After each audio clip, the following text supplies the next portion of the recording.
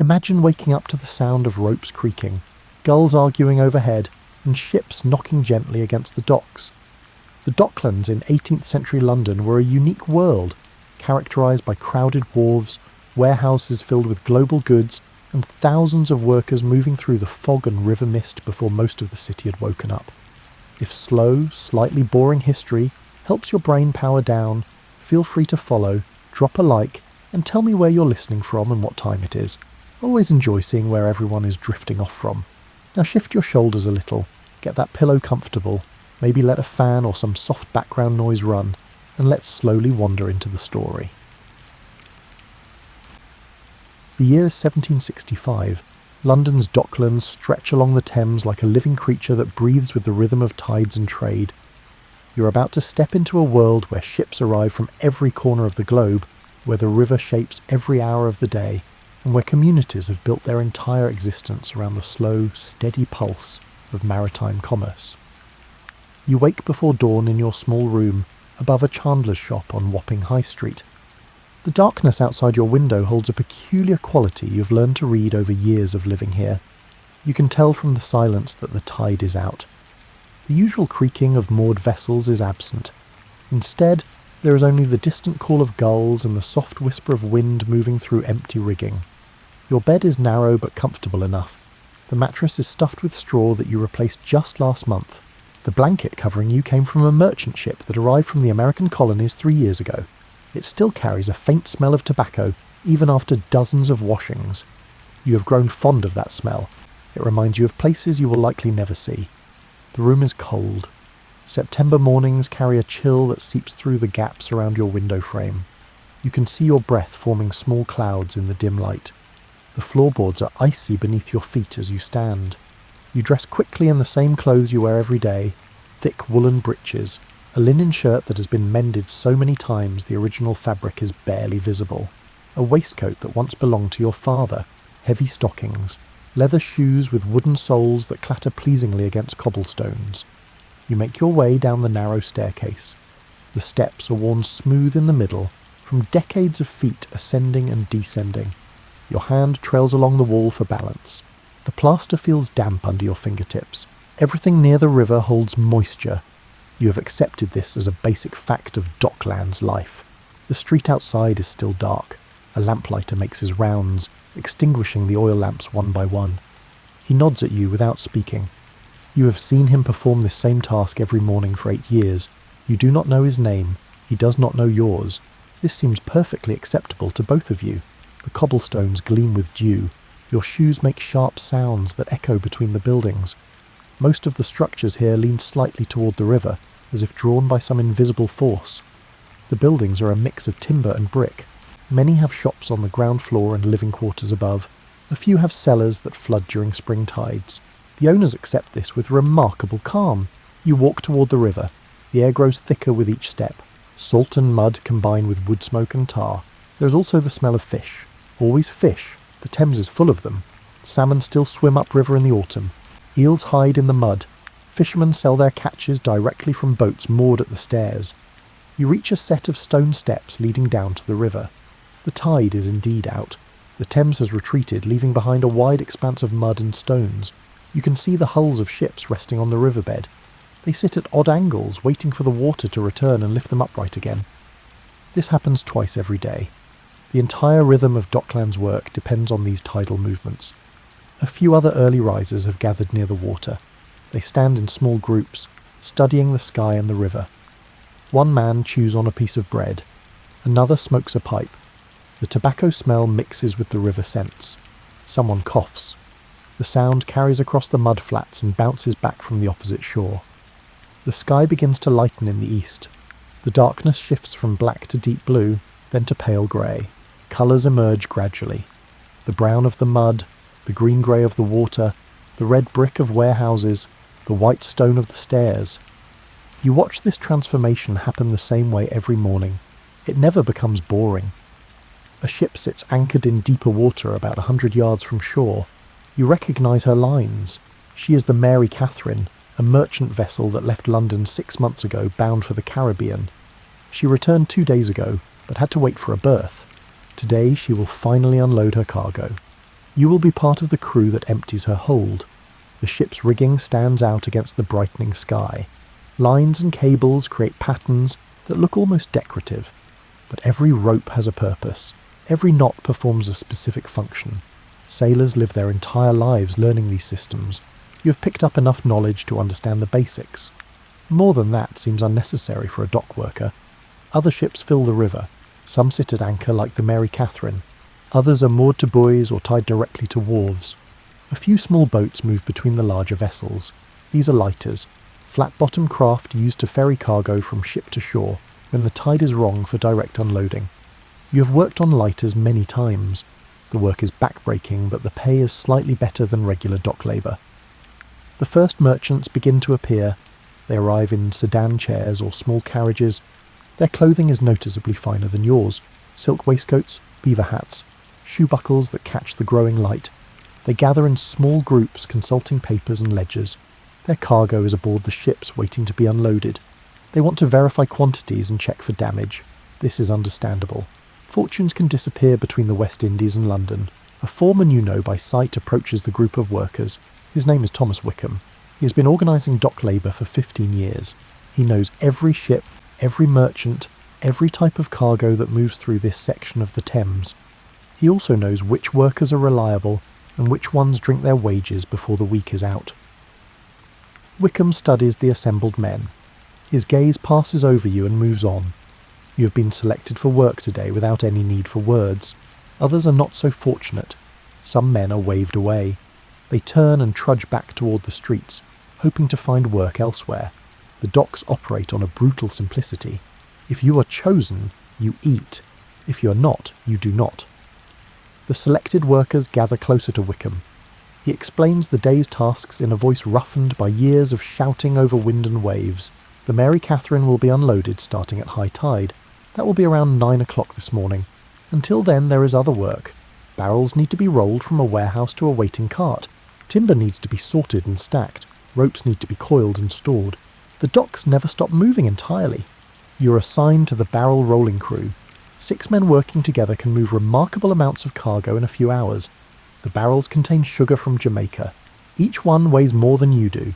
They are designed to be rolled on their edges by teams working in careful coordination. The technique looks simple, but requires practice. New workers often lose control of barrels. The heavy containers can crush feet or fingers with ease. The warehouse is dim and cool inside. Hundreds of barrels are stacked 3 high along the walls. The smell of molasses is overwhelming, sweet and thick and slightly fermented. It coats the inside of your nose and throat. After an hour of working in the warehouse, you will be able to taste sugar for the rest of the day. The first barrel is tipped onto its edge. You and another worker guide it toward the door. The barrel wants to roll too quickly. You must lean against it, using your body weight as a brake. The rhythm is established through long practice. Tip, roll, stop. Tip, roll, stop. Your muscles remember the sequence even when your mind wanders. Outside, the morning has fully arrived. Sunlight slants between buildings and reflects off the river. The tide has begun to turn. You can see water creeping back up the mud flats. In a few hours, the Thames will be high enough for ships to come alongside the wharves. Until then, the work continues in the warehouses and yards. The barrels are loaded onto a cart pulled by 2 massive horses.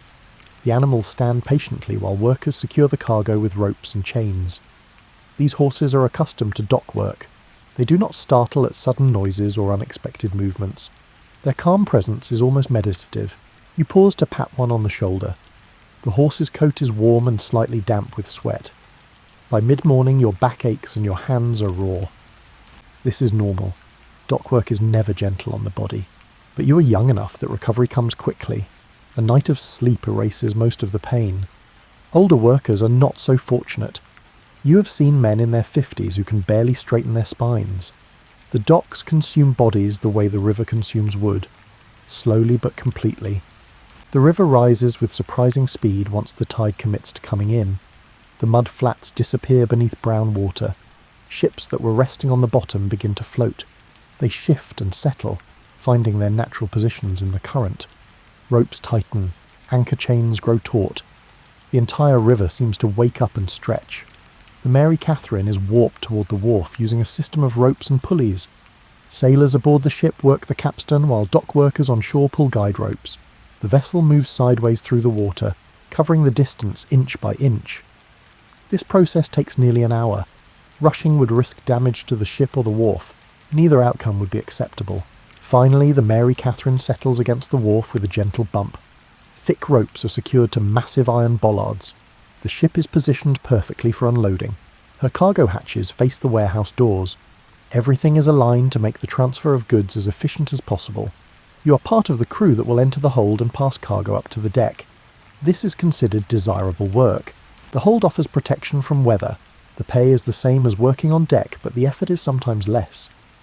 You descend a ladder into darkness that smells of wood and spices and something indefinably tropical.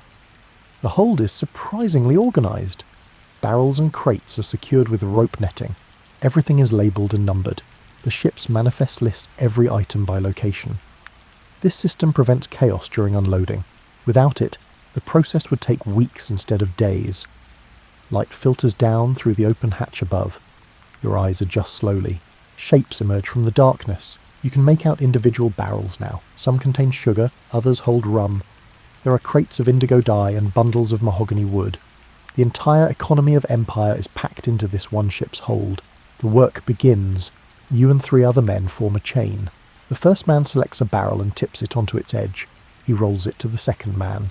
The second man guides it to the third. The third man positions it beneath the hatch. A rope sling is lowered from above. The barrel is secured and hoisted to the deck. The process repeats endlessly. After the first hour, you stop thinking about individual barrels. The work becomes automatic. Your body knows what to do without instruction from your mind. This allows you to think about other things. You wonder what the Caribbean islands look like. You imagine palm trees and white sand beaches. These images come from descriptions you have heard in taverns. You have no idea if they are accurate. A rat scurries across a beam above your head. Then another. The ship is full of rats. They came aboard in some distant port and survived the entire voyage. Some will leave the ship here in London. They will join the existing population of wharf rats. The docks support thousands of the creatures. You have long since stopped being bothered by their presence. The work continues through the morning. Barrel after barrel rises through the hatch and disappears onto the deck. Above, you can hear the sounds of cargo being moved across the wharf and into the warehouse. Wheels rumble on cobblestones. Men shout instructions. A merchant argues about damaged goods. His voice carries a tone of theatrical outrage that suggests he makes this same complaint at every unloading. You pause to drink water from a leather flask. The water tastes of the river because that is where it came from. Dock workers do not question the source of their drinking water. You have survived this long drinking from the Thames. Presumably you will continue to survive. The air in the hold grows warm as the day progresses. Sunlight pours through the hatch. Dust particles dance in the light beam. You can see them swirling and settling. Some of the dust is sugar. Some is sawdust from crates. Some is simply the accumulated debris of a long ocean voyage. By noon, a significant portion of the cargo has been removed. The hold looks less crowded. You can move more freely. The remaining barrels are deeper in the ship, requiring more effort to reach them. You crawl over stacks of goods, squeezing through narrow gaps. Your clothes snag on rough wood. Your knees protest against the hard surfaces. A bell rings somewhere in the distance. This signals the midday break. Work stops immediately. The men in the hold climb the ladder to the deck. Fresh air hits your face like a blessing. After hours in the dim hold, the brightness of full day is almost painful.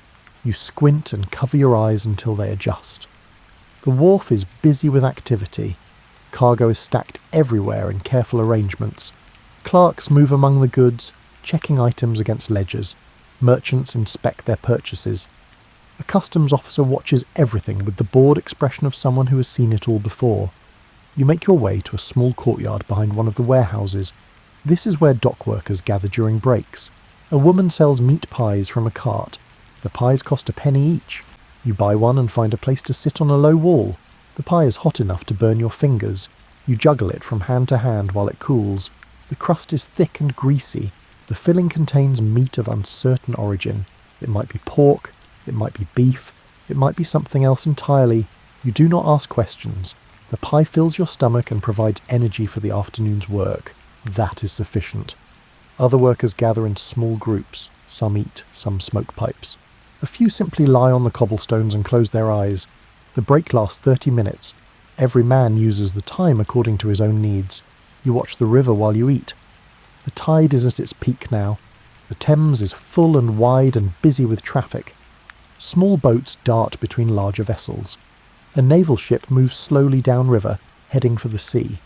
Her gun ports are closed, but you can see the shapes of cannons behind them. The ship represents power that you will never possess. This does not bother you particularly. A merchant ship passes close to the wharf. You can see sailors working on deck. They move with practiced efficiency, adjusting sails and coiling ropes. One man climbs the rigging with remarkable speed. He reaches the top of the mast and perches there, looking out over London. You wonder what the city looks like from that height. The break ends too quickly. The foreman calls out and workers begin to move. You brush crumbs from your shirt and prepare to descend back into the hold. The afternoon will be much like the morning. More barrels, more crates, more endless repetition. But the work will end eventually. Evening will come, you will be paid. These facts make the labour bearable. The hold feels even warmer in the afternoon. Sunlight slants through the hatch at a different angle now. The light reveals corners that were shadowed before. You discover more cargo tucked into these spaces. Small crates marked with careful handwriting. Bundles wrapped in oiled cloth. Everything is noted on the manifest. Nothing is left to chance. The rhythm of work resumes. Your muscles have loosened during the break. The labour feels slightly easier now. You fall into the pattern without conscious thought. Reach, lift, carry, roll, secure, signal. The sequence repeats until it becomes something close to meditation. One of the other workers starts singing. His voice is rough but tuneful. The song is about a sailor's wife waiting in Portsmouth. Other men join in on the chorus. The singing makes the work pass more quickly. Music has always served this purpose in work that requires coordinated effort. Sailors use shanties. Field workers use harvest songs. Dock workers use whatever comes to mind. A crate breaks open as it is being lifted. The contents spill across the deck of the hold. Dozens of small packages wrapped in wax paper. One splits and reveals coffee beans. The smell is immediate and intense, rich and dark and slightly bitter. You have tasted coffee exactly once in your life. A merchant gave you a cup as payment for extra work. You remember the taste clearly, strong and strange and oddly compelling. The spilled beans are carefully collected and returned to the broken crate. Nothing is wasted. Even damaged goods have value. The crate is marked for the merchant's attention. He will decide whether to accept the damage or demand compensation. These decisions happen far above your level of concern. The work continues. More barrels emerge from the depths of the hold. Some are marked with symbols you do not recognize. These represent trading companies or merchant houses. Each symbol is a kind of language that speaks of ownership and origin. You have learned to identify a few of the more common marks. This knowledge serves no practical purpose, but satisfies a quiet curiosity. You notice that the quality of goods varies significantly. Some crates are beautifully made with tight joints and smooth surfaces. Others are rough assemblies that barely hold together. The better crates likely contain more valuable cargo. Or perhaps they simply had better carpenters in their port of origin. There is no way to know for certain. A large crate requires 4 men to move. You position yourself at one corner and wait for the count. On 3, you lift together. The weight is substantial but manageable with proper technique. You walk in careful unison, moving the crate toward the hatch. Communication happens through small adjustments and shared understanding. Words are unnecessary. The crate is secured and hoisted to the deck. You catch a glimpse of blue sky through the hatch before the next load blocks your view. That brief moment of open air feels like a gift. You realise you have been working in the hold for hours without seeing the world above. Time behaves strangely in enclosed spaces. Another worker asks if you know what is in the large crate. You do not. He suggests it might be furniture, mahogany chairs or tables made in Jamaica for wealthy London households. This seems plausible. The weight and size are appropriate. But the manifest would tell the true story. Neither of you can read well enough to check. The pile of cargo in the hold diminishes steadily. Floor space opens up. You can see the curve of the ship's hull now. Water has seeped in at some point during the voyage. The lowest point of the hold is damp. Puddles reflect the light from above. You avoid stepping in them without thinking. Wet feet lead to blisters. Blisters lead to infection. These are facts understood by anyone who works with their body. A call comes from above. The foreman wants 2 men to help on deck. You and another worker climb the ladder. The change from dim hold to bright deck is momentarily disorienting. You blink and squint until your vision adjusts. The river spreads before you, glittering in afternoon sun. The sight never fails to please you despite its familiarity. On deck, you are directed to help move cargo that has already been unloaded. Barrels need to be rolled along the wharf to a warehouse 50 yards away. This is simple work, but requires constant attention. A runaway barrel can cause serious damage. You have seen men injured by cargo that escaped control. The memory keeps you focused. You establish a rhythm with your partner, 1 barrel at a time. Roll it carefully along the wooden planks of the wharf. Watch for uneven boards or gaps. Guide the barrel through the warehouse door. Position it according to the clerk's instructions. Return for the next one. The sequence is straightforward but physically demanding. The wharf is crowded with cargo from multiple ships. Workers move between stacks of goods like streams flowing around stones. Everyone knows to watch for moving loads and stay clear of active work areas. Accidents happen when people become careless or distracted. The docks have no patience for inattention. Between trips, you catch fragments of conversations, merchants discussing prices, clerks arguing about inventory counts, a ship's captain complaining about customs delays. The voices blend into a general background noise that you have learned to filter. Only direct instructions penetrate your awareness. You pause to rest near a stack of timber. The wood is freshly cut and still smells of sap. Someone has carved initials into one of the planks. The marks are crude but deliberate. You wonder about the person who made them. A sailor marking time during a long voyage, perhaps, or a sawmill worker claiming a piece of their labour. The mystery is small but engaging. The sun begins its descent toward the western horizon. Shadows lengthen across the wharf. The quality of light changes from harsh brightness to softer gold. This is your favourite time of day. The worst heat has passed, but darkness has not yet arrived.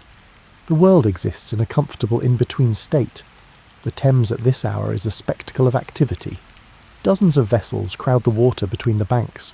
Merchant ships, naval vessels, fishing boats, wherries carrying passengers from shore to shore, barges loaded with coal or grain or timber. Each craft moves with purpose through the current and the traffic. You watch a wherry approach the stairs near your position. The waterman handles his oars with easy skill, positioning the small boat perfectly against the lower steps.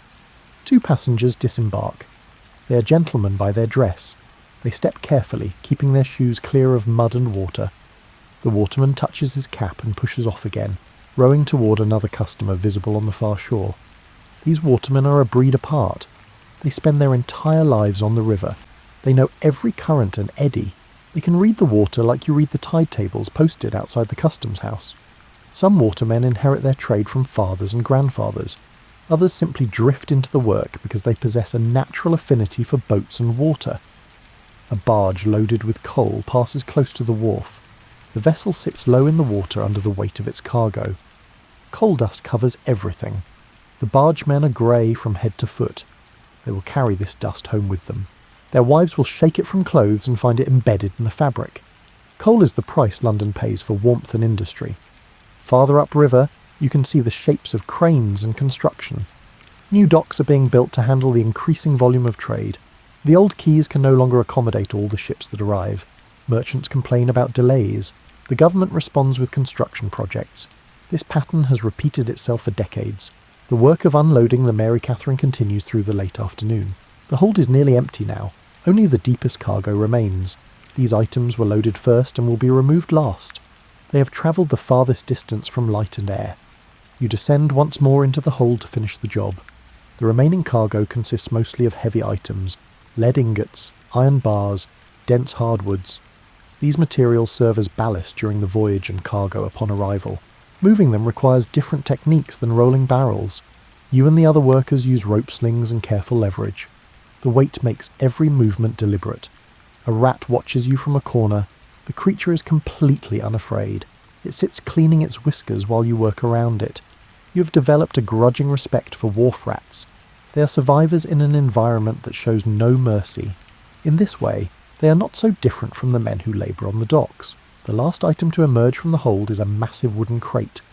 The manifest describes it as machinery. Parts for a mill that will process sugar or tobacco, or some other colonial product. The crate is too large to fit through the hatch in one piece. It must be partially disassembled on the ship and reconstructed on the wharf. This adds hours to the job. By the time the final piece is secured and hoisted to the deck, the sun is low in the sky. The workday is ending. You climb the ladder one last time, grateful to leave the hold behind. Your clothes are soaked with sweat. Your hands are covered in grime. Every muscle in your body aches with earned fatigue. The foreman pays the workers in coins counted from a leather bag. He calls each man by name and hands over the day's wages. You receive your share and count it carefully. The amount is exactly what was promised. Wickham is honest in his dealings. This is not true of all foremen. You have learned to appreciate this quality. The wharf begins to empty as workers disperse toward their homes or favourite taverns. The cargo has been moved into warehouses or loaded onto carts for transport into the city. The Mary Catherine sits lighter in the water now. Her hold's empty. Tomorrow she will take on new cargo for the return voyage. The cycle continues endlessly. You walk slowly along the waterfront, allowing your body to cool and recover. The evening air carries a chill that feels pleasant after the heat of labour. Lights begin to appear in windows along the shore. Lanterns are lit at tavern doors. The transformation from day to night happens gradually, giving everyone time to adjust. A group of sailors passes you, heading toward Wapping's drinking establishments. They are loud and cheerful, flush with wages from a completed voyage. Some will spend everything they earned in a single night. Others will save a portion for future needs. You have seen both approaches lead to regret. Moderation seems wiser, but is rarely practiced. The streets grow crowded as more workers finish their shifts. Men stream from warehouses and shipyards and rope-making establishments. The day's labour is done. Now comes the evening's business of eating and drinking and resting. The transition happens like clockwork in these neighbourhoods, where work defines the rhythm of life. You stop at a cook shop on Wapping Wall. The proprietor is a widow who has run this establishment for 20 years. She serves simple food at fair prices.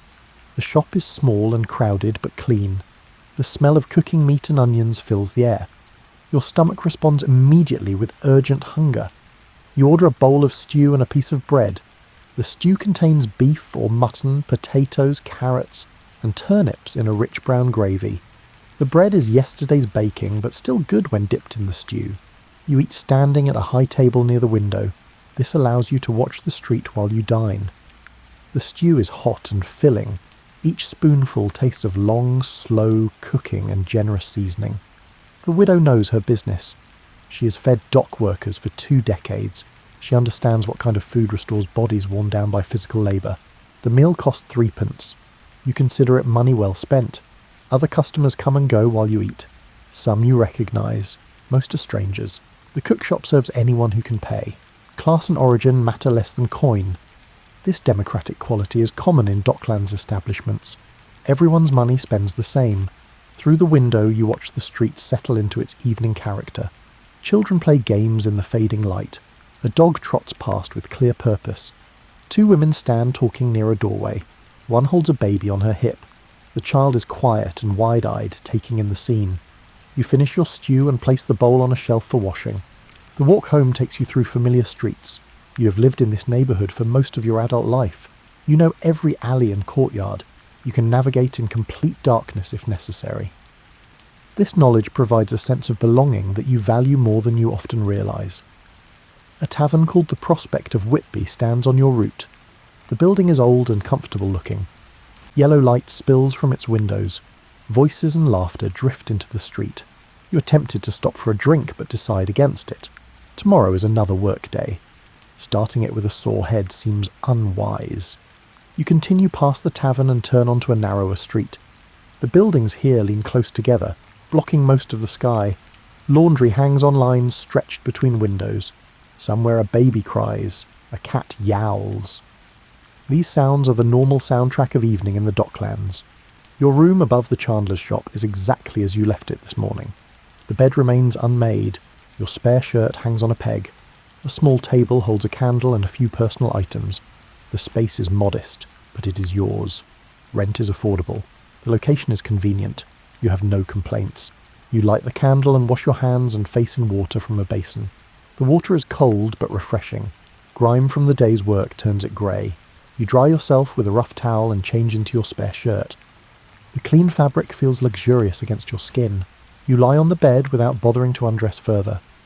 The mattress receives you with familiar comfort. Your body begins to relax muscle by muscle. The aches from labour fade into a general pleasant tiredness. You watch candlelight flicker on the ceiling and allow your thoughts to drift. Tomorrow will bring more of the same. More ships to unload. More cargo to move. More hours of physical effort in exchange for wages. This predictability is both comforting and slightly depressing. You wonder sometimes if there might be other possibilities, but the docks are what you know. The work is reliable. The pay is sufficient. Change seems unnecessary and possibly dangerous. Sleep approaches quickly. You blow out the candle and settle into darkness. The sounds of the neighbourhood continue outside your window. Footsteps on cobblestones, distant voices, the creak of ships moving with the tide. These noises form a lullaby you've heard every night for years. They guide you toward unconsciousness with gentle familiarity. The next morning arrives with rain. You wake to the sound of water drumming on roof tiles and running down the street in small rivers. The window glass is streaked and blurred. The view outside is reduced to vague shapes and movement. Weather like this makes dockwork miserable but does not stop it. You dress in clothes still damp from yesterday. There is no point wearing dry things that will be soaked within minutes of stepping outside. The dampness is unpleasant but tolerable. You have worked in far worse conditions. A warm day in pouring rain is preferable to a freezing day in any weather. The street is already busy despite the rain. Workers move with heads down and shoulders hunched. No one walks slowly. Getting wet is inevitable, but prolonging the experience serves no purpose. You join the flow of bodies heading toward the wharves. Water runs off your hat in steady streams. The river looks different in rain. The surface is pocked and rippled by falling drops. The colour shifts from brown to grey. Visibility is reduced. Ships at anchor appear as dark shapes emerging from mist. The entire scene has a dreamlike quality that is almost beautiful. The foreman stands under an awning protected from the worst of the weather. He assigns work with the same efficiency as always. Rain changes nothing about the basic organisation of dock labour. Ships must be unloaded. Cargo must be moved. Commerce cannot wait for sunshine. You're assigned to work in a covered warehouse. This is fortunate. The day will be spent sorting and stacking goods that have already been unloaded. The work is still physical, but at least it is dry. You offer a silent thanks to whatever force determines such assignments. The warehouse is vast and dim. Rows of barrels and crates stretch toward shadows at the far end. The smell is complex. Sugar and tobacco and spices and tar. Also rats and damp wood and mould. Your nose sorts through these scents automatically, identifying each component without conscious effort. You work alongside 5 other men. The task is to reorganize cargo according to ownership and destination. Goods bound for the same merchant must be grouped together. Items heading to the same city must be accessible for loading. The system requires both physical effort and careful attention to markings and labels. The work proceeds with steady efficiency. Barrels are rolled into new positions. Crates are stacked according to size and weight. Heavy items go on the bottom. Fragile goods are placed where they will not be crushed. The logic is simple, but the execution requires experience. Outside, the rain continues without pause. Water leaks through gaps in the roof and forms puddles on the floor. You step around these pools instinctively. Wet footing is dangerous when moving heavy loads. A slip could result in injury. You have seen men crushed by falling cargo. The memory keeps you cautious. At mid-morning, a clerk arrives to verify the organisation. He carries a ledger and walks slowly between the stacks, checking items against his records. His clothes are neat and dry. His hands are clean. He represents a different kind of dock work, one that involves ink and paper rather than muscle and sweat. You have never envied this role. The physical satisfaction of moving cargo appeals to you more than the abstract work of accounting. The clerk finds several errors. Barrels have been placed in the wrong groups. Crates are stacked in incorrect order. He points these out with patient precision. There is no anger in his voice. Mistakes are expected. Correction is part of the process. You and the other workers make the necessary adjustments without complaint. By noon, the warehouse is properly organised. The clerk signs off on the work and departs. The rain has lessened to a steady drizzle. You step outside during the break and let the water wash some of the warehouse dust from your clothes and skin. The coolness is refreshing after hours in the close air inside. You eat bread and cheese purchased from a woman who sells food from a covered cart. The cheese is sharp and crumbly. The bread is dense and filling. You wash it down with weak beer that tastes faintly of the barrel it came from. The meal provides energy without being heavy enough to cause drowsiness. Other workers gather under any available shelter. Some smoke, some talk quietly. A few simply stand and stare at nothing in particular. The break offers a chance for minds to rest as well as bodies. You appreciate this brief pause in the day's demands. A ship struggles to make its way upriver against the current and the tide. The vessel's sails are reefed. Progress is slow. You watch the crew work the ropes and adjust their position. Sailors possess skills that seem almost magical to you. The ability to read wind and water and turn these forces to advantage requires knowledge you do not possess. You're content to remain on solid ground. The afternoon brings more warehouse work. This time, you're moving goods out rather than organising them. A merchant has sold a quantity of tobacco to buyers in the city. The barrels must be loaded onto carts for transport. The work is straightforward, but requires steady effort. You develop a rhythm with the other workers. One team tips barrels onto their edges. Another guides them toward the loading area. A third secures them on the carts. The process flows smoothly when everyone understands their role. Coordination happens through small gestures and occasional brief instructions. The rain finally stops late in the afternoon. Clouds break apart and reveal patches of blue sky. Sunlight appears in slanted beams that illuminate the dust and moisture in the air. The transformation is dramatic. The entire Docklands seems to brighten and lift. Workers' moods improve noticeably. By the end of the day, your clothes have begun to dry. They feel stiff and uncomfortable, but at least they are not actively wet. You collect your wages and head toward home. The streets glisten with puddles and running water. The cobblestones have been washed clean. Everything looks fresher and newer. Tonight you decide to stop at the prospect of Whitby. The rain has left you feeling like you deserve some small comfort. A drink or two seems appropriate. You push open the tavern door and step into warmth and noise, and the smell of pipe smoke and spilled beer. The prospect is crowded as always. Workers from the docks fill the common room. They lean against the bar or sit at rough wooden tables. Conversations blend into a general roar of voices. Laughter erupts from a corner where someone has told a joke. The atmosphere is cheerful and relaxed. You find a space at the bar and order ale. The barkeep draws it from a wooden cask and slides the tankard across the wet surface. You pay with a coin and receive change that you pocket without counting. The ale is dark and slightly sweet. The first swallow goes down smooth and pleasant. You turn to survey the room. Many faces are familiar. You nod at men you recognise. They nod back. These acknowledgements constitute the full extent of social interaction for most dock workers. Deeper friendships are rare. The work is too transient. Men come and go. Ships arrive and depart. Connections remain shallow and practical. A sailor sits alone at a nearby table. He is old for his trade, perhaps 50. His face is weathered to the colour and texture of old leather. He drinks steadily and stares at nothing. You wonder what memories occupy his thoughts. Decades of voyages, storms and calms, ports visited in every corner of the world. The life of a sailor seems both thrilling and exhausting. Two men near the fire are engaged in a loud discussion about wages. One argues that dock workers are underpaid. The other insists that the work is unskilled and therefore properly compensated. Neither seems interested in the other's perspective. The argument serves mainly as entertainment for listeners. You finish your first ale and consider ordering another. The temptation is strong. The tavern is comfortable. The beer is good, but tomorrow will come whether you are ready or not. A clear head seems wiser than temporary pleasure. You decide to leave after this drink. The door opens and a group of new arrivals enters. They bring cold air and noise with them. One man calls out a greeting to the room at large.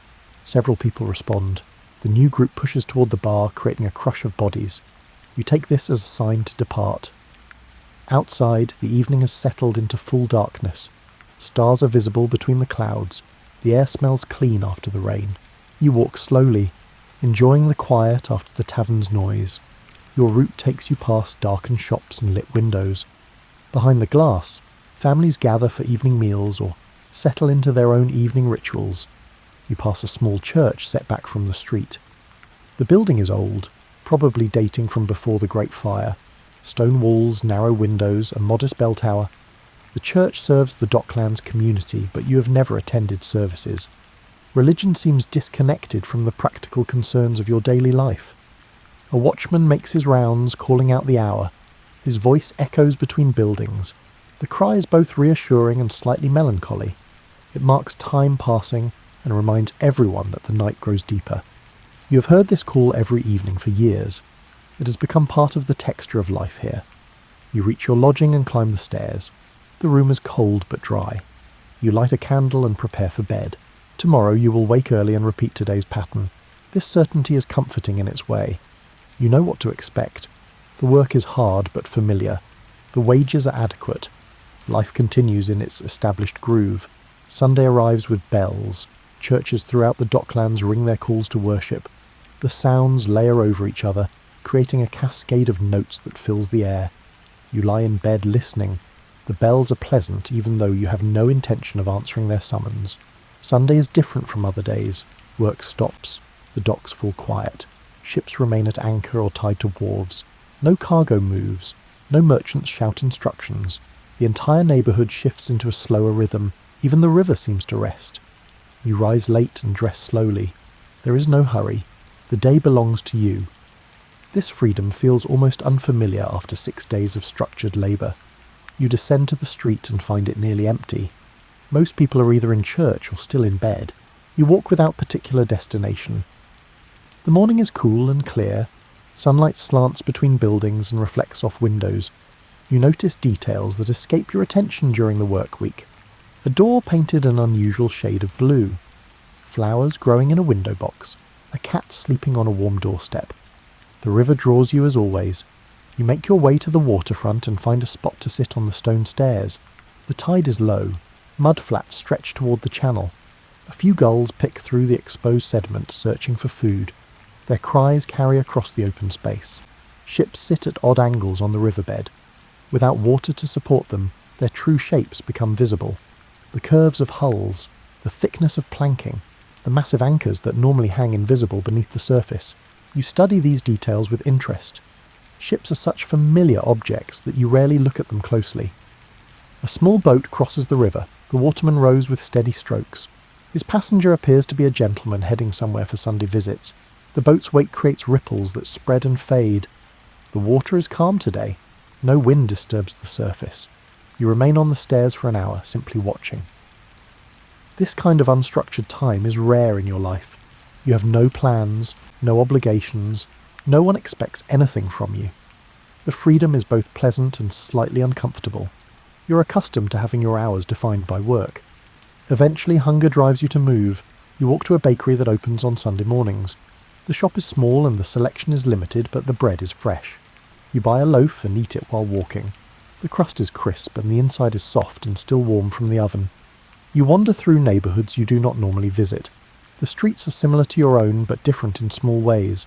Different shops, different churches, different faces in the windows. London is vast. Even limiting yourself to the Docklands, you could walk for hours and never cover all the streets and alleys. By midday you find yourself near Shadwell.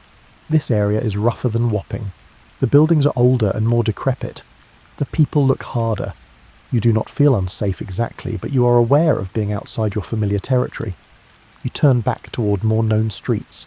A group of children play some game involving a ball and sticks. They run and shout with boundless energy.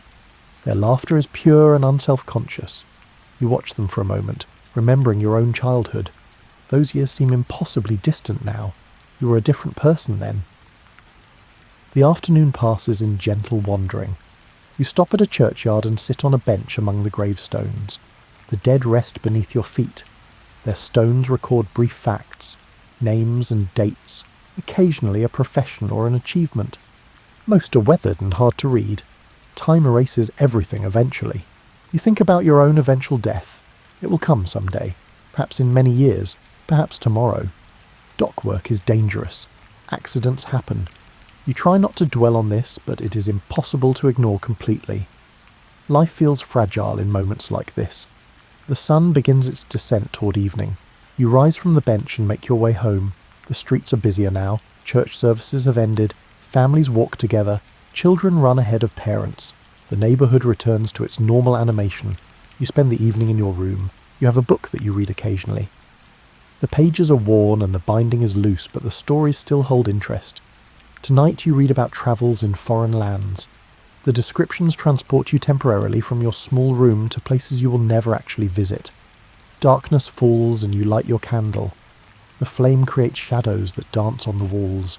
You continue reading until your eyes grow tired. Then you mark your place and set the book aside. Tomorrow begins another week. The pattern will resume. You are ready for it. Autumn deepens as weeks pass. The air grows colder.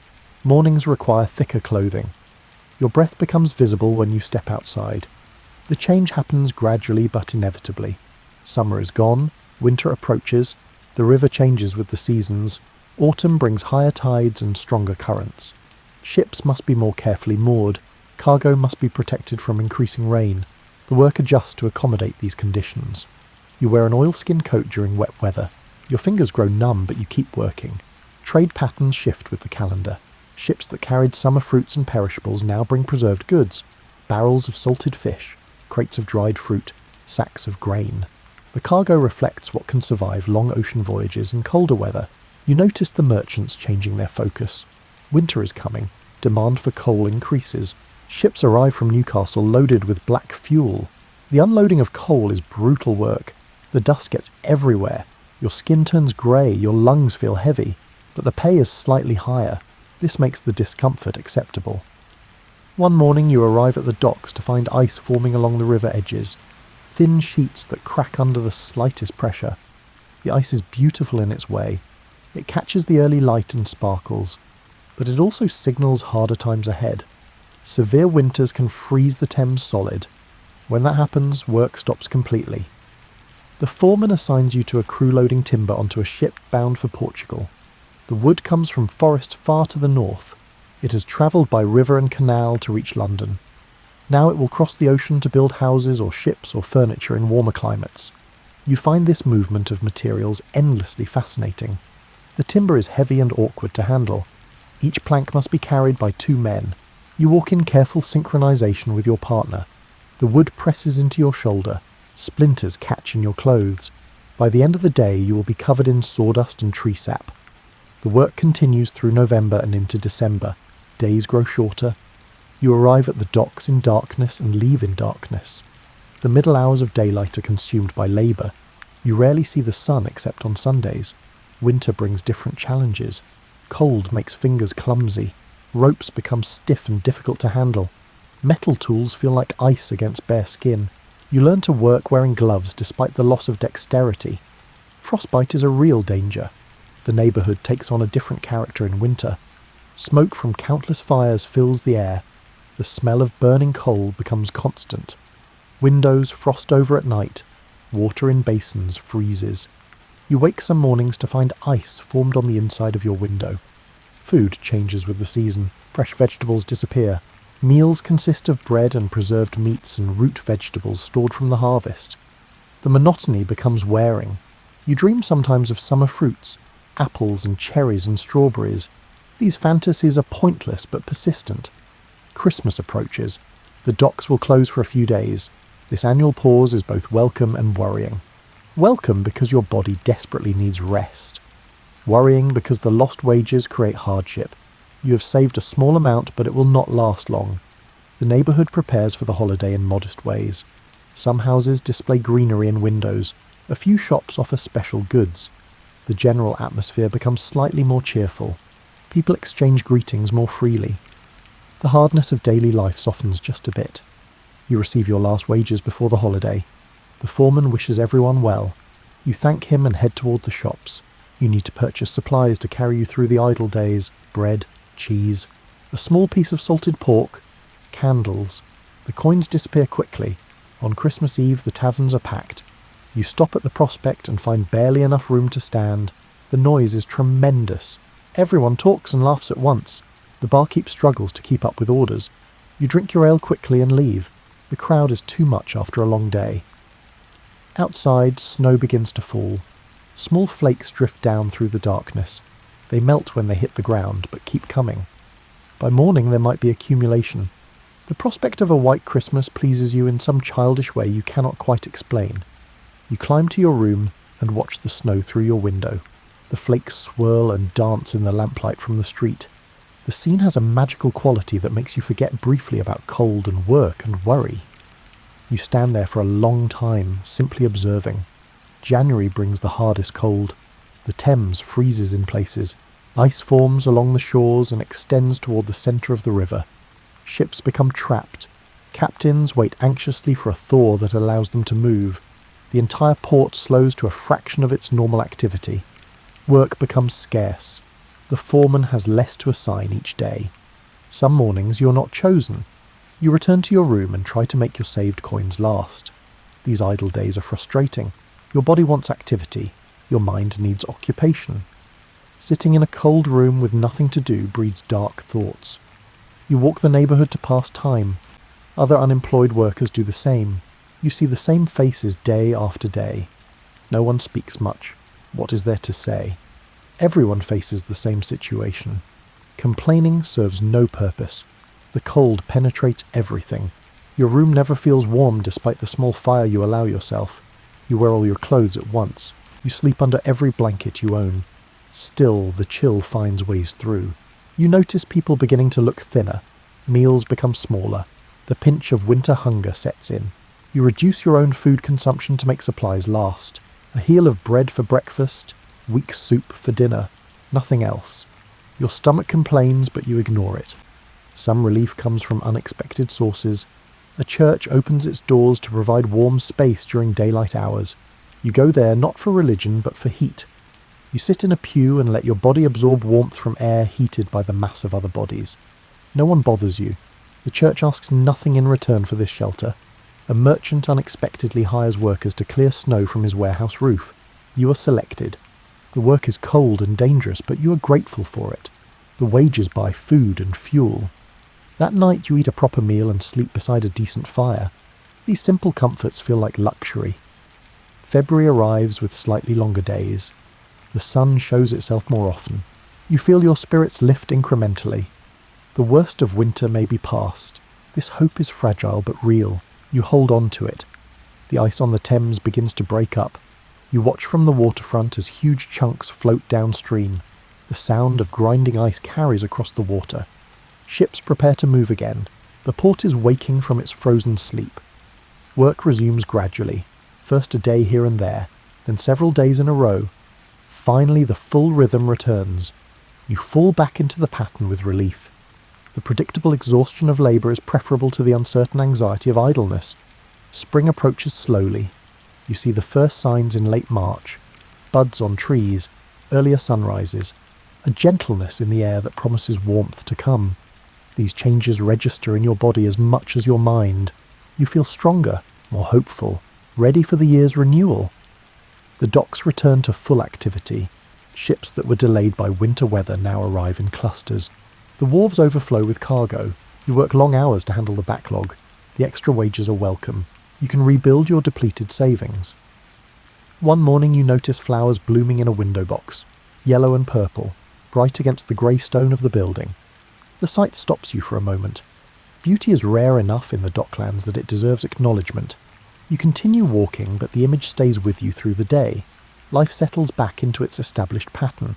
Work 6 days, rest 1 day, earn wages, spend them on necessities, repeat endlessly. The cycle is neither good nor bad. It simply is. You have made peace with this reality. Summer returns, and with it the full intensity of dock work. Long, hot days, ships arriving from every direction, cargo that must be moved regardless of heat or humidity. You sweat through your clothes before mid-morning. By evening you are coated in dust and grime and salt. The river smells stronger in summer. Low tides expose more mud. The organic decay of marine life perfumes the air. You have grown so accustomed to this scent that you barely notice it. Visitors to the Docklands often comment on the smell. You wonder what they find so remarkable. Trade booms during the warm months.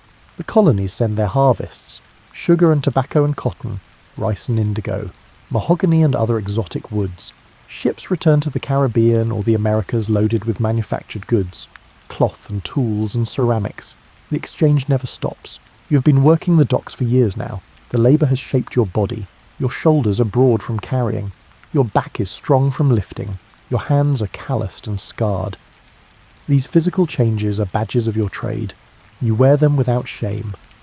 One afternoon a young man appears among the workers seeking employment. He is perhaps 16. His clothes are too clean. His hands are soft. He looks frightened and determined in equal measure. You remember being that young man once. The memory is distant but clear. The foreman assigns the boy to work with your crew. You show him how to roll a barrel, how to read markings, how to move heavy loads safely. He learns quickly. By the end of the day he is exhausted but has earned his wages. You feel an unexpected pride in his success. The seasons turn, autumn arrives again. The cycle continues. You mark time by the changing quality of light and the types of cargo moving through the port. This is your calendar. It needs no written dates or official months. One Sunday you return to the stairs where you sat a year ago. The tide is low again. The same mud flats are exposed. Gulls still search for food. Ships still rest at odd angles on the riverbed. Nothing has changed and everything has changed. You think about the year that has passed, the work performed, the wages earned and spent, the small moments of pleasure and long stretches of simple endurance. What does it all amount to? You have no answer. Perhaps there is no answer. But sitting here in autumn sunlight, watching the river flow toward the sea, you feel something close to contentment. Your life is modest, but it is yours. You have work. You have shelter. You have enough to eat most days. These things are not guaranteed to everyone. You're fortunate in your way. The tide begins to turn. Water creeps back up the mud flats. Ships start to float. The river fills and rises. This transformation happens twice every day. It will continue happening long after you are gone. The thought is both humbling and strangely comforting. You rise from the stairs and begin walking home. The familiar streets receive you. Windows glow with lamplight as evening approaches. Smoke rises from chimneys. The neighbourhood settles into its evening routines. You are part of this place. It is part of you. Your room waits above the chandler's shop. The bed with its tobacco-scented blanket. The table with its candle and few possessions. The window looking out over the street. This small space has sheltered you through seasons and years. It is enough. You light the candle and sit for a while, thinking about nothing in particular. Tomorrow will bring another day of work. Ships will arrive. Cargo will be moved. The docks will hum with activity. You will be there, doing your part, earning your keep, living your life. The candle flame flickers. Shadows move on the walls. Outside, the sounds of the neighbourhood continue. Footsteps, voices, distant bells, the creak of ships, the eternal presence of the river. These sounds form the backdrop of your existence. They are as familiar as your own breathing. You blow out the candle and settle into bed. Darkness fills the room. Your body relaxes muscle by muscle. The day releases its hold. Sleep approaches with gentle inevitability. Tomorrow waits, but for now there is only this moment, this breath, this heartbeat, this simple peace at the end of another day in London's Docklands. The tide turns again somewhere in the night. Water rises and falls according to ancient rhythms. The moon pulls at the ocean pushes at the river flows past your window while you sleep, and in the morning, when light returns, everything will begin again. The work, the wages, the endless cycle of commerce and survival. This is your life. This has always been your life. And for now, in this moment before sleep claims you completely, that is enough.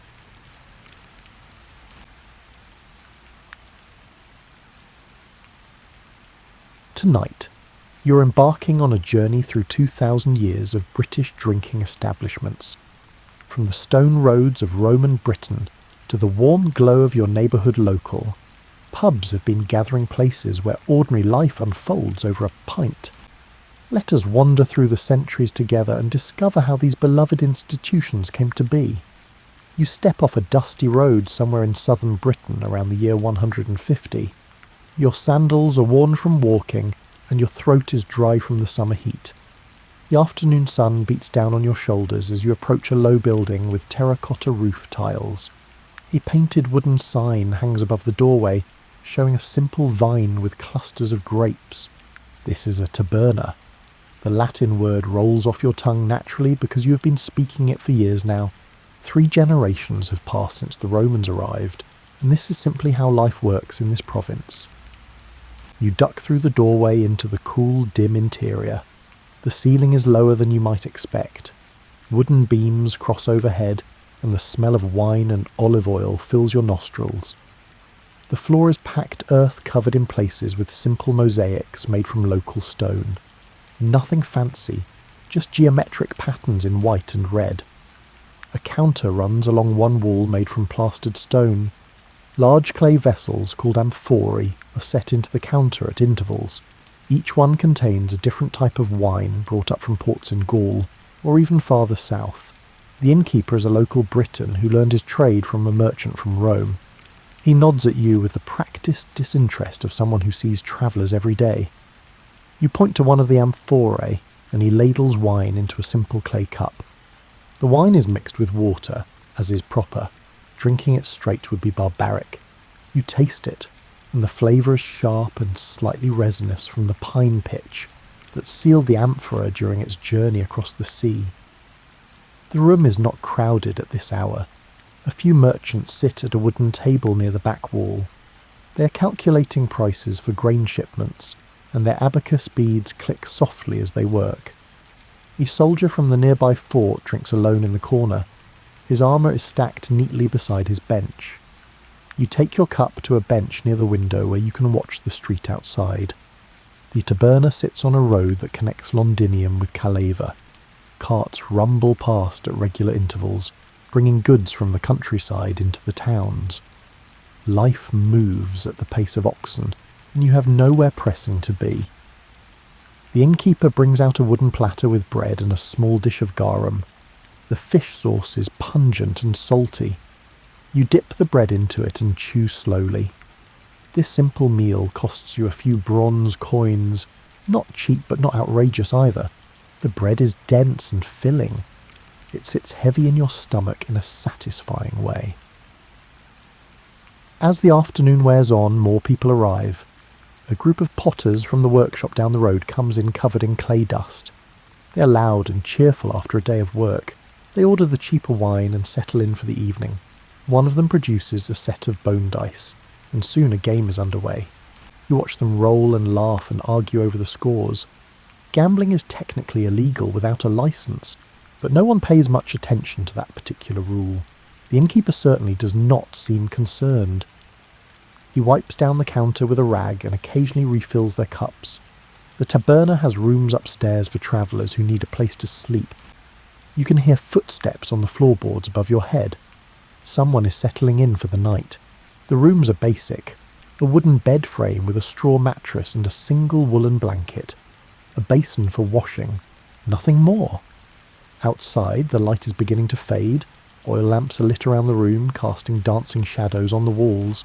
The lamps burn with a steady flame that smells of rendered fat. Not unpleasant exactly, but not particularly nice either. It is simply the smell of evening in any building across the empire. You order another cup of wine. This time the innkeeper gives you a knowing look and pours from a different amphora. This wine is darker and sweeter, perhaps from somewhere in Hispania. You savour it slowly. There is no rush. The evening stretches out before you like the road outside. A cat wanders in from the street and begins hunting for mice along the base of the wall. The innkeeper ignores it. Cats are useful creatures in establishments that store grain and food. The cat pounces on something you cannot see and carries its prize outside looking very pleased with itself. The conversation around you is a mixture of Latin and the local British tongue. People switch between them without thinking. A woman comes in looking for her husband who is among the potters. She scolds him good-naturedly, and he promises to be home soon. She leaves, shaking her head, but you can tell she's not truly angry. This taberna will stand for another 200 years. Then slowly the empire will begin to pull back. The roads will become less maintained. The amphora trade will dwindle and stop. The building itself will fall into disrepair. Future generations will salvage the roof tiles for other projects. The stone foundation will be buried under centuries of soil. But for now, on this warm evening in the 2nd century, the taberna is alive with the simple business of life. People drink and eat and rest and continue on their journeys. The empire feels permanent and unchanging. The roads connect everything. Wine flows from the south. Grain flows from the fields. Commerce and travel and ordinary human interaction fill the hours between dawn and dusk. You finish your wine and step back out into the evening. The air has cooled and feels pleasant on your skin. You can see the first stars appearing in the darkening sky. Somewhere in the distance you hear the call of an owl hunting in the fields beyond the town. Your feet carry you down the road toward whatever comes next. You find yourself in a different Britain now. The year is somewhere around 700. The Roman roads still exist, but they are cracked and overgrown. No one repairs them anymore. The empire has been gone for centuries, and those days are distant memories kept alive in fragments of old stories. You approach a settlement in the evening. Smoke rises from thatched roofs. The buildings are long and low with wattle and daub walls. Dogs bark as you draw near, but they are more curious than threatening. A child runs past chasing a chicken that has escaped from someone's yard. The alehouse is not hard to find. It is simply the largest building in the settlement with an ale stake out front. The stake is a long pole with a bundle of greenery tied to the top. This is how you know ale is available here. When the ale runs out, the stake comes down. You push aside a leather flap that serves as a door and step inside. The interior is dark and smoky. A fire burns in a central hearth, and the smoke rises toward a hole in the roof. Some of it escapes. Much of it does not. Your eyes water slightly as they adjust. The floor is covered in rushes that crunch under your feet. They are mixed with herbs that release a faint scent when you walk on them. Lavender, maybe, or meadow sweet. Something to make the place smell less like too many people in close quarters. The woman who brews the ale is called an alewife. She's a respected member of the community. Brewing is women's work here, just as it has been for as long as anyone can remember. She ladles ale from a large wooden barrel into a leather cup for you. The cup is stained dark from years of use. The ale is thick and cloudy, nothing like the clear golden beer you might be familiar with from later centuries. This is porridge you can drink. It tastes of grain and yeast, and has a slightly sour edge to it. There are no hops in this ale. Hops will not become standard for hundreds of years yet. Instead, the ale is flavoured with herbs and whatever else the alewife fancies. Bog myrtle, perhaps, or ground ivy. The exact recipe is her secret. You sit on a bench near the fire. The wood is smooth from countless bodies before yours. The warmth from the flames feels good after the cool evening air outside. Around you are men from the fields and workshops. They speak in Old English, and their words sound strange and musical to your modern ears. One man is repairing a fishing net in the corner. His fingers work the twine automatically while he talks with his neighbour about the best places to catch eels in the nearby marsh. Another man whittles a piece of wood into something you cannot quite identify yet. Shavings fall at his feet and mix with the rushes. The ale costs you nothing in coins because coins are rare here. Instead, you have traded a small piece of cloth you carried with you. The alewife examines it carefully before nodding and accepting the exchange. Trade happens in goods and services more often than currency.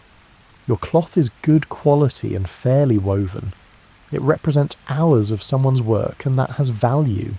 You drink your ale slowly. It is filling and slightly sweet under the sour edge. There is nourishment in it beyond just the alcohol. People drink ale because water can make you sick, but ale is safer. The brewing process does something to make it clean, even though no one here understands exactly why. A dog lies near the hearth hoping for scraps. Its fur is matted and it scratches occasionally at fleas. When someone tosses it a bit of bread crust, the dog catches it mid-air and swallows without chewing. Life is good from the dog's perspective. The alewife moves around the room, refilling cups and collecting payment in various forms. Someone gives her eggs. Another person promises to help repair her roof before winter. The economy of this place runs on relationships and memory. Everyone knows who owes what to whom. A young man comes in leading a travelling priest who has been walking between settlements.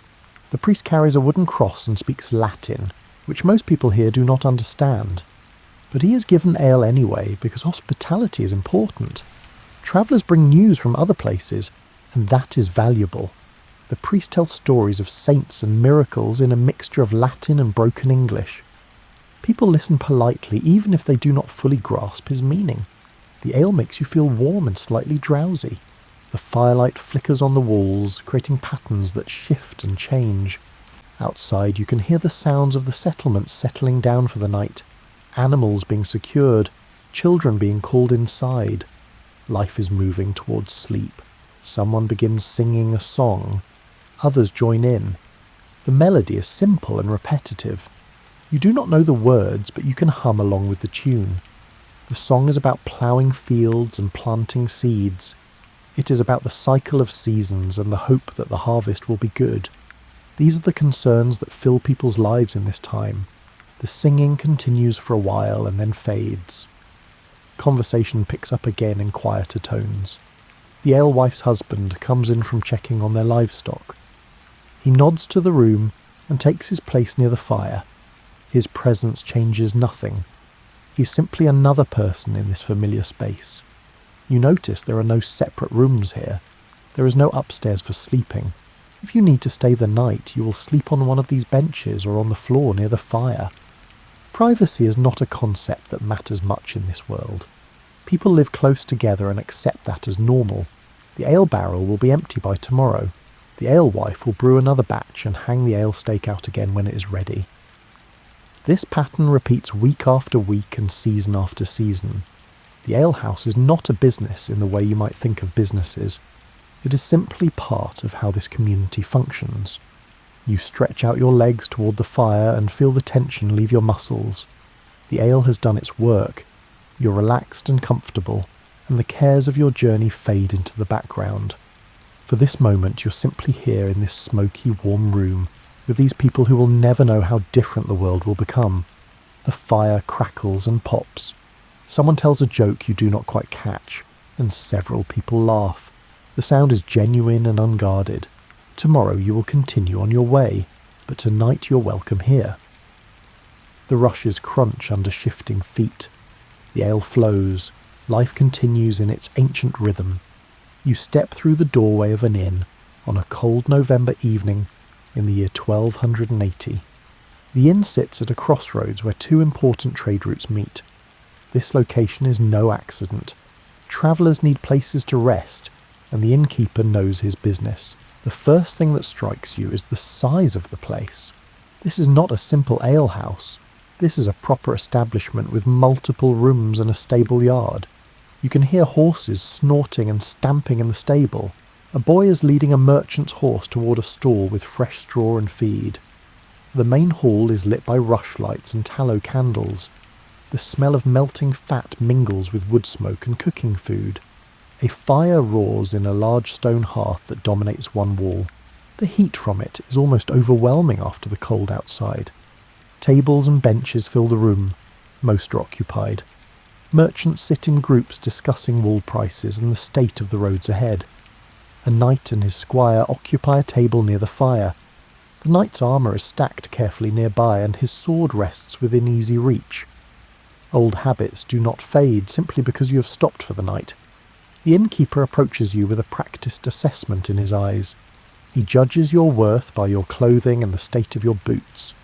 You pass whatever test he applies because he offers you a seat at a table near the centre of the room.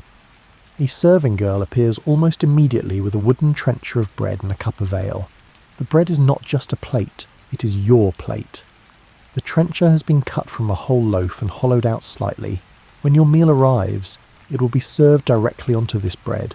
Later you will eat the trencher itself, which has soaked up all the juices and flavours. Nothing goes to waste here. Your meal appears. A stew of mutton and root vegetables. Carrots and turnips and onions are cooked until they are soft and sweet. The meat is tough and requires serious chewing, but it is hot and filling. You eat with your fingers and a spoon. Forks have not made their way to England yet. They remain a curious foreign affectation used in Italy. The ale is better than what you had in the Anglo-Saxon alehouse. Centuries of brewing experience have improved the craft. This ale is clearer and has a pleasant bitterness to it. Still no hops, but the herb mixture works well. You drink deeply and feel the warmth spread through your chest. The inn is noisy with conversation and laughter. A group of pilgrims heading to Canterbury share their table with some travelling minstrels. The pilgrims are swapping stories about the various relics they hope to see. One claims to have visited a church that held 3 separate fingers of the same saint. This seems mathematically unlikely, but no one challenges him. The minstrels tune their instruments, a lute and a small drum. Soon they begin playing, and one of them sings a ballad about a knight and a lady and a dragon. The story is complicated and involves mistaken identity and magic rings. People listen with half an ear while continuing their own conversations.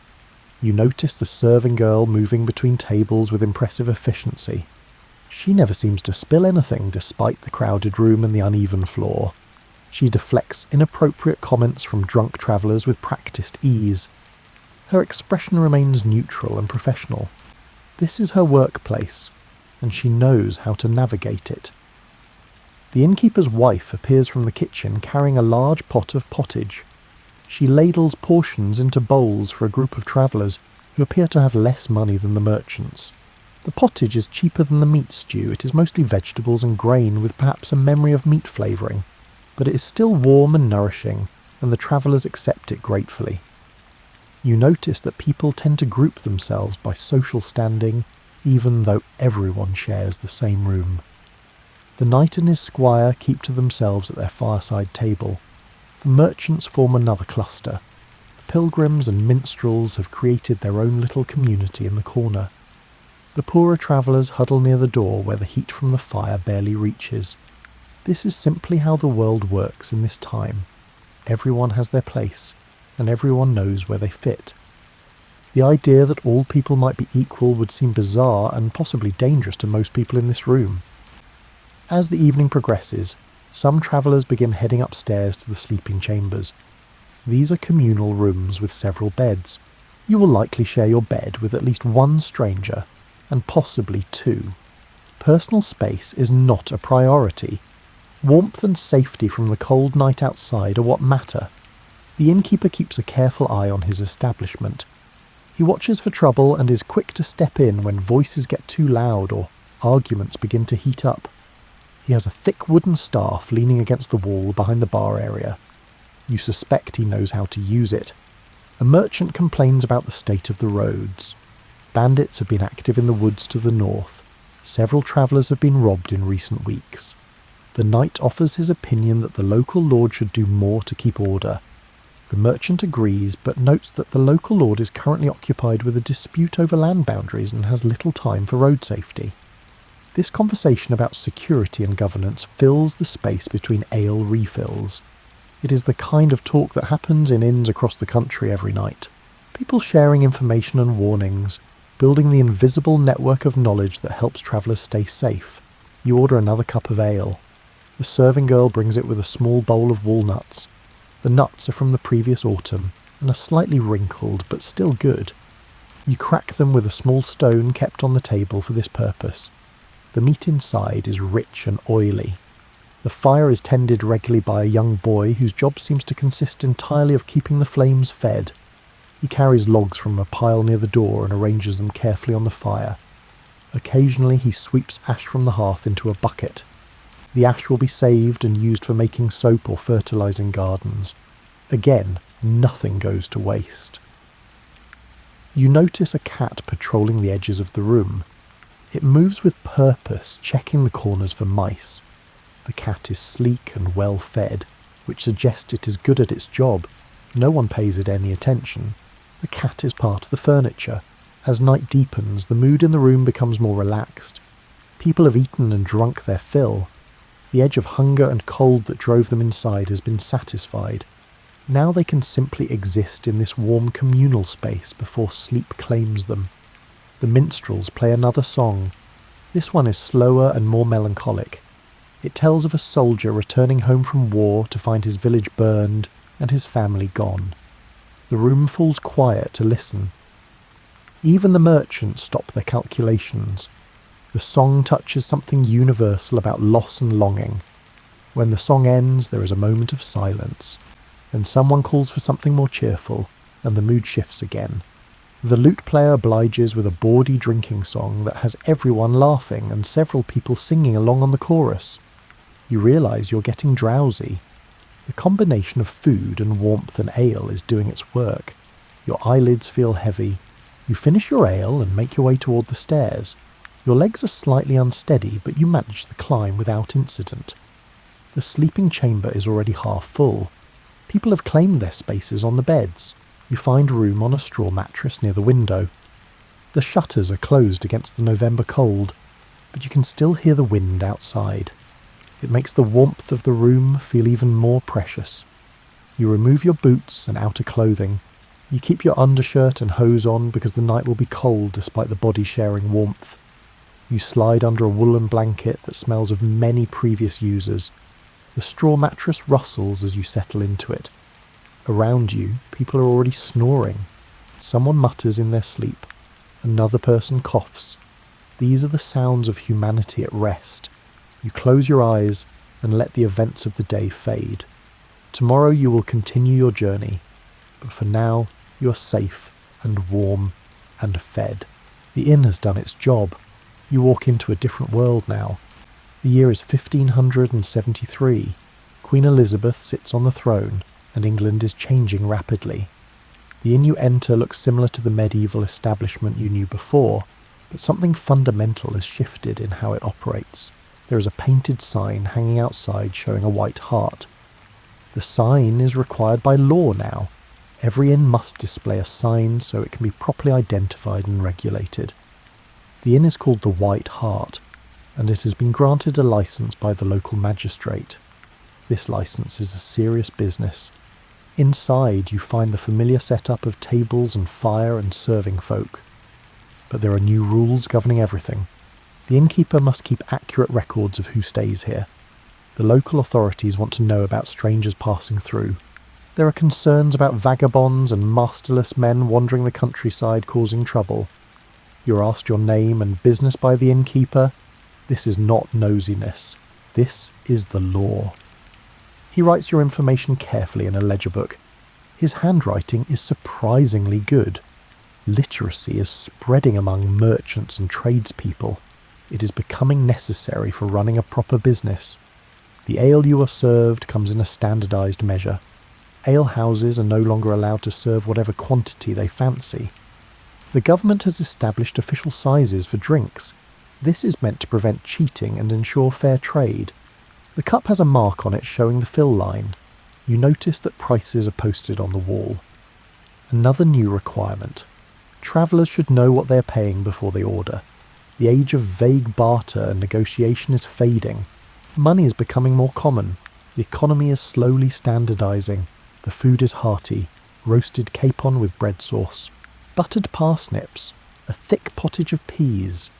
The inn is required to provide good quality food to travellers. The licence can be revoked if standards slip. Regular inspections ensure compliance. The government takes the regulation of inns very seriously. Why all this attention from the authorities? Because inns have become important to the functioning of the realm. They are where news spreads, where merchants do business, where government messengers rest between legs of their journeys. The state has realised that controlling inns means controlling the flow of information and commerce.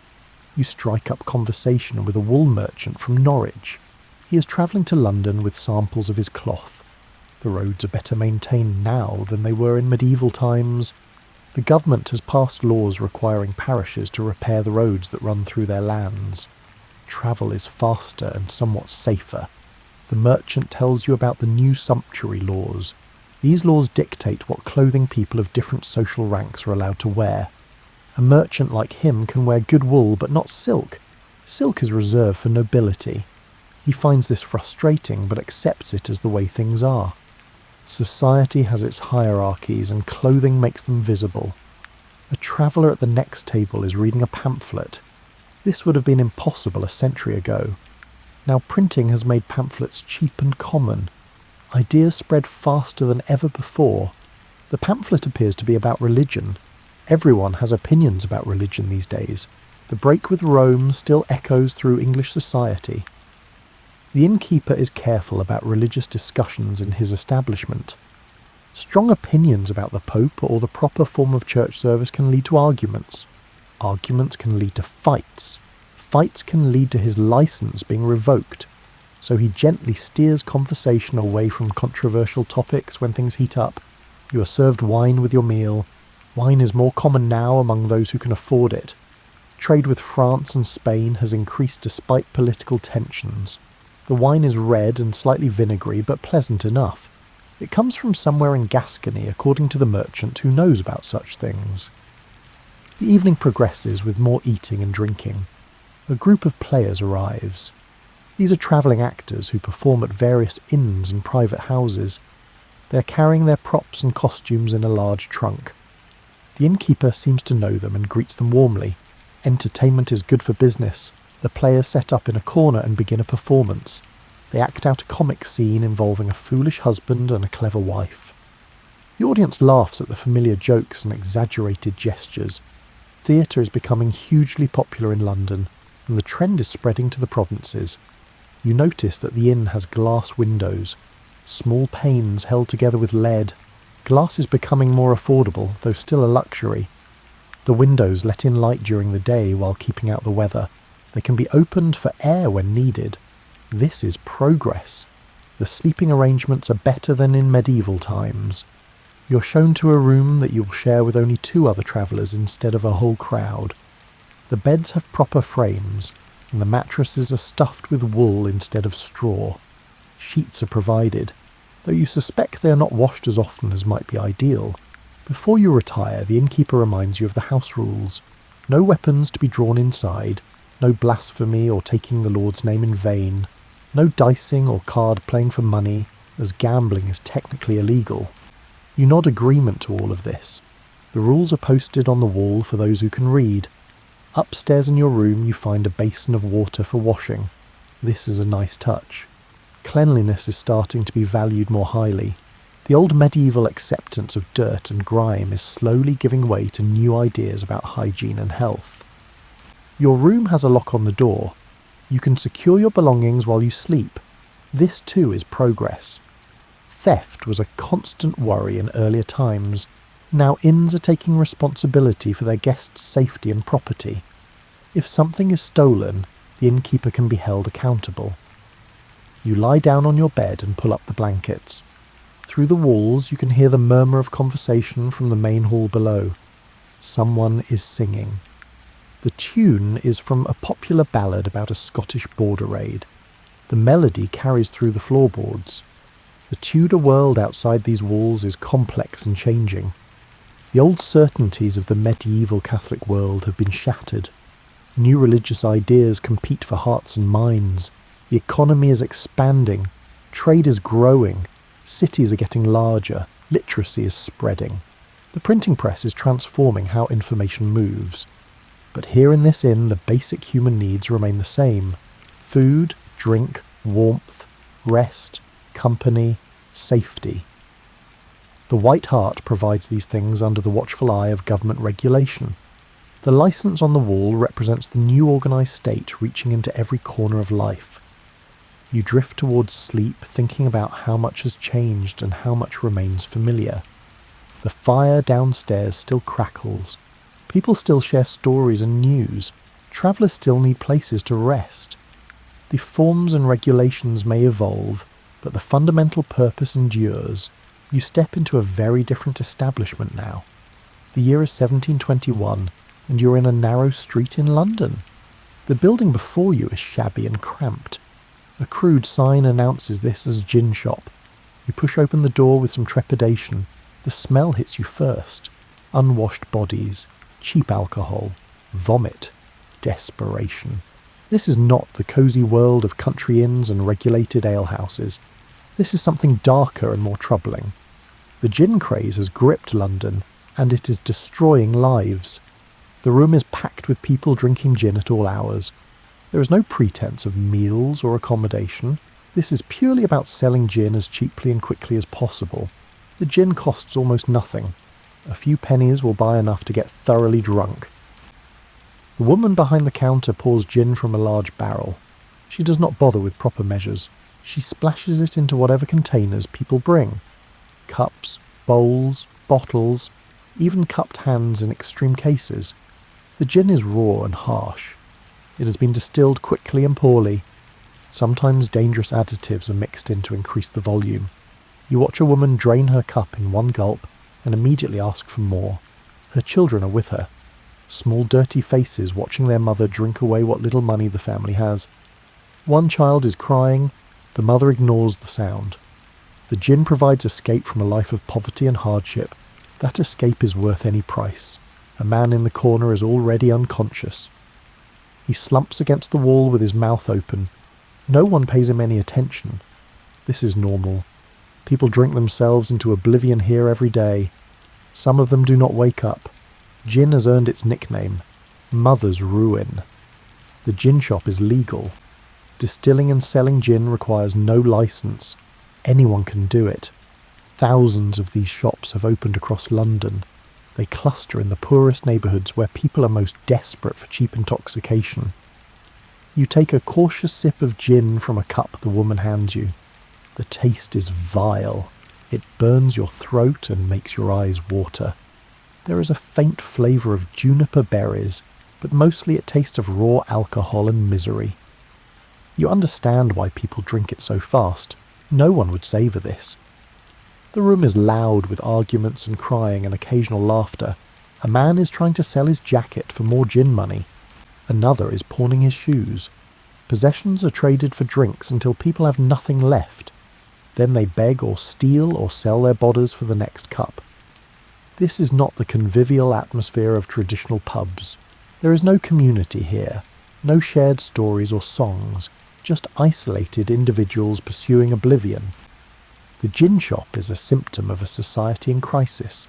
London has grown too fast. The Industrial Revolution is beginning to transform England. People flood into cities looking for work and find only poverty and overcrowding. Traditional beer and ale cost more than gin. A labourer earning a pittance cannot afford proper drinks, but gin is cheap. Distillers discovered they could make gin from almost anything. Grain of the poorest quality, industrial waste products. As long as it was fermented and distilled, it could become gin. The government has not yet figured out how to respond to this crisis. There have been some attempts at regulation, but enforcement is difficult. Gin shops operate openly in broad daylight. The profits are too good and the demand too high for laws to make much difference. You notice a pregnant woman drinking heavily at the counter. This is unfortunately common. The effects of gin on unborn children are becoming tragically clear. Babies born weak or deformed. Infant mortality is rising. But addiction does not care about consequences. The woman drinks until she can barely stand and then staggers out into the street. A child no more than 10 years old comes in and buys a cup of gin. The shopkeeper takes his money without question. There are no age restrictions. No one asks whether serving alcohol to children might be harmful. Business is business, and gin is the booming business of the day. You force yourself to take another sip and immediately regret it. The gin tastes worse on the second go. You abandon the cup on a grimy table and head for the door. You need fresh air and distance from this place. Outside, the street is not much better. People sprawl drunk in doorways. A woman lies in the gutter unconscious or dead. It is hard to tell which. Passers-by step over her without stopping. This is London during the gin craze, and such sights are unremarkable. The city has nearly 8,000 gin shops at this point. That is one for every 5 or 6 houses in some neighbourhoods. The social fabric is tearing apart under the weight of cheap spirits. Crime is rising. Families are breaking down. Public health is collapsing. William Hogarth will soon publish his famous print, Gin Lane, depicting the horrors of this era. The image will show a drunken mother dropping her baby, corpses being loaded into coffins, buildings collapsing. Pawnbrokers are thriving. It will be only slightly exaggerated from reality. But change is coming.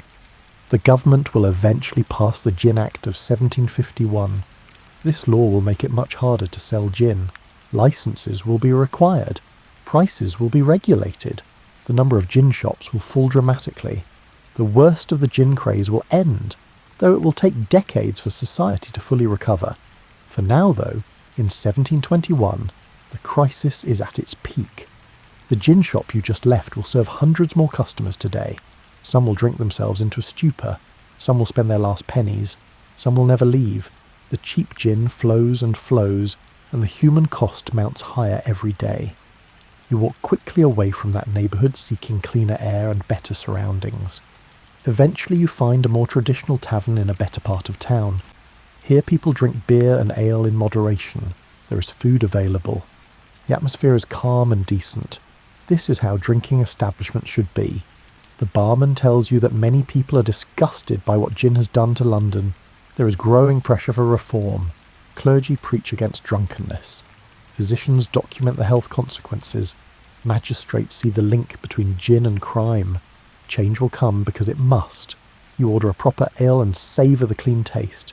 This is what beer should be, made with care from good ingredients, served in a respectable establishment where people can gather socially without destroying themselves. The contrast with the gin shop could not be starker. As you drink your ale, you reflect on how drinking establishments can serve different purposes. At their best, they are community gathering places that strengthen social bonds. At their worst, they enable addiction and suffering. The difference lies in regulation, quality, and social norms around consumption. The gin era will be remembered as a dark chapter in British drinking history, but it will also lead to important reforms. Society will learn that cheap access to strong spirits without any controls is a recipe for disaster. The lessons from this time will shape alcohol policy for generations to come. You push open the etched glass door of the Railway Arms in the year 1885. Queen Victoria has been on the throne for nearly 50 years, and Britain is at the height of its industrial power. The pub you enter reflects this era of confidence and prosperity. The first thing you notice is how bright everything is. Gas lamps illuminate the interior with steady, reliable light. No more flickering candles or smoky oil lamps. The gas mantles hiss softly and cast a warm glow over polished wood and gleaming brass. The bar itself is a magnificent piece of furniture. Solid mahogany with elaborate carvings. The bar top is polished to a mirror shine. Behind it are rows of bottles and taps and the machinery of modern drink service. Everything is organised and efficient. The barman wears a clean white apron and a proper shirt with sleeve garters. He looks professional and takes pride in his work. When you order a pint, he pulls the beer with practised ease. The hand pump brings the beer up from barrels in the cellar below. Each pump handle is decorated with a ceramic label showing the brewery name. Your beer arrives in a proper glass tankard. The glass is thick and solid. It has the pub's name etched into it. This is a far cry from the rough cups and leather vessels of earlier eras. The beer itself is clear and golden. Modern brewing techniques have transformed the quality of British beer. You taste it, and the flavour is clean and well balanced. This is pale ale from Burton-on-Trent. The breweries there have perfected the art of using the local water to create crisp, hoppy beers. The beer has travelled here by rail in just a few hours. The railway network has revolutionised the distribution of beer. The pub is divided into different sections. You're standing in the public bar, which is the most basic and cheapest area. Through a doorway you can see the saloon bar, which has better furnishings and higher prices. Beyond that is the snug where respectable women can drink without being seen from the street. This division of space reflects Victorian social stratification. Working men drink in the public bar. Lower middle-class clerks and shop workers use the saloon. Women and couples seeking privacy use the snug. Everyone knows their place and stays in it. The public bar has sawdust on the floor to absorb spills. Simple wooden benches line the walls. A dartboard hangs in one corner and several men are playing.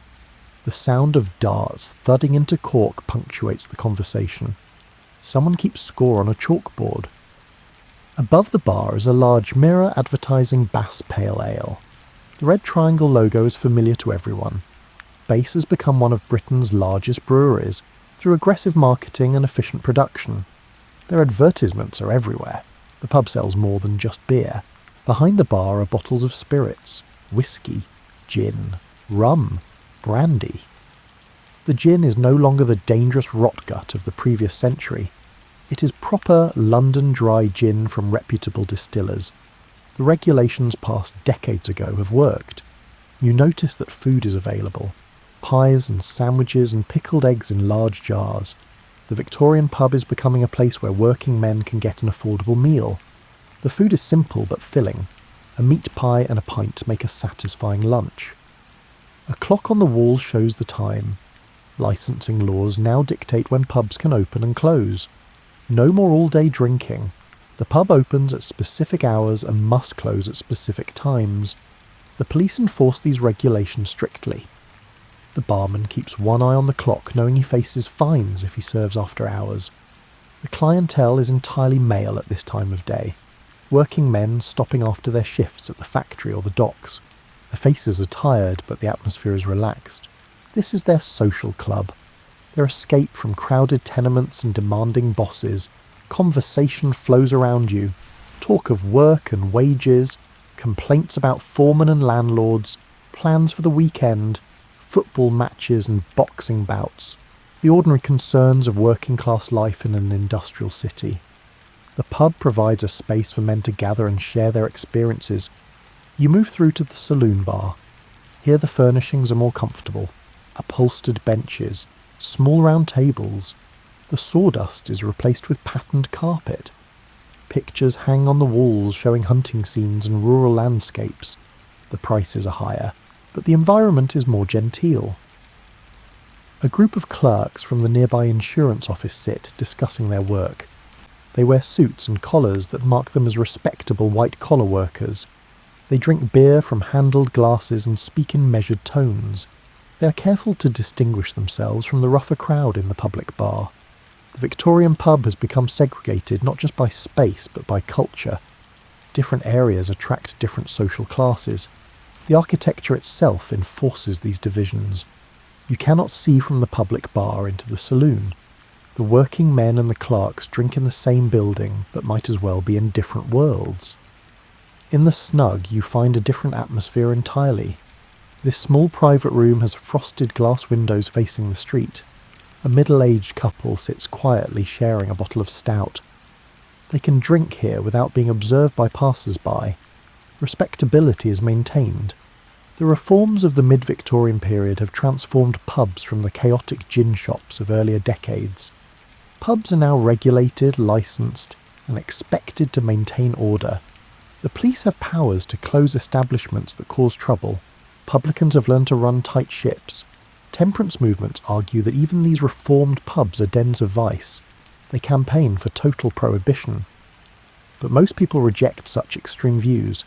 The pub serves an important social function, especially for working men with few other leisure options. The key is regulation, not elimination. You order another pint and settle into conversation with a plasterer who works on the new buildings going up across London. He tells you about the construction boom. Whole neighbourhoods are being built to house the growing population. His work is steady and pays decently. He stops here most evenings before heading home to his family. This is the pattern for millions of men. Work, pub, home. The pub occupies the middle space between labour and domestic life. It provides relaxation and social connection, a place to be yourself among peers. The Victorian pub has become woven into the fabric of daily life. As evening approaches, the pub gets busier. More workers arrive after their shifts end. The barman and his assistants move efficiently, pulling pints and taking money. The cash register rings constantly. This pub is a successful business generating steady profits for its owner. You notice the pub is scrupulously clean. The brass is polished. The glasses are washed properly. The floors are swept. Victorian notions of hygiene and respectability have raised standards considerably. A dirty pub would lose customers to cleaner competitors. The gas lamps hiss and glow. Outside, the street lamps are being lit one by one. Darkness falls over the city, but inside the pub, warmth and light continue. This is a refuge from the cold industrial world outside, a space of human comfort and connection. You finish your beer and prepare to leave. The pub will stay open for a few more hours and pub, then close according to the licensing laws. The barman will lock up and head home. Tomorrow the cycle will repeat, day after day, year after year. The Victorian pub is now an established institution that will endure for generations. You walk into the Rose and Crown on a quiet Tuesday evening in the 21st century. This pub has been here for over 200 years, though it has been renovated many times. The building retains its Victorian exterior, but the inside has been updated for modern tastes and expectations. The pub is warm and well lit. Recessed lighting has replaced the gas lamps. The old brass has been cleaned and preserved as decoration rather than necessity. The wooden bar still dominates the room, but now it is topped with beer taps connected to kegs in the cellar by modern pressure systems. You approach the bar and examine the drink options. There are 10 taps offering different beers, local craft brews alongside traditional bitters and lagers. The pub has adapted to the craft beer revolution while maintaining its classic offerings. The barman can tell you about each beer's flavour profile and alcohol content. You order a pint of locally brewed EPA. The beer arrives in a proper pint glass marked with the government stamp, showing it holds a full legal measure. The beer is cold and hoppy with citrus notes. Modern brewing has reached levels of quality and variety that would astound any of your predecessors in earlier centuries. The price makes you pause. Beer is expensive now relative to wages compared to earlier eras. But people drink less than they once did. The days of workers spending half their wages on alcohol are long gone. Drinking is now just one leisure activity among many options. The pub is less crowded than it would have been in Victorian times. Many traditional pubs have closed in recent decades. Competition from supermarket alcohol sales has hurt the trade. Home entertainment options mean people go out less often. The smoking ban changed the atmosphere, for better or worse depending on your view. But this pub survives because it has adapted. Food is now a major part of the business. The menu board advertises proper meals, not just snacks. Gastro-pub culture has elevated pub food to new heights. You can order anything from fish and chips to Thai curry. You settle into a corner with your beer. The furniture is a mix of old and new. Some original wooden benches remain, but there are also upholstered chairs and booth seating. Comfort matters more than authenticity for most customers. The clientele is diverse in ways that would shock earlier generations. Men and women drink together as equals. Different ages and backgrounds mix freely. Social class divisions are less rigid. The old separate spaces for different groups have been removed. Everyone shares the same room. A couple sits at the bar working on laptop computers while nursing their drinks. Free Wi-Fi is now a standard amenity. The pub has become a workspace for some people. This would have been unimaginable even 20 years ago. In the corner, a group of friends watches a football match on a large flat-screen television. Multiple screens around the pub show different sports. The pub has become an entertainment venue as well as a drinking establishment. The sound is muted and subtitles run across the bottom of the screen. You notice the pub is quieter than historical accounts would suggest. People talk in moderate voices. There is no rowdiness.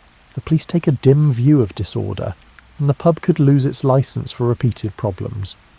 Modern regulations are strictly enforced. Behind the bar, the selection is impressive. Dozens of spirits. Wine by the glass in multiple varieties. Cocktails listed on a chalkboard menu. Soft drinks and coffee for non-drinkers. The modern pub caters to varied tastes in ways that earlier establishments never attempted. The barman is young and friendly. He chats with regulars and welcomes newcomers. Customer service skills matter now. A surly barman would damage the business. Reviews on internet sites can make or break a pub's reputation. You order food, and it arrives beautifully presented. Proper plating and garnish. The burger is made from locally sourced beef. The chips are hand-cut. Quality has become a selling point. The days of mystery meat pies are over. Food safety regulations ensure standards are maintained. As you eat, you reflect on how much has changed. The physical space is recognisable as a pub. The basic function of providing drinks and social space remains the same, but everything else has evolved. Smoking is banned inside. This would have been the norm for centuries but was controversial when introduced in 2007. Now it is simply accepted. The air is cleaner and clothes no longer reek of tobacco smoke after a pub visit. The licensing hours are more flexible than in the 20th century. Different pubs can have different closing times. Some stay open very late. The old rigid system of last orders and closing at 11 has been relaxed. This gives publicans more freedom, but also more responsibility. You notice a sign advertising upcoming events. Quiz night on Thursdays, live music on Saturdays. A book club meets monthly. The modern pub has to work harder to attract customers. Simply providing beer is not enough. Pubs compete with restaurants, cinemas, streaming services, and countless other entertainment options. The economics of running a pub have changed dramatically. Property values are high, business rates are expensive, energy costs are significant, staff must be paid at least minimum wage. The profit margins are tighter than in previous eras. Many pubs barely break even. Yet this pub survives because it has found its niche. It serves good food, offers quality drinks, creates a welcoming atmosphere, hosts community events. The publican understands that success requires constant adaptation to changing customer expectations. You finish your meal and order another beer. This time you try a stout from a local microbrewery. The craft beer movement has brought incredible variety to British beer. Hundreds of small breweries now operate across the country. Traditional styles coexist with experimental new approaches. The stout is rich and smooth with notes of coffee and chocolate. The brewing process is carefully controlled using modern equipment and techniques. Yet the basic recipe would be recognisable to brewers from centuries past. Tradition and innovation exist together. As evening progresses, a few more people arrive. The pub is never packed like it would have been decades ago, but it has a steady, loyal customer base. These are the regulars who keep the place viable. They come for the atmosphere as much as the drinks. You chat with the person next to you about local concerns, road repairs, council decisions, the weather. The same sort of conversation that has happened in pubs for 2,000 years. Technology changes, but humans remain fundamentally social creatures who enjoy gathering and talking. The pub cat wanders through seeking attention. Animals in pubs are less common now than in earlier times, but some establishments maintain the tradition. The cat is well fed and clearly beloved by staff and regulars. It curls up near the fireplace and falls asleep. The fireplace itself is gas now rather than wood burning. A realistic flame flickers behind glass. It provides ambience without smoke, or the need to tend it constantly. Tradition adapted for modern convenience and safety regulations. You realise that this pub is the latest chapter in a very long story. Every era has shaped drinking establishments according to its needs and values. The Romans brought wine and organisation. The Anglo-Saxons created community alehouses. Medieval inns served travellers. The Tudors added regulation. Victorians created the classic pub template. The modern era continues to evolve the tradition. What remains constant is the human need for gathering places. Somewhere between home and work where people can relax and connect. The pub has filled this role through countless generations. It adapts and survives because the fundamental need it serves does not change. You finish your beer and settle your bill. The transaction is cashless. You tap your card on the reader and the payment is complete. No more counting coins or handling dirty banknotes. Just another small evolution in how pubs operate. As you leave, you notice the pub is preparing to close soon. The barman begins cleaning glasses and wiping down surfaces. Tomorrow the cycle repeats. The doors will open, customers will arrive, drinks will be poured, conversations will flow. Life will continue its ordinary, extraordinary pattern. You step out into the night. The street is quiet. Street lamps cast orange pools of light on the pavement. Cars are parked along the curb. The modern world surrounds you. But behind you, the pub remains, a link to centuries of tradition, a gathering place that has served its purpose since Roman soldiers first sought refreshment on Britain's dusty roads. The story of UK pubs is not finished. New chapters will be written as society continues to change, but the essential role of the pub as a community anchor endures. As long as people need places to gather and share a drink, the tradition will continue in some form. You make your way home through the quiet streets feeling satisfied and pleasantly tired. The journey through pub history has shown you how much has changed and how much stays the same. Human nature remains constant even as the details of daily life transform around it. Tonight you have visited 2,000 years of British drinking culture. You have tasted Roman wine and Anglo-Saxon ale. You have sheltered in medieval inns and witnessed Tudor regulation. You have seen the horrors of the gin craze and the refinements of Victorian pub culture. You have ended up in a modern locale that balances tradition with contemporary expectations. Each era has left its mark. Each generation has adapted these gathering places to serve their needs. The pub has proven remarkably resilient and flexible. It has survived plagues and wars and social upheavals.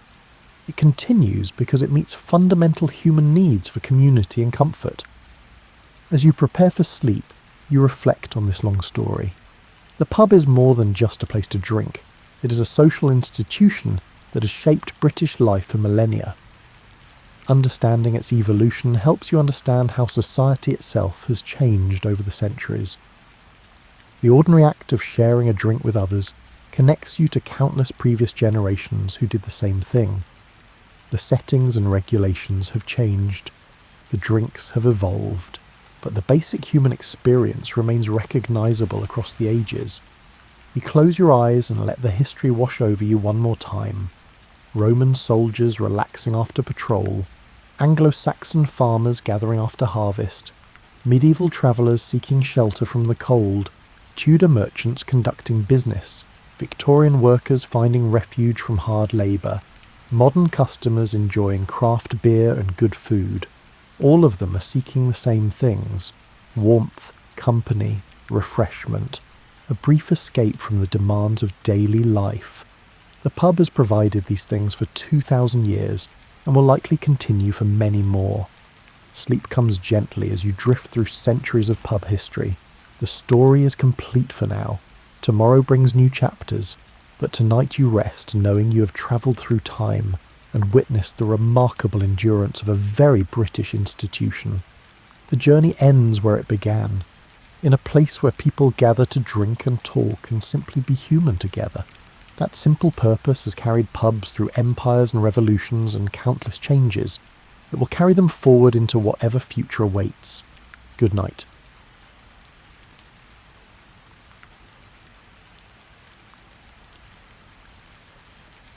Welcome to a different kind of morning.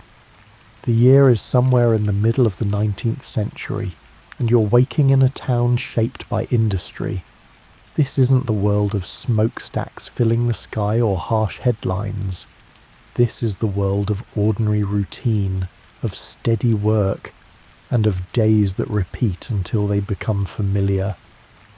Let's walk through one of those days together. You wake before the sun shows itself fully.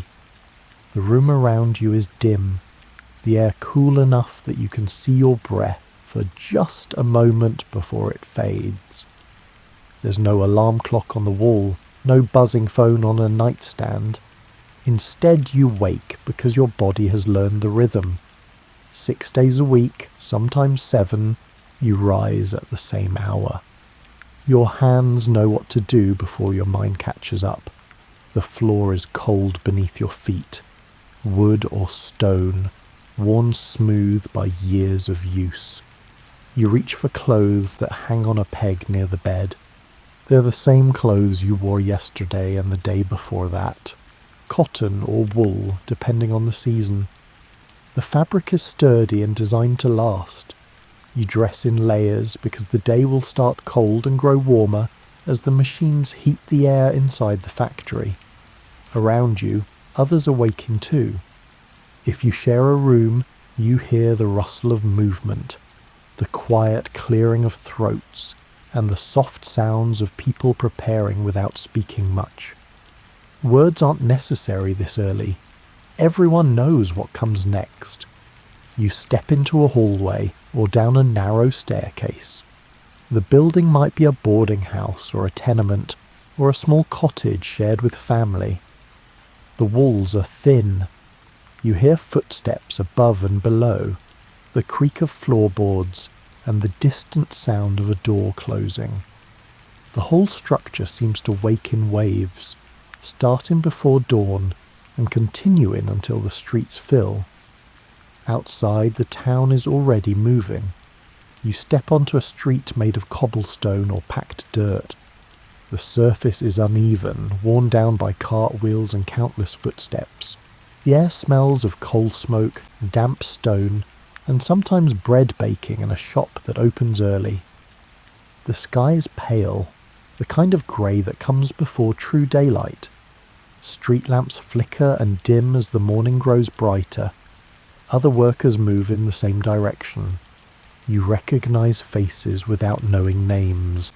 The same people walk the same routes at the same time. There's a rhythm to it, a collective understanding. You don't need to speak. You simply walk, keeping pace with those around you. Some carry tin pails with lunch already packed. Others clutch shawls or caps against the morning chill. The sound of footsteps multiplies. Numerous individuals are making their way towards a select few buildings, the factories and workshops that anchor the town. You hear the hum of distant machinery already running, the first shift having started even earlier. By the time you arrive, the day has been going for hours in some places. You pass rows of houses pressed close together, narrow windows. Some yards have small gardens that are primarily used for practical purposes, vegetables if there's space, clotheslines strung between buildings. Everything is built for function, nothing wasted. The buildings themselves are brick or stone, blackened in places by soot. They look the same as they did yesterday, the day before and the month before. Change happens slowly here. At the corner a shop might be opening. A baker pulls back the shutters and a milkman places bottles on the stoops. These are the small rhythms that mark the day's beginning. You don't stop. There's no time. The factory bell will ring soon, and being late means lost wages. So you walk, steady and sure, part of a river of people flowing toward work. The factory building rises ahead. The factory building rises ahead, its rows of tall windows glowing with lamplight from within. The structure is larger than anything else nearby.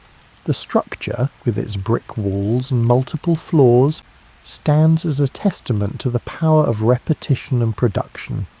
Smoke rises from chimneys on the roof, pale against the morning sky. Not thick or choking, just a steady presence. A sign that the furnaces are lit and the day's work has begun. You join others at the entrance. Wide doors already open. A supervisor might stand nearby watching the flow of workers. No one speaks to him unless necessary. You move inside through a corridor that smells of oil and metal and wool depending on what's made here. The floors are wood, stained dark and worn smooth. Your footsteps echo briefly before being swallowed by the larger sounds inside. The main floor opens up. Rows of machines, long tables, workstations arranged in lines. The ceiling is high, supported by iron beams. Windows let in natural light, though it's still early enough that lamps burn in the corners. The space is already warm. Machines running generate heat, so do the bodies of workers moving through their tasks. You find your station. You find yourself standing in the same spot as you did yesterday. The same tools and the same materials are waiting. You don't need instruction. You've done this enough times that your hands move without thinking. You tie on an apron if the work requires it. You check that everything is in order. Next, you patiently await the signal to start working in earnest. Around you, others do the same, settling into place, preparing. There's a kind of quiet before the full noise of the day starts. There is a moment of anticipation that is neither tense nor unfamiliar. This is what mornings look like here. The present is how days begin. The bell rings, sharp and clear, and the work starts in full. The machine set the pace. If you work near a loom, the rhythm is constant. The shuttle is moving back and forth, the clack of the frame, the hum of thread being pulled tight. If you work at a spinning station, it's the steady whir of wheels, the slight vibration under your hands as fibre turns into thread. If you're in a foundry or workshop, it might be the sound of hammers, files, or the steady turning of lathes. Each space has its heartbeat, and you learn to match it. Your task is simple in concept. Take material, perform an action, pass it forward, repeat. The simplicity is what makes it possible to do for hours. You don't need to think through each step. Your hands know, your body remembers. The work becomes automatic, a kind of motion that continues while your mind drifts or settles into a kind of quiet focus. The factory floor is full, but you're not crowded. Each person has their own station and small territory. You stand or sit depending on the task. Some jobs require you to move back and forth, fetching materials or carrying finished pieces to the next stage. Others keep you in one place, anchored by the machine you operate. Either way, the hours ahead stretch long and steady. The noise level is high but consistent, not sudden or jarring, just a constant layer of sound that you stop noticing after a while. Conversations are difficult. Most people don't try. If something needs to be said, it's done with gestures or a quick shout close to someone's ear. Mostly, though, the work speaks for itself. You see what needs doing. You do it. The person next to you does the same. The air inside is warm and grows warmer as the day goes on. During the summer it can become stifling. In winter it's almost welcome. The machines generate heat. So do the bodies packed into the space. Dust hangs in the air sometimes, visible in the beams of a light coming through the windows. Cotton fibres, metal shavings, sawdust, depending on the industry. You breathe it in without thinking. Everyone does. Time moves differently here. Without a clock in easy view, you measure the day by other markers. The sunlight streams through the windows, the soreness building in your hands or feet. As the hours pass, the growl of hunger intensifies in your stomach. The first hour feels long. The second is shorter. By the third or fourth, you've settled into a rhythm that makes time blur. Mistakes happen, but they're usually small. A thread breaks. A piece doesn't fit quite right. You fix it and move on. There's no time to dwell. The pace doesn't allow for it. If something goes seriously wrong, a machine jams or a tool breaks, you signal for help. A supervisor or a more experienced worker comes over. They assess, they fix, work resumes. Your body adapts. At first, standing or repetitive motion feels difficult. Your back aches, your fingers cramp, your feet throb. But after days and weeks, the discomfort becomes familiar. Not gone, but expected. You learn to shift your weight, to flex your hands during brief pauses, and to hold yourself in ways that make the work bearable. The work itself varies slightly depending on where you are. In a textile mill, you might be piecing together broken threads, watching for snags and keeping the flow steady. You may be shaping clay, cutting edges, or applying glaze in a pottery workshop. You could be operating a press, filing sharp edges, or assembling parts in a metalworks. The specifics differ, but the underlying pattern is the same. Repetition, consistency, output. There's a kind of satisfaction in it, small but real. At the end of an hour you can see what you've accomplished. You can see a stack of completed pieces, a length of fabric, a row of assembled parts. It's tangible. You contributed to something larger than yourself. The feeling isn't grand or celebrated, but it's there. Your contribution to the day's production is quietly acknowledged. You notice the people around you in peripheral ways. The woman at the next station consistently hums softly, her voice too quiet to be heard over the noise of the machines, yet her lips move clearly. The young man across the way moves with quick, nervous energy, always a bit ahead of the pace.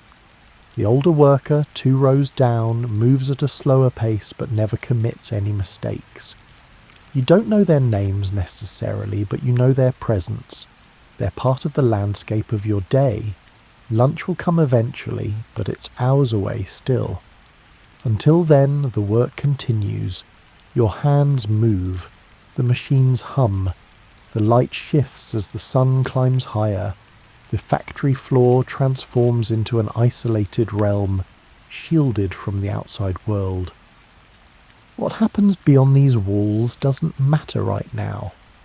What matters is the task in front of you, the rhythm you've found, and the knowledge that the day will continue this way until the bell rings again. The work might feel solitary in its repetition, but you're never truly alone. The person at the station beside you is part of a larger network. You don't need to speak to feel their presence.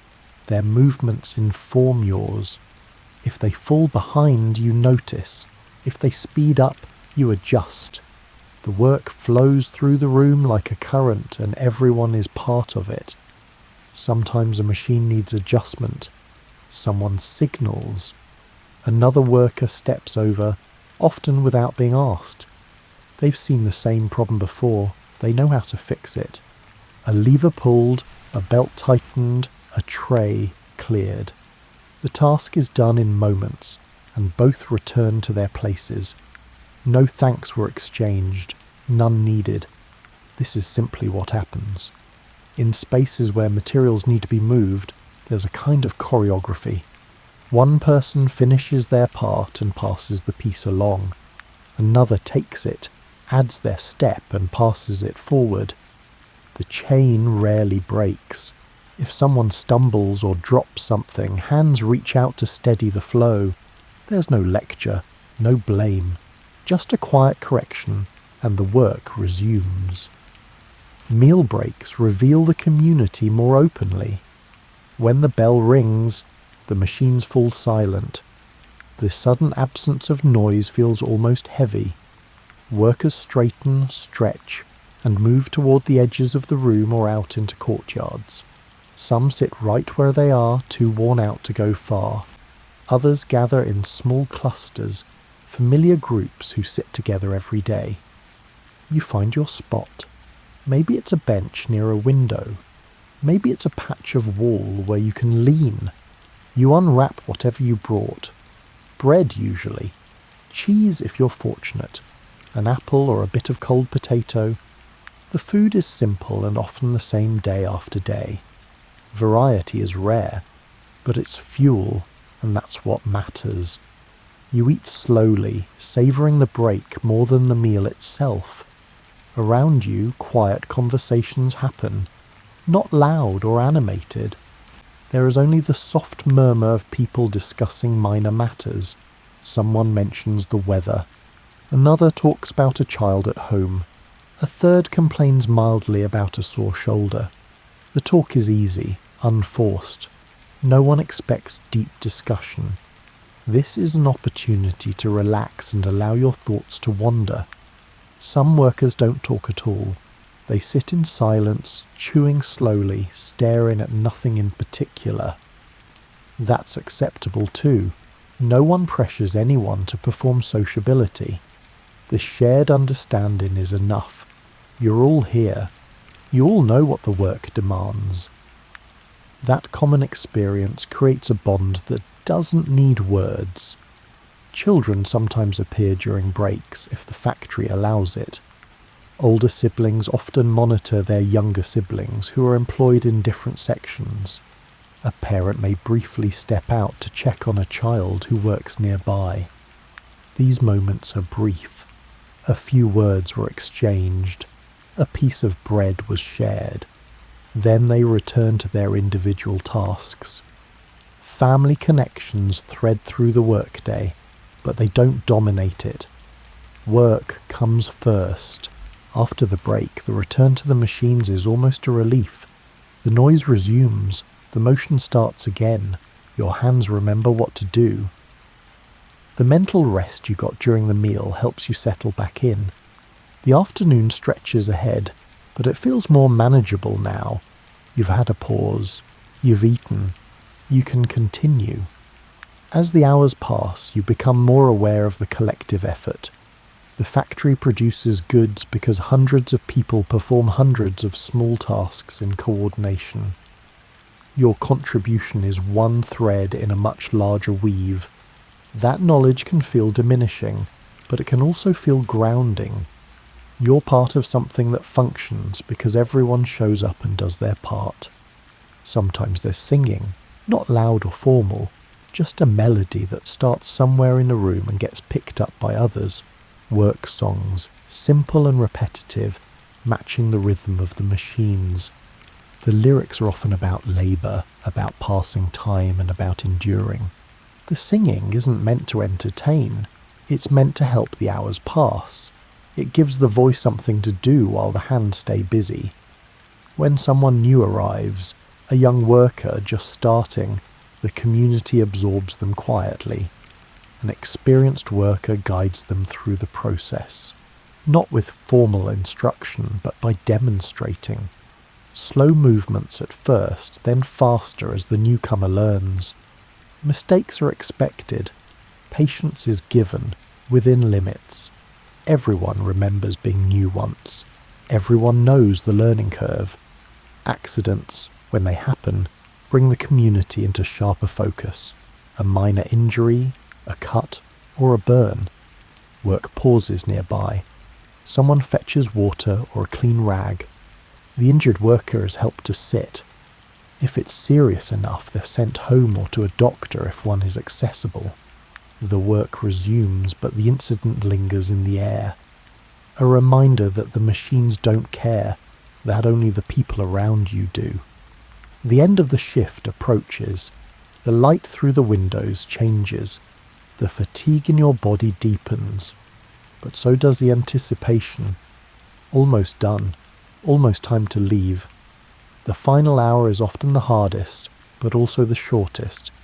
Your mind is already moving toward what comes next. The walk home, the evening, the chance to rest.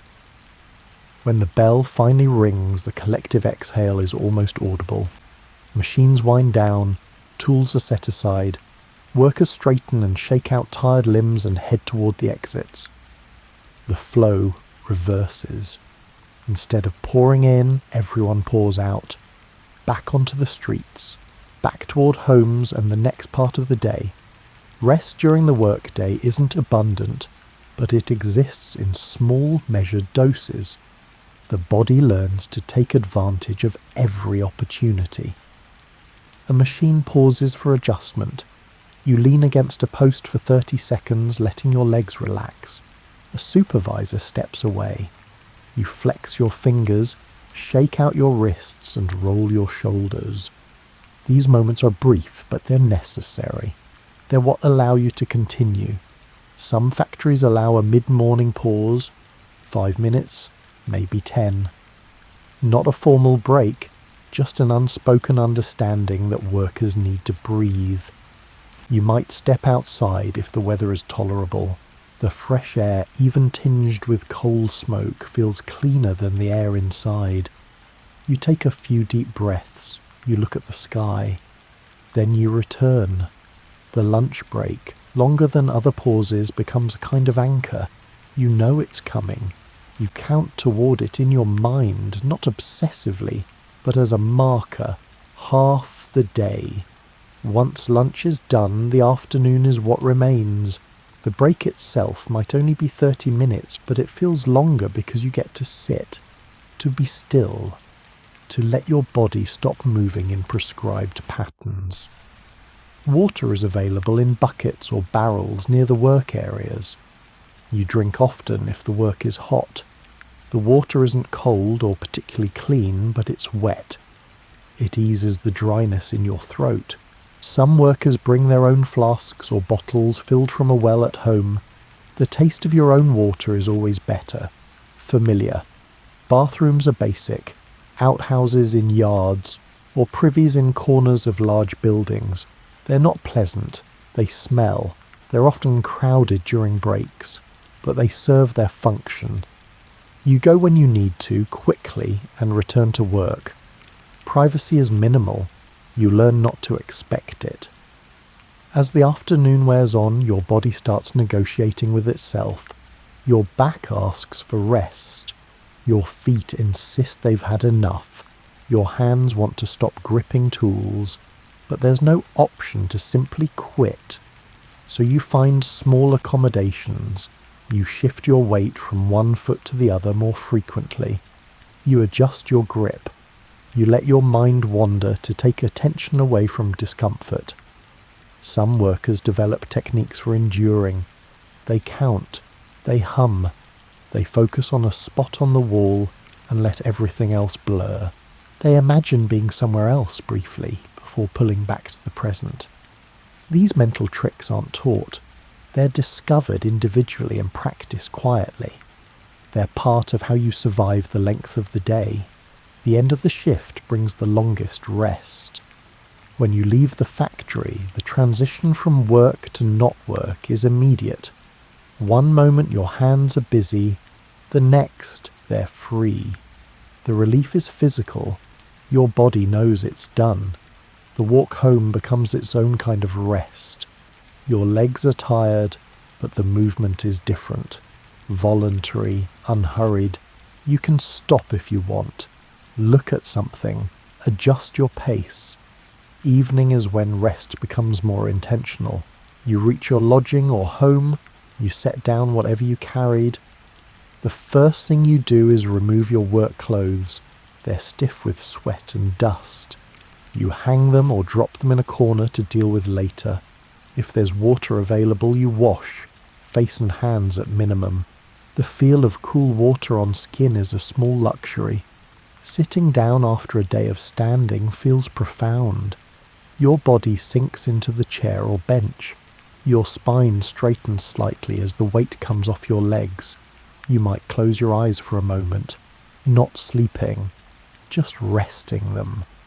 The relief is immediate and deep. Food preparation, if you're responsible for it, requires effort you don't quite have. But hunger motivates you. You put together something simple, porridge, bread and butter, soup if there's time. The act of eating while sitting, while not being monitored or rushed, is restful in itself. You chew slowly. You let the food settle. You don't think about the next day yet. After eating, the evening stretches out. In summer, it's still light for a while. In winter, darkness comes early. Either way, there's a pocket of time that belongs to you. Some people read if they're literate and if there's enough light. Others mend clothes or do small tasks that have been waiting. Some simply sit. The lack of obligation, even for an hour or two, is a kind of rest that's different from sleep. Conversations, if they happen, are low and easy. Talk about the day, but not in detail. Complaints are brief. Observations are shared. Plans for the next day, if there are any, are mentioned. But mostly the talk is just a way to connect. to remind yourself that you exist outside of work, that there are other parts to life. As full dark settles, the tiredness becomes harder to ignore. Your eyelids grow heavy, your thoughts slow. You prepare for bed without much ceremony, clothes off, night clothes on if you have them, into bed, which might be a proper mattress or a pallet on the floor. The surface is familiar. You've lain here hundreds of times. Your body knows how to settle. Sleep comes quickly most nights. You're too tired for it not to. The day has drained you. Rest is not optional. It's inevitable. And in the morning the cycle begins again. But for now, for these hours, you're still. You're quiet. You're resting. And that's enough. The food you eat during an industrial workday isn't about enjoyment. It's about sustaining the body through long hours. Flavour and variety are secondary to availability and cost. What you eat is shaped by what you can afford, what keeps without refrigeration, and what you can prepare with minimal time and equipment. Breakfast, if there is one, happens before you leave for work. Porridge is common. Oats boiled with water, sometimes milk if you're fortunate, a pinch of salt, maybe a bit of sugar or a spoonful of jam if those luxuries are accessible. The meal is warm and filling, designed to carry you through the morning hours until the midday break. You eat it quickly, standing or sitting at a rough table, your mind already on the day ahead. Bread is a staple. Dark bread made from coarser flour, baked in large loaves that last several days. You cut thick slices and eat them plain or with butter if you have it. Cheese is another common companion. Hard cheese that doesn't spoil easily. A piece of it, a piece of bread, and you have a meal that travels well and requires no preparation. The lunch you bring to work is packed in a tin pail or wrapped in cloth. The same foods appear day after day. Bread and cheese, cold potatoes left from the previous night's dinner, sometimes a boiled egg, an apple if they're in season and affordable. The meal is eaten at your workstation or in a designated area, often while sitting on the floor or a low bench. There are no tables, no plates. You eat with your hands, wiping them on your clothes when you're finished. Water is the primary drink. Tea if you're lucky enough to have access to hot water and can afford the leaves. Coffee is less common but appears in some places. Milk is a luxury for many, reserved for children if it's available at all. Beer, weak and small, is sometimes part of the midday meal, safer than questionable water sources and providing a few calories. Dinner, the evening meal, is the most substantial food of the day. It's cooked at home or in a shared kitchen if you live in a boarding house. The options are limited by budget and time. Stew is common. Cheap cuts of meat, root vegetables, water and salt. It simmers for hours when someone has time to tend it, or it's thrown together quickly when everyone is too tired for more effort. The same pot might serve for several days, with new ingredients added to stretch it further. Potatoes appear frequently, boiled, mashed or fried if there's fat to spare. They're filling and cheap. A sack of potatoes can feed a household for weeks. You eat them alongside cabbage, onions, turnips, or whatever vegetables are affordable and in season. Fresh greens are rare. Preservation is difficult. Salted or pickled foods last longer and appear more often. Meat is not an everyday item for most workers. When it appears, it's in small amounts. Bacon for flavour, a bit of salt pork, sausages made from scraps and offal. A whole chicken or a roast is a rare event, reserved for special occasions or shared among many people. Fish, if you live near water, might be more accessible. Smoked or salted to last. Baking is done communally in many cases. A neighbourhood oven, a bakery that lets people bring their own dough to be baked for a small fee. Bread made at home is denser, heavier, and less refined than what you might buy from a shop, but it's cheaper and often more filling. Sugar and sweet things are treats, not staples. A bit of treacle, a piece of hard candy, a slice of cake at a celebration. These are rare enough to be memorable. The everyday diet is plain, repetitive, and practical. You eat to work. The pleasure of food is secondary. Shopping for food is a weekly or daily task depending on storage and budget. Markets are crowded, noisy places. Vendors call out prices. Shoppers haggle. You learn which stalls offer the best value and which vendors are trustworthy. You buy in small quantities because you can't afford to buy in bulk, even though bulk would be cheaper. The economics are punishing. Cooking equipment is minimal. A single pot. A pan if you're fortunate. A knife. A wooden spoon. Everything is used and reused. Dishes are washed in a basin with cold water and a bit of soap if you have it. Cleanliness is important, but it's achieved with effort and limited resources. Spoilage is a constant concern. Food that goes bad is food wasted, and waste is something you can't afford.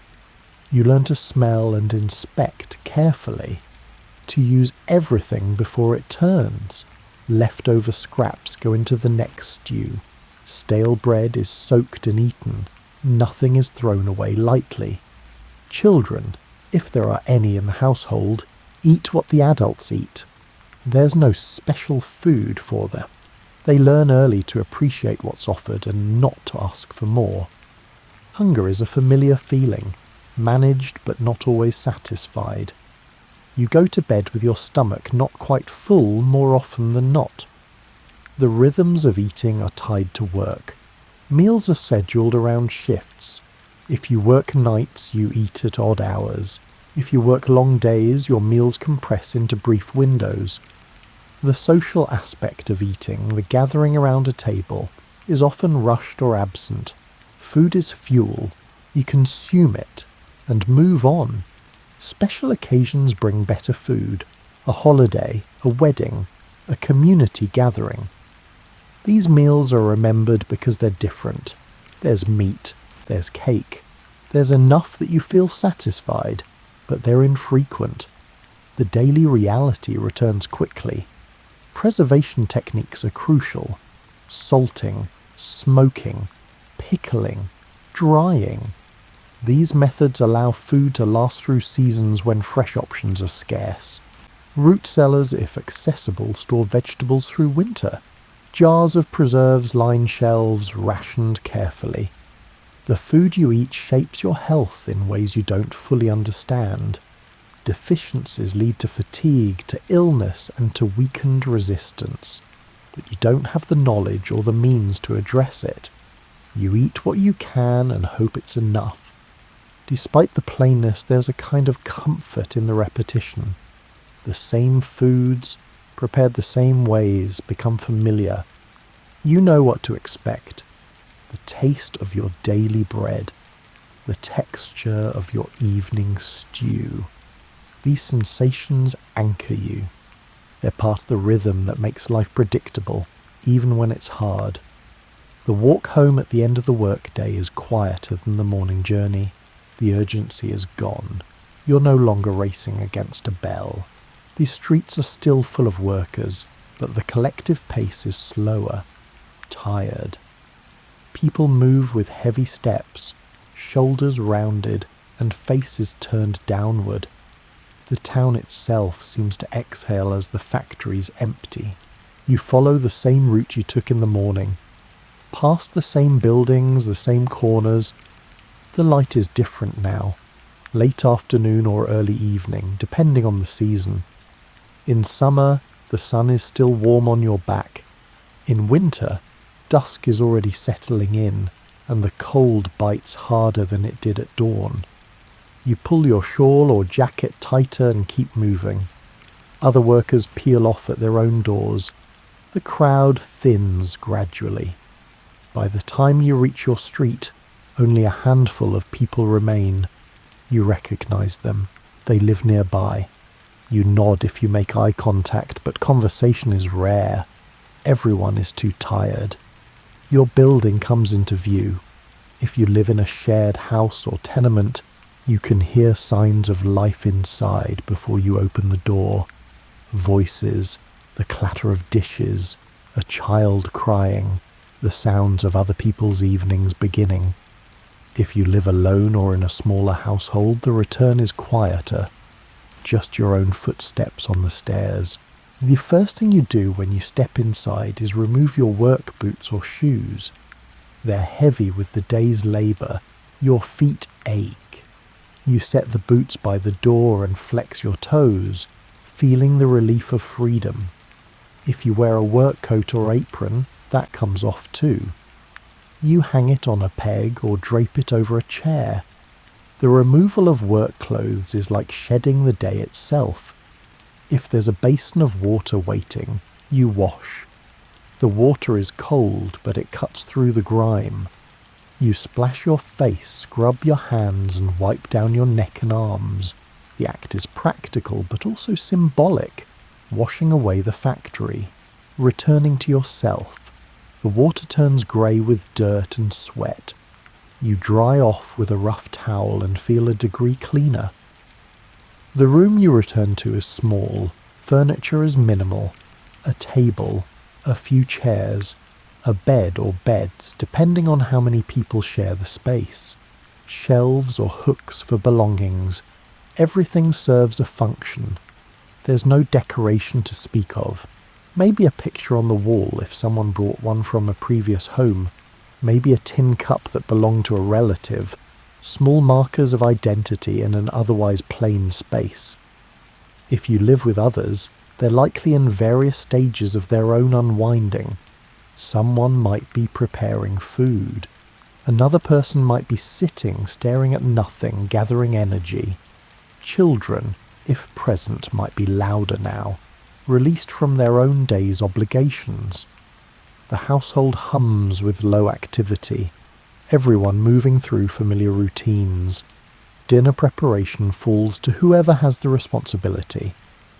Often women, though not exclusively. The cooking is simple, a pot set on a small stove or hearth, ingredients added, water poured. The process is efficient because it has to be. There's no time or energy for elaborate meals. Stew, soup, and porridge, something warm that fills the belly. While the food cooks, you sit, just sit. The act of stillness after hours of standing or moving feels almost medicinal. Your back rests against the chair, your legs stretch out, your eyes close briefly.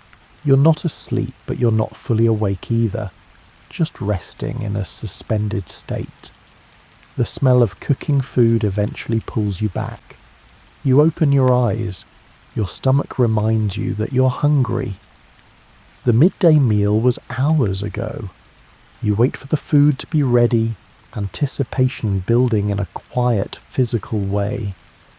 When the meal is served, you eat at the table if there's room. Otherwise, you eat where you sit, bowl in your lap. The food is hot and plain, the same flavours as yesterday and the day before. But it's warm, and it's yours, and it fills the empty space inside. You eat slowly, chewing each bite, giving your body time to register fullness. Conversation during the meal is sparse. Someone might mention something that happened during the day, a broken tool, a harsh word from a supervisor, a piece of news heard in passing. The talk doesn't go deep. It's just a way to acknowledge each other's presence, to confirm that you all made it through another day. After eating, the dishes are cleared, washed in the same basin you used to clean yourself, stacked to dry. The routine is automatic. You don't think about it. You just do it because it needs doing. The evening stretches out differently depending on the season and your level of exhaustion. In the longer days of summer, there's still light outside. Some people step out for a brief walk. Others sit on stoops or in shared courtyards. The outside air, even if it's not fresh, is different from the air inside. It offers a change of scenery, a mental break from the confines of the home. In winter, when darkness comes early, the evening is spent mostly indoors. Candles or oil lamps provide light, though they're used sparingly. Fuel costs money. You light a lamp only when necessary. Much of the evening is spent in dim light or near darkness. Your eyes adjust. Some people use the evening for mending. Clothes need repair constantly. Seams split, buttons fall off, hems fray. You take needle and thread and fix what's broken. The work is quiet, focused, and satisfying in a small way. Making something functional again. Extending its life. Others read if they can. A newspaper if someone brought one home. A book if you own one or borrowed one. Reading by lamplight is hard on the eyes, so you don't do it for long, but it's a window into something beyond the day's labour. Stories, news, ideas, a reminder that the world is larger than the factory. Children, if present, might play quietly in a corner. Simple games, a ball, a homemade doll. They're learning the same rhythms as the adults. They need to be quiet, to occupy themselves, to make do with little. As the night deepens, fatigue becomes harder to ignore. Yawns come more frequently. Your eyelids grow heavy. The day has been long, and your body demands rest. You begin the process of preparing for bed. Clothes removed and folded or draped. Put on night clothes if you have them. Teeth cleaned with water or a rough cloth if you're diligent. The bed is a welcome sight. You climb in, feeling the familiar give of the mattress or pallet. If you share the bed, you settle into your usual spot. The warmth of another body nearby is comforting and practical in cold weather. If you sleep alone, the bed is all yours, a small luxury. The room grows quiet. Lamps are blown out. Darkness settles fully. Outside, the town is winding down too. Fewer voices, fewer footsteps. The distant sounds of the factories, some of which run through the night, become more audible in the stillness. A low hum, a reminder that work never fully stops. You lie still, feeling the day drain away. Your muscles relax, your mind empties. Sleep comes not with dreams or drama, but with a simple, heavy certainty. The day is over. Rest is here. Tomorrow will come, but for now, you're done. The bed you sleep in is not plush or particularly comfortable. The mattress, if you can call it that, might be stuffed with straw or horsehair. Over time, it compresses and develops permanent dips where bodies lie night after night. You've learned which positions avoid the worst lumps. You shift automatically into the familiar shape that allows your back to settle, your hips to rest, and your neck to align as well as it can. The pillow is flat, fabric stuffed with whatever was available. Feathers if you are fortunate, more straw if not. It doesn't provide much cushioning, but it's something to rest your head on. Better than nothing. You adjust it under your neck and close your eyes. If you share the bed, there's a routine to the arrangement. One person closer to the wall, another on the outside edge. Sometimes more than two if space is limited. Children might sleep crosswise at the foot of the bed. Bodies arrange themselves through habit, each person knowing their place. The closeness is necessary. It provides warmth in winter when blankets are thin. The blankets themselves are worn. Wool, often scratchy. Quilts pieced together from scraps. Layers added or removed depending on the season. In summer you might sleep with just a sheet. In winter you pile on everything you have and still feel the cold creeping in around the edges. You curl into yourself, drawing your knees up, conserving heat. The room is dark, but not silent. If you live in a tenement or boarding house, you hear the sounds of other households. Footsteps in the rooms above, voices through thin walls. A baby is crying somewhere down the hall, a cough, a door closing. The building is alive with people, all trying to rest in proximity to one another. Outside, the town continues in muted ways. A dog barking in the distance, a cart rattling over cobblestones, some late delivery or early preparation for the next day. The hum of a factory that runs through the night, faint but persistent. These sounds become part of the background. You hear them without listening. They're just the texture of night time. Your body sinks into the bed. The relief of horizontal rest after hours of standing or sitting in rigid positions is immediate. Your spine lengthens. Your legs stretch out fully. The tension in your shoulders begins to ease. You take a deep breath and let it out slowly. The act of breathing shifts from the shallow rhythm of work to the deeper, slower rhythm of rest. Sleep doesn't always come immediately. Sometimes your mind lingers on the day, a difficult moment, a task left unfinished, a worry about tomorrow. But you're too tired to dwell long. The thoughts drift without anchoring. Eventually they fade altogether. Your breathing deepens, your muscles go slack, sleep pulls you under. Dreams, when they come, are often simple. Repetitions of the day's tasks, your hands moving through familiar motions, the sound of machines, walking the same streets. Sometimes the dreams shift into nonsense, fragments that don't connect. You don't remember most of them when you wake. The night progresses. You shift positions occasionally, adjusting to discomfort or seeking a cooler spot on the sheets. If you share the bed, you move carefully to avoid disturbing the other person. Sometimes you wake briefly, not fully conscious, just aware enough to turn over before sinking back into sleep. In the deepest part of the night, the town is quietest.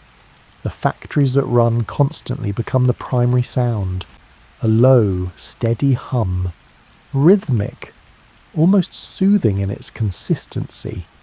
It's the heartbeat of the place. Even in rest, you're never fully separate from industry. It shapes the soundscape of sleep. If you need to relieve yourself during the night, you rise reluctantly. The floor is cold beneath your feet. You navigate by memory, avoiding furniture in the dark. The chamber pot is kept nearby for this purpose. You use it quickly and return to bed, pulling the blankets back over yourself, seeking the warmth you just left. Illness or discomfort can make sleep harder.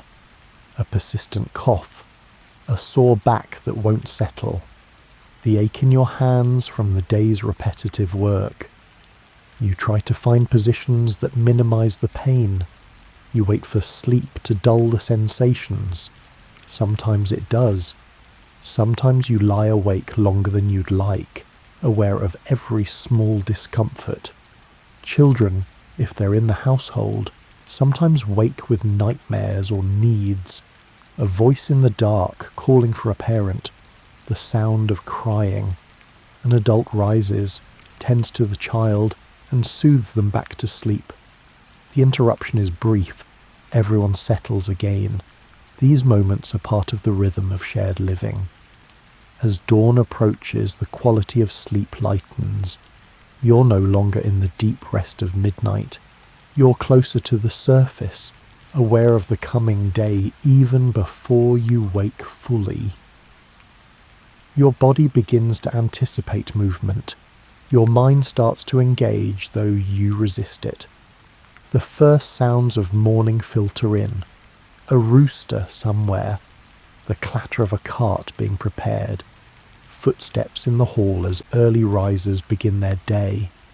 You hear these things and know that your own rising isn't far off, but for a few more minutes you stay still, eyes closed, clinging to the last bit of rest.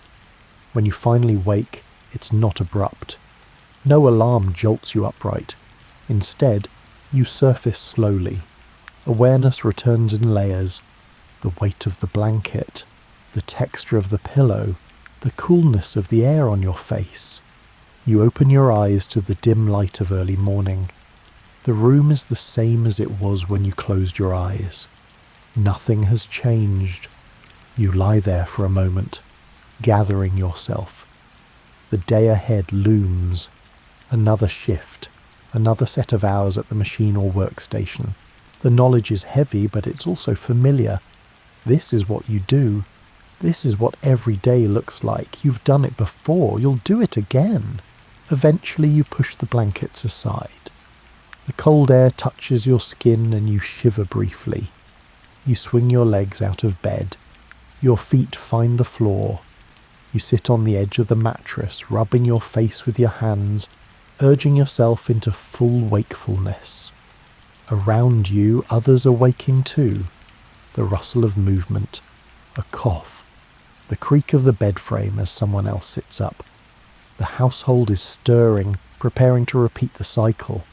You stand, reach for your clothes, and begin the process of dressing. Another day, another routine. The night's rest is over, and the work begins again. The days blend together, one morning into the next, one shift following another. The rhythm becomes so familiar that you stop noticing the repetition. It's simply what life is. You wake, you work, you eat, you rest. The cycle continues without dramatic peaks or valleys. It's steady, reliable, in its own way, grounding. The work itself changes very little over weeks and months. The machines are the same. The tasks are the same. Your hands perform the same motions thousands of times until the movements are engraved into muscle memory. You could do the work in your sleep. Sometimes it feels like you are. The seasons shift, and with them, small adjustments. Summer brings heat that makes the factory floor stifling. You drink more water. You move more slowly in the afternoons when the air is thickest. Winter brings cold that seeps through the walls and windows. You wear extra layers. You huddle closer to the machines for their warmth. But the work remains constant beneath these surface changes. The people around you change gradually. Someone leaves for a different job or a different town. A new worker arrives to take their place. The faces shift, but the roles stay the same. The newcomer learns the rhythm just as you did. They become part of the collective effort. The work absorbs them. You notice your own adaptations over time. The calluses on your hands thicken. Your tolerance for standing increases. Your ability to tune out discomfort sharpens. What felt unbearable in the first weeks becomes manageable, not comfortable, but bearable. Your body and mind adjust because they have to. Survival requires adaptation. The town itself evolves slowly. New buildings appear over months and years. Streets are paved or repaired. More factories open. The population grows. But these changes happen so gradually that they're almost invisible day to day. You look up one morning and realize something is different, though you can't pinpoint exactly when it changed. The industrial rhythm shapes everything. Meal times are dictated by shift schedules. Sleep patterns are determined by work hours. Social interactions happen in the margins, the brief pauses between labour. The work is the sun around which everything else orbits. It provides structure. It imposes order. It defines the boundaries of daily life. There's a kind of security in this structure, even if it's harsh. You know what's expected. You know what will happen each day. The predictability can be comforting when uncertainty feels more dangerous. The routine might be exhausting, but at least it's familiar. At least it's known. The goods you produce move on to other places. You rarely see the finished products in use. Your contribution is one small piece of a larger whole. The thread you spin becomes fabric. The part you assemble becomes a machine. The item you pack is shipped away. You don't know where it goes or who uses it. The work is abstract in that way, disconnected from its end purpose. Yet there's a quiet pride in the making. You can point to a stack of finished pieces and say you did that. Your hands created something tangible. It exists because you performed your task. The pride isn't loud or celebrated, but it's there. A small anchor of meaning in the repetition. The community of workers becomes a kind of extended family, even if you don't know everyone's names. You share the same experience, the same exhaustion, the same small victories and frustrations. When someone is struggling, others notice. Help is offered in practical ways. A shared meal, a kind word, assistance with a heavy load. These gestures are simple but significant. Over time you develop a reputation, not based on grand achievements, but on consistency. Showing up every day, completing your tasks without complaint, being reliable. This reliability is valued. It's what keeps the whole system functioning. Everyone is doing their part. Everyone contributing to the continuity. The years pass, measured not in dramatic events but in accumulated days. You grow older within the rhythm. Your body wears down slowly. The work takes its toll, but you continue because that's what there is. The routine sustains you, even as it drains you. It provides purpose, however small.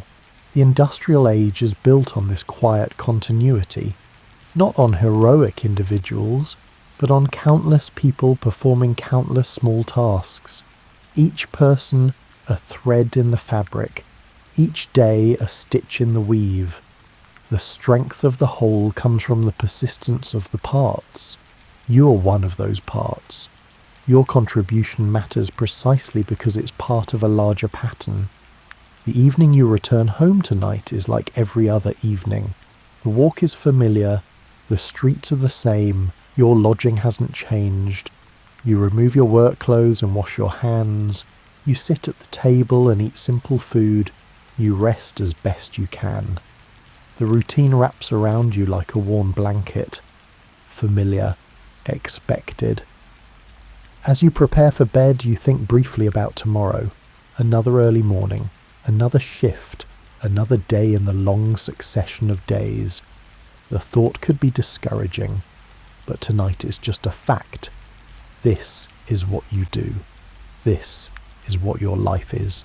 And within that reality, you've found ways to endure. Small comforts, brief moments of rest, the knowledge that you're not alone in it. You lie down in the same bed you've slept in countless nights. The mattress dips in the same places. The pillow flattens under your head in the familiar way. You pull the blanket up and close your eyes. Outside, the town settles into its own rest. The factories hum. The streets are empty. The night deepens. Sleep will come soon. It always does. And when morning arrives, you'll wake and begin again. Not because it's easy. Not because it's what you would choose if all choices were available, but because this is the life you're living, and you've learned to live it. One day, one shift, one small task at a time. The continuity isn't loud or celebrated. It's quiet, patient, enduring. It's a sound of footsteps on cobblestones, the hum of machines, the rhythm of breath in sleep. It's the steady, unglamorous persistence that builds societies and shapes eras. It's the work of millions of hands, yours among them, moving through time with neither fanfare nor recognition, just the simple, profound act of continuing, day after day, year after year, until the pattern is woven so tightly it becomes the fabric of an age, and so you rest. knowing that tomorrow will come, knowing that you'll meet it, knowing that the rhythm will hold you as it has held you before and will hold you again. The industrial world turns on this quiet continuity, and you, in your small corner of it, are part of what makes it turn. Sleep well. The day is done. The work awaits. But for now, there is only rest and the gentle certainty that you will rise again when morning comes.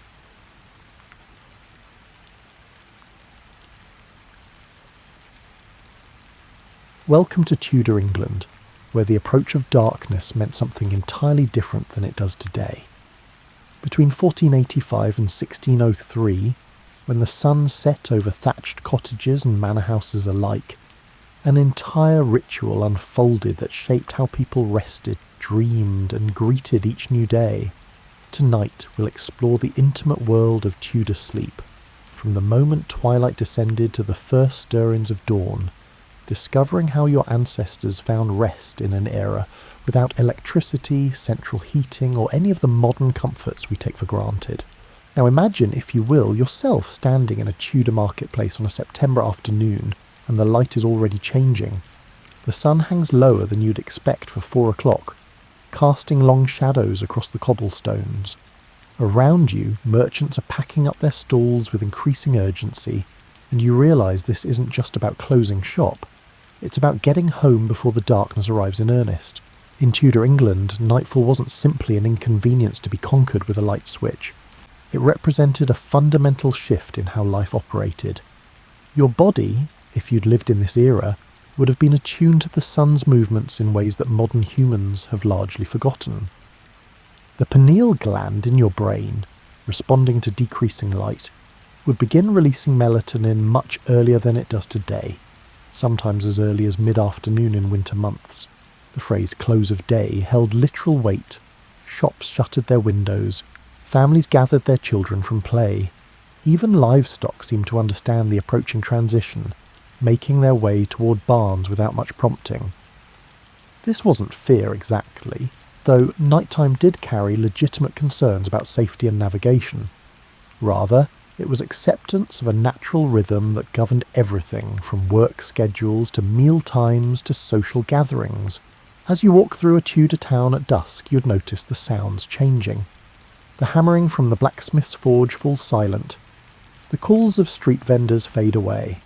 In their place comes a different acoustic landscape, the settling of timber frames as buildings cool, the distant bleating of sheep being penned for the night, and the closer sounds of families moving inside their homes.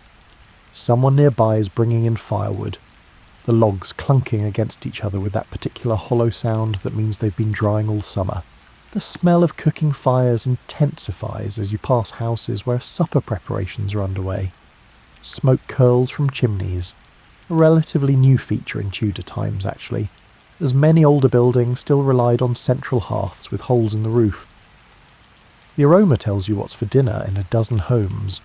Pottage made with whatever vegetables came from the garden, perhaps some salted pork if it's a household with means, and bread baking on hearthstones for tomorrow's breakfast.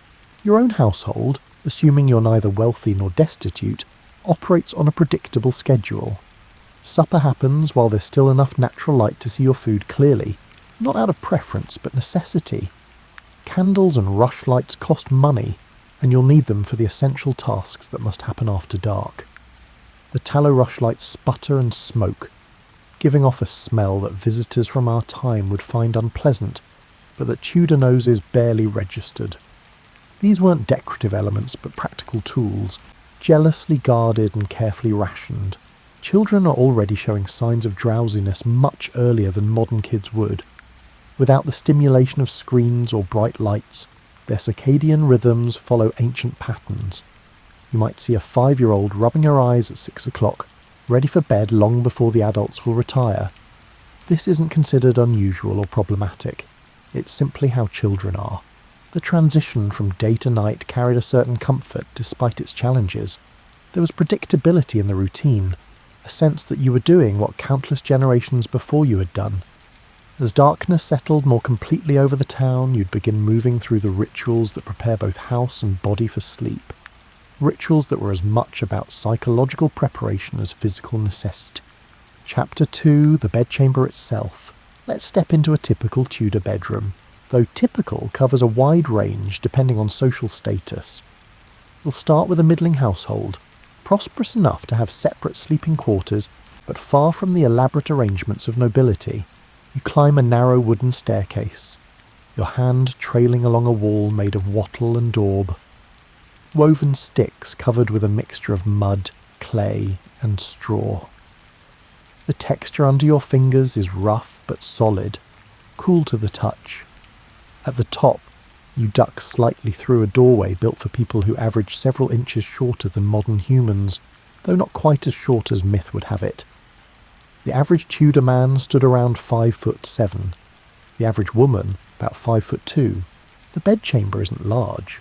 In fact, it strikes you as remarkably small by contemporary standards, perhaps 10 feet by 12 feet, and it serves multiple purposes beyond sleeping. Against one wall stands the bed itself, the room's most valuable piece of furniture, and quite possibly the most expensive item the family owns. This isn't a mattress on a frame from a furniture store. This is a substantial wooden structure built to last generations that will be mentioned specifically in the owner's will. The bed frame rises higher off the floor than you'd expect, roughly 3 feet up.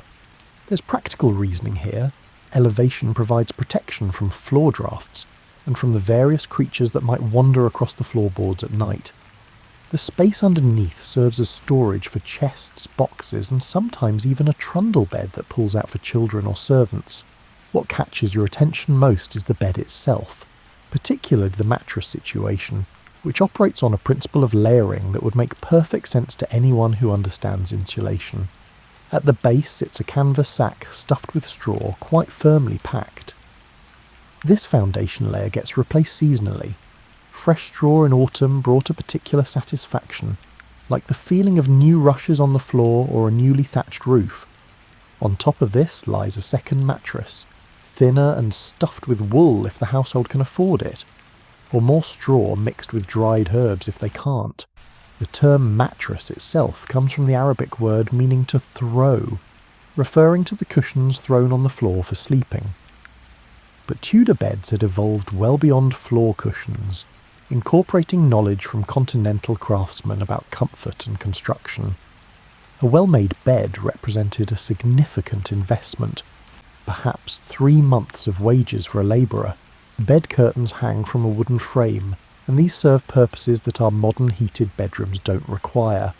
Heavy wool or linen curtains, sometimes lined with additional fabric for winter, create a room within a room. When drawn, they trap body heat and provide genuine privacy in a home where privacy was scarce. The curtains also block drafts that slip through shuttered windows and gaps in walls, making the enclosed space several degrees warmer than the outer room. The curtains aren't purely functional, they carry social meaning too. Their quality and decoration announce status to anyone who enters the room. Wealthy households might have curtains embroidered with family crests or biblical scenes. Middling families might add simple geometric patterns or contrasting coloured trim. Even modest households try to manage something beyond plain, undyed fabric, perhaps adding bands of colour at the edges or simple embroidered flowers near the opening. Bed linens tell another story about Tudor life. If you're fortunate enough to have sheets, they're made of linen, hemp or flax woven into cloth that started out quite rough but softened with repeated washing.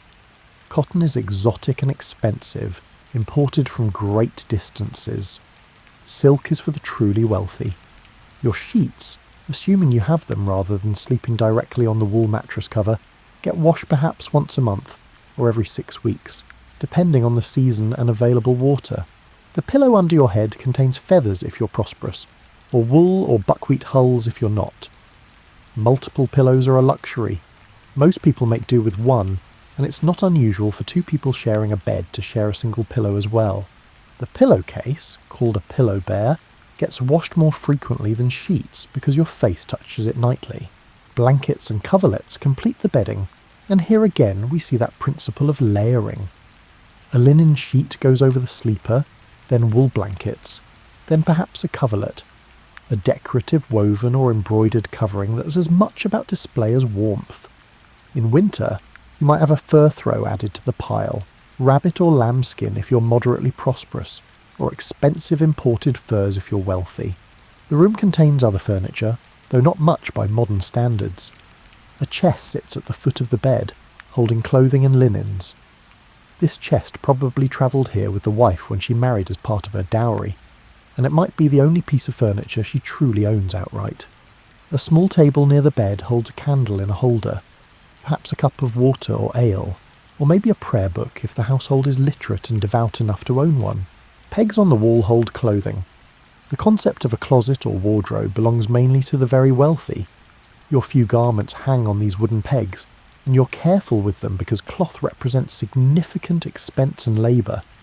That wool gown hanging by the door took a shepherd's year of work, a shearer's skill, a spinner's hours at the wheel, a weaver's time at the loom, and a tailor's expertise with needle and thread. You don't treat it carelessly. The floor might be wood planks or packed earth, depending on the house's age and the owner's means. Either way, it's covered with rushes, long grasses strewn across the surface that serve as a combination floor covering, insulation, and waste absorption system. Fresh rushes smell green and pleasant. Old rushes, due for changing, smell of all the things that have fallen into them over weeks or months. You'd notice it immediately, but Tudor noses were acclimated to organic smells that modern sensibilities find challenging. A window, quite small by modern standards, sits high in one wall. It has shutters but no glass. Glass windows remain expensive and mainly appear in the homes of the wealthy or in churches. When shutters close at night, they block wind and rain, but also all light and fresh air. So there's a constant negotiation between warmth and ventilation, between security and stuffiness. The walls might have a religious image or two. Woodblock prints of saints are affordable even for modest households. A crucifix hangs near the bed, placed where you'll see it last thing at night and first thing in the morning, a reminder of spiritual protection during the vulnerable hours of sleep. This room represents safety, privacy, and rest in a world where all three are precious commodities. It's not merely a place to sleep, but a sanctuary from the demands of daylight, the observation of neighbours, and the requirements of work. Within these walls, with those curtains drawn, you can be simply yourself, freed temporarily from the social roles and expectations that govern behaviour in the public sphere. Chapter 3, Who Sleeps Where? The question of sleeping arrangements in Tudor England reveals much about social structure, family dynamics, and practical necessities. The modern assumption that each person deserves their own bed, let alone their own room, would strike Tudor minds as bizarre and rather wasteful. In your middling household, the sleeping arrangements operate on a clear hierarchy. The master and mistress of the house share the main bedchamber we've just explored. This represents both privilege and responsibility. Their bed is the good one, yes, but they're also expected to manage household affairs, which means they might be woken by servants reporting problems at any hour. Children's sleeping arrangements depend on age and gender. Young children, regardless of sex, might share a bed in a separate chamber, if the house has one, or sleep in the same room as their parents in smaller homes. A trundle bed slides under the main bed during the day and pulls out at night for children. This works reasonably well until the children reach a certain age, at which point gender segregation becomes important for modesty. Older boys might sleep in an attic space or in an outbuilding, while older girls typically remain in the house proper under closer supervision. This isn't uniform across all households. Practical considerations often override ideal arrangements.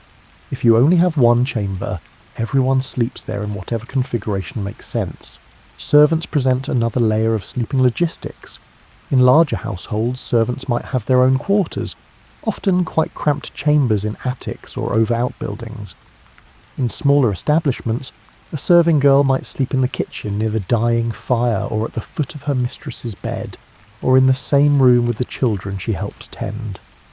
Male servants might bed down in stables, workshops, or any available space that offers some shelter. The concept of servants sleeping in the same rooms as their employers strikes modern sensibilities as strange, but Tudor households operated more communally than ours. Privacy was less about physical separation and more about social understanding. You pretended not to notice certain things, and others extended the same courtesy to you. Bed sharing was utterly normal across all social classes. 2 or 3 children commonly shared a bed, and this arrangement continued well into adulthood for unmarried siblings. Adult guests might share beds with household members of the same sex without anyone thinking twice about it. When inns advertised beds, they often meant spaces in beds. You might find yourself sharing with a stranger, though innkeepers tried to pair people of similar apparent status. This proximity didn't generally carry romantic implications. Bed sharing was practical. Beds cost money. Bed linens cost money. Heating multiple rooms cost money. And besides, shared body heat kept everyone warmer. People slept in their undergarments, not naked as many modern people do, which provided a basic layer of modesty. The wealthy had more options, but didn't necessarily choose solitude. A nobleman and his wife might have separate bedchambers, but this was often about creating private spaces for entertaining guests of their own sex rather than avoiding each other. The lady might receive female friends in her chamber during the day, while the gentleman used his for business meetings or entertaining other men. Great households had elaborate sleeping hierarchies. The lord and lady had their private chambers. Yes, but these rooms opened onto others where personal servants slept, ready to assist at a moment's notice. A lady's maid might sleep in a small chamber adjoining her mistress's room, literally on call throughout the night. The gentleman's valet had similar arrangements. Apprentices in merchant or craft households presented their own sleeping puzzle. They were neither family nor exactly servants, occupying an ambiguous middle status. Typically, they slept in the workshop itself or in the chamber above it, their presence serving partly as security against theft. The relationship between master and apprentice included an understanding that the master would provide bed and board, so the apprentice's sleeping arrangements were part of the contract. Babies and very young children often slept in cradles near their parents' bed, close enough that a mother could reach out and rock the cradle without getting up. Some cradles were designed to hook onto the main bed frame, keeping the infant literally within arm's reach.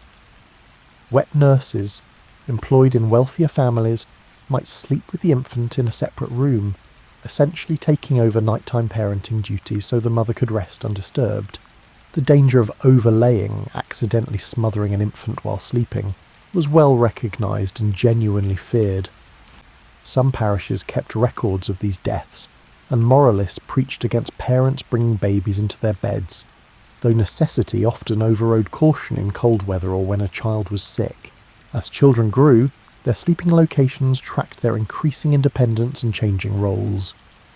A boy approaching apprenticeship age might move out of the family sleeping quarters as preparation for his coming departure from home.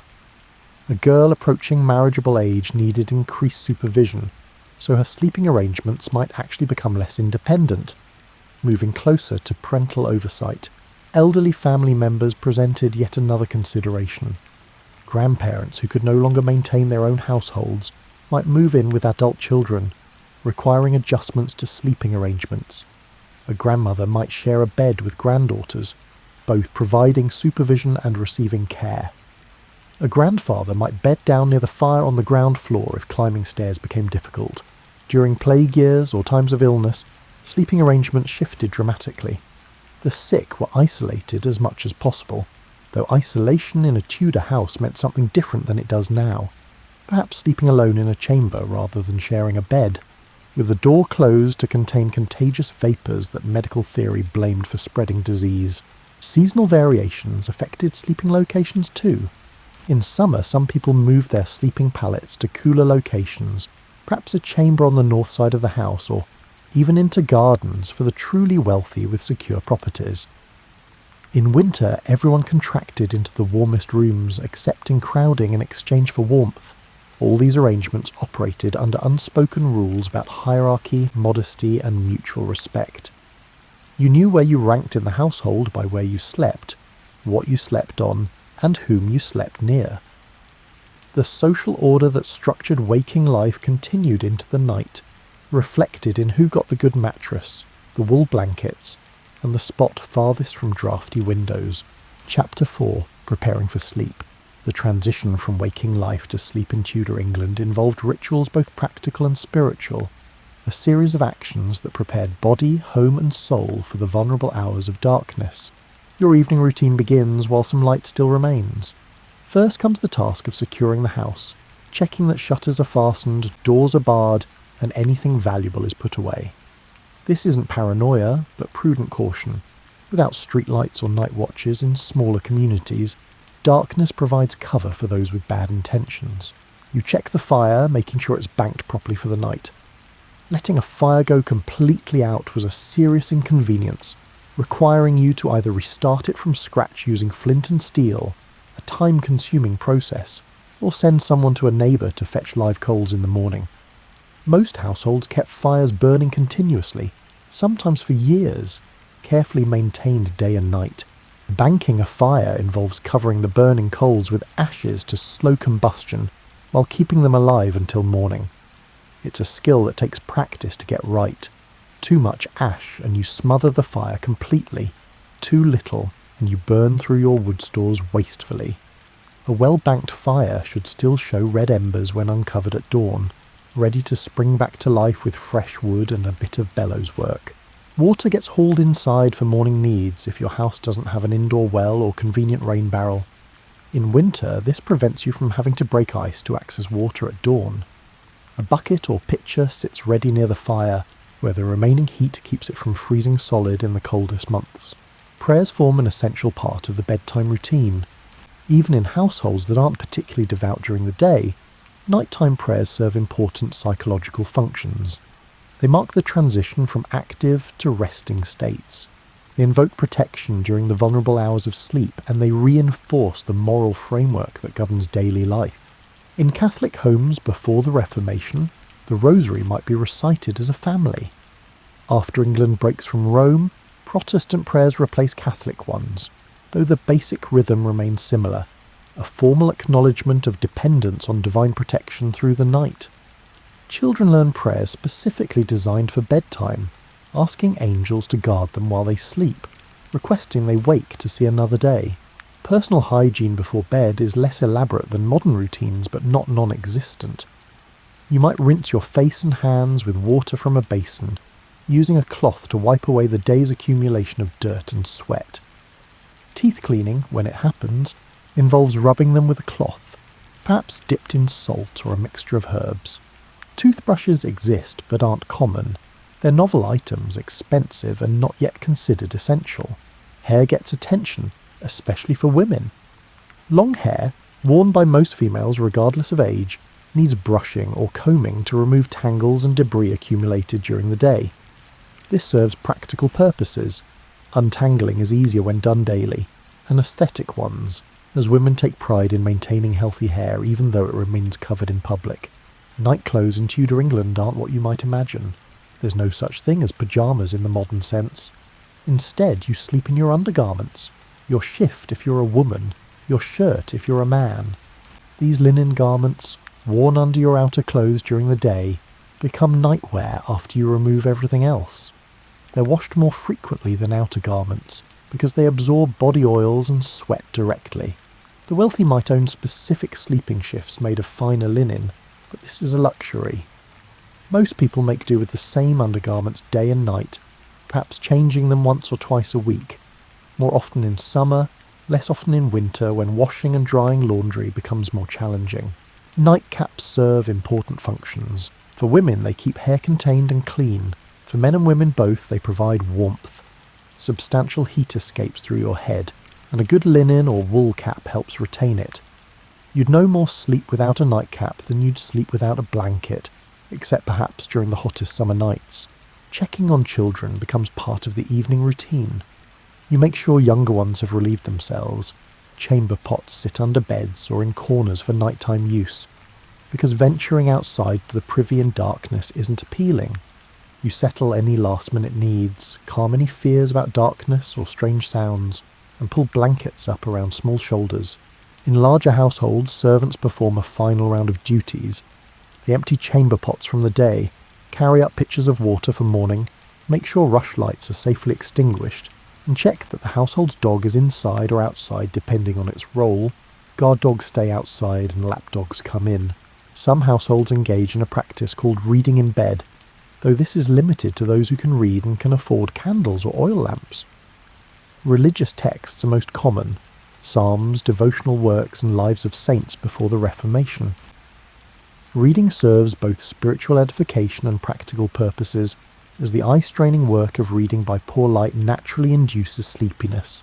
Conversation happens too, though not the late-night discussions common in the age of electric lights. Married couples might review the day's events, plan tomorrow's tasks, and discuss children or household concerns. But these talks wind down relatively quickly. Candles cost money and tomorrow begins early. Finally, you climb into bed, a process that requires a bit of coordination given the bed's height. Wooden steps or a small stool might assist, or you simply clamber up. The bed curtains close, sealing you into your private domain. The remaining light gets extinguished. A rushlight snuffed, a candle blown out, darkness settling completely. The bed itself feels different from modern mattresses. It's firm, not soft, and it conforms to your body's weight rather than cushioning you above it. The straw beneath rustles with every movement. The wool or linen against your skin carries the smell of the household, wood smoke, cooking, the herbs scattered among stored linens, and the general organic scent of daily life. You lie on your side, most likely, or on your back with knees bent. Sleeping positions recommended by medical authorities who had opinions about which positions promoted health and which encouraged bad dreams or illness. Whether people actually followed this advice is debatable, but the existence of such guidelines shows that even sleep positions carried cultural meaning. Chapter 5, The Pattern of Two Sleeps. One of the most surprising aspects of Tudor sleep habits, at least to modern minds, is the practice of segmented sleep. What historians call first sleep and second sleep, separated by a quiet waking period in the middle of the night. You fall asleep shortly after full darkness arrives, exhausted from a day of physical labour or household management. That first sleep comes easily, your body surrendering to fatigue, melatonin flooding your system unchecked by artificial light. You sleep deeply, dreamlessly, or with the vivid dreams that accompany the first sleep cycles of the night. Then, somewhere around midnight or 1 in the morning, you wake up. This isn't insomnia or a sleep disorder. It's a natural pattern documented across Europe in this period. Your eyes open in the darkness, and your mind surfaces from sleep into a peculiar state of calm wakefulness. You're not anxious or restless. You're simply awake. This quiet hour or two between sleep served various purposes in Tudor life. Some people used it for prayer or meditation, considering it a spiritually significant time when the barrier between earthly and divine might be thinner. Prayers during this interval were thought to carry special power, and some religious manuals included prayers specifically designated for the midnight watch. Married couples might use this time for intimate conversation or lovemaking. With children and servants sleeping, with daily pressures suspended, the interval between sleeps offered rare privacy. Medical texts from the period suggest this timing for marital relations, claiming that conception was more likely when the body was relaxed but not fully unconscious. Others simply lie quietly, thinking through problems or making mental plans. Without the distractions of daytime, no one calling your name, no tasks demanding attention, you could process thoughts more clearly. Solutions to problems might emerge during these contemplative hours. Decisions that seemed impossible in daylight might resolve themselves in the calm of midnight waking. Some people got up during this interval, moving through the dark house for practical reasons. You might need the chamber pot. You might check on a sick child or elderly parent. You might tend the fire, adding a log if the night was particularly cold, banking it more thoroughly if you'd wake to find it burning too hot. The wealthy might light a candle and read or write. Diaries from the period sometimes mention thoughts recorded during the night watch. Letters might be composed, accounts reviewed, and poems drafted. Some of the era's literary output probably originated in these quiet midnight hours when creative thoughts flowed freely. You might simply lie there listening to the nighttime soundscape of your house and neighbourhood. In winter you'd hear the wind testing shutters, the creak of timber adjusting to temperature changes, and perhaps the scratch of mice in the walls. In summer, insects chirped outside and birds called occasionally. Some species are more active at night than daylight dwellers realise. The practice of segmented sleep aligned with natural human physiology in ways that modern consolidated sleep often doesn't. Without electric lights to suppress melatonin production, and without the stimulation of screens and entertainment, the body naturally settled into this two-phase pattern. You weren't fighting your biology to maintain it. You were simply following what your body did on its own. This interval rarely lasted more than an hour or two. Gradually you'd feel sleep returning, that gentle tug of drowsiness that signalled your body was ready for the second phase of rest. You'd settle back into your straw mattress, pull the wool blankets closer, and slip into second sleep. Second sleep was different from first sleep. Lighter, more prone to dreams, and easier to wake from. You might shift positions more, surface briefly without fully waking, and experience the vivid narrative dreams that happen in the later sleep cycles. Medical authorities believed second sleep was when the body completed its restorative work, balancing the humours, consolidating memories, and preparing for waking life. The transition from second sleep to morning happened gradually as well. You didn't leap awake at an alarm's insistence. Instead, you drifted toward consciousness, perhaps hovering in that half-awake state where dreams and thoughts intermingle, where you're aware of your physical surroundings but not yet ready to engage with them. This sleep pattern, so foreign to modern consolidated 8-hour sleep, was documented not just in England but across Western Europe in this period. References to first and second sleep appear in legal depositions, medical texts, literature and diaries. People scheduled activities around it. A time to meet a lover might be set for after first sleep, implying everyone knew what that meant. The practice began to disappear in the 17th and especially 18th centuries, as artificial lighting improved and nighttime activities became more common. Street lighting in cities, better home lighting, coffee houses staying open late, and theatrical performances extending into evening hours.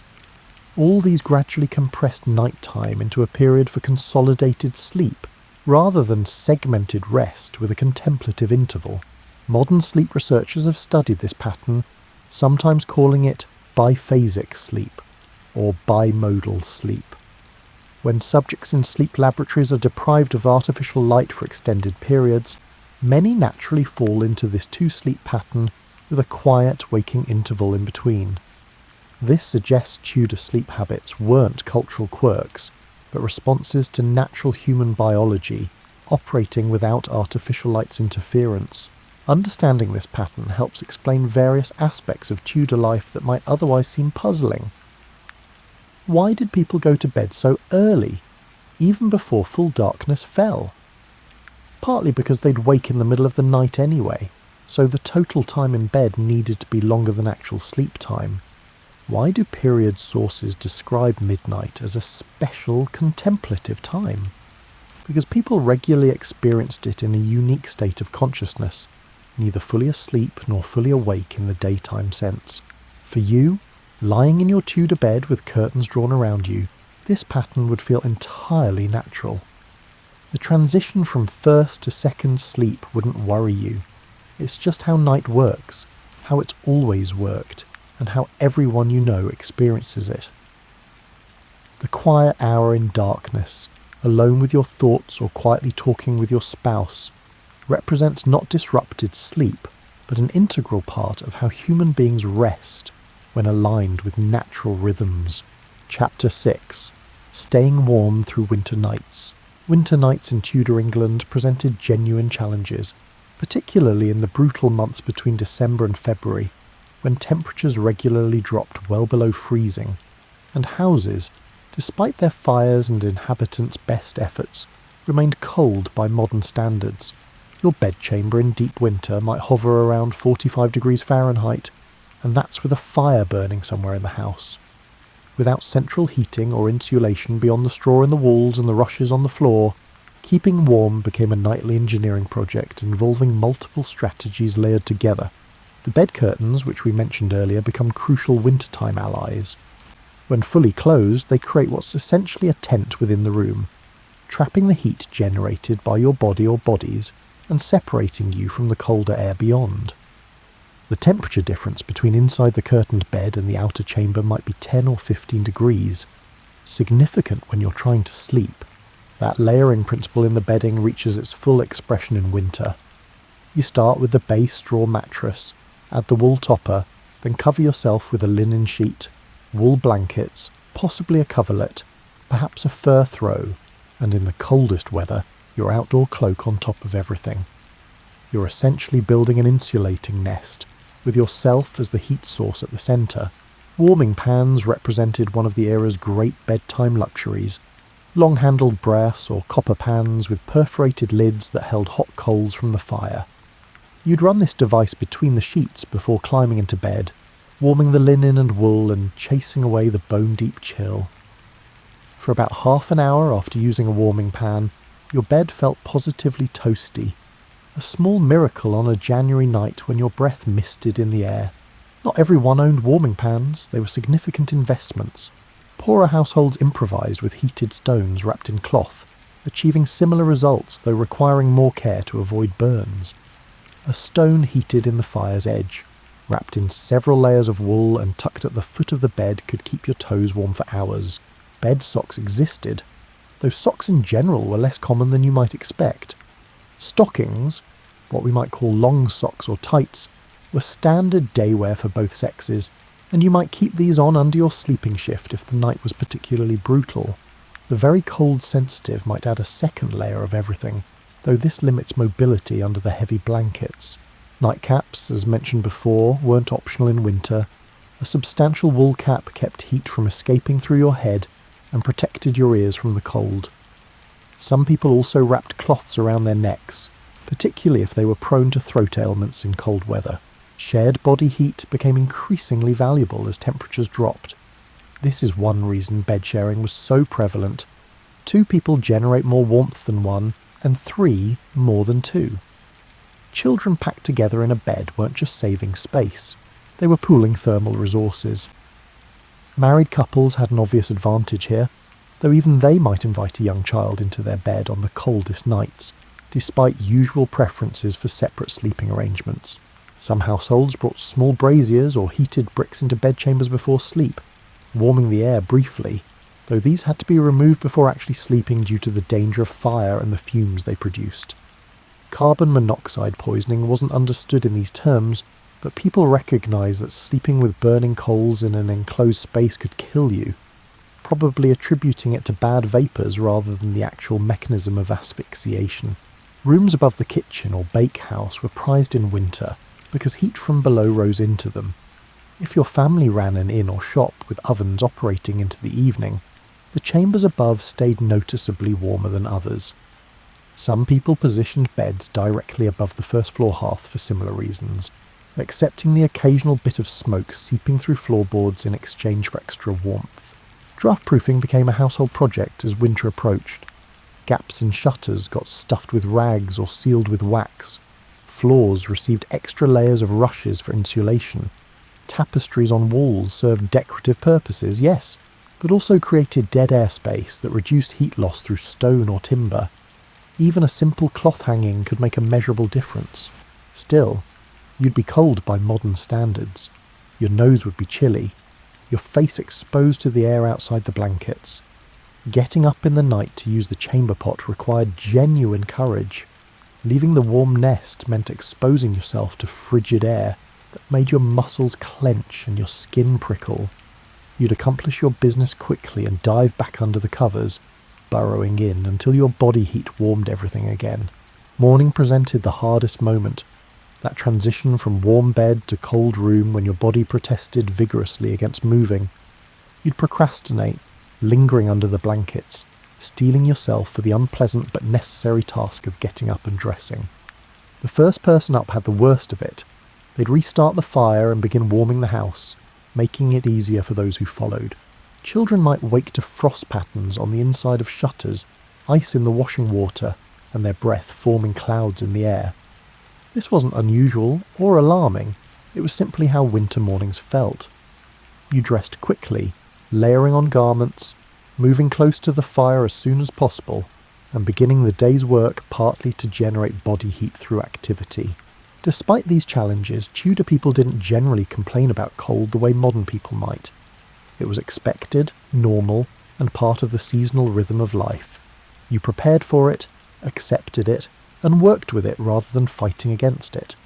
The return of spring's warmth, when it finally came, felt like a genuine blessing, a relief so profound that people's moods lifted noticeably, with the rising temperatures and lengthening days. Chapter 7.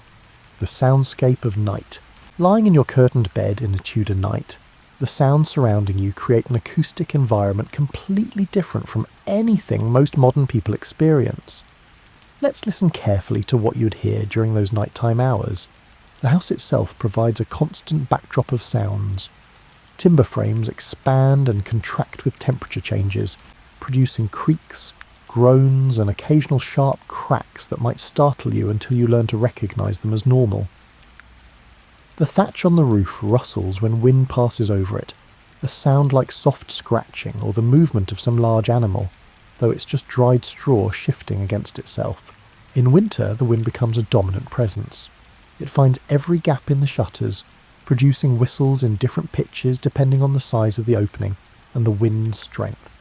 It buffets the walls, making the whole structure shudder slightly during the strongest gusts.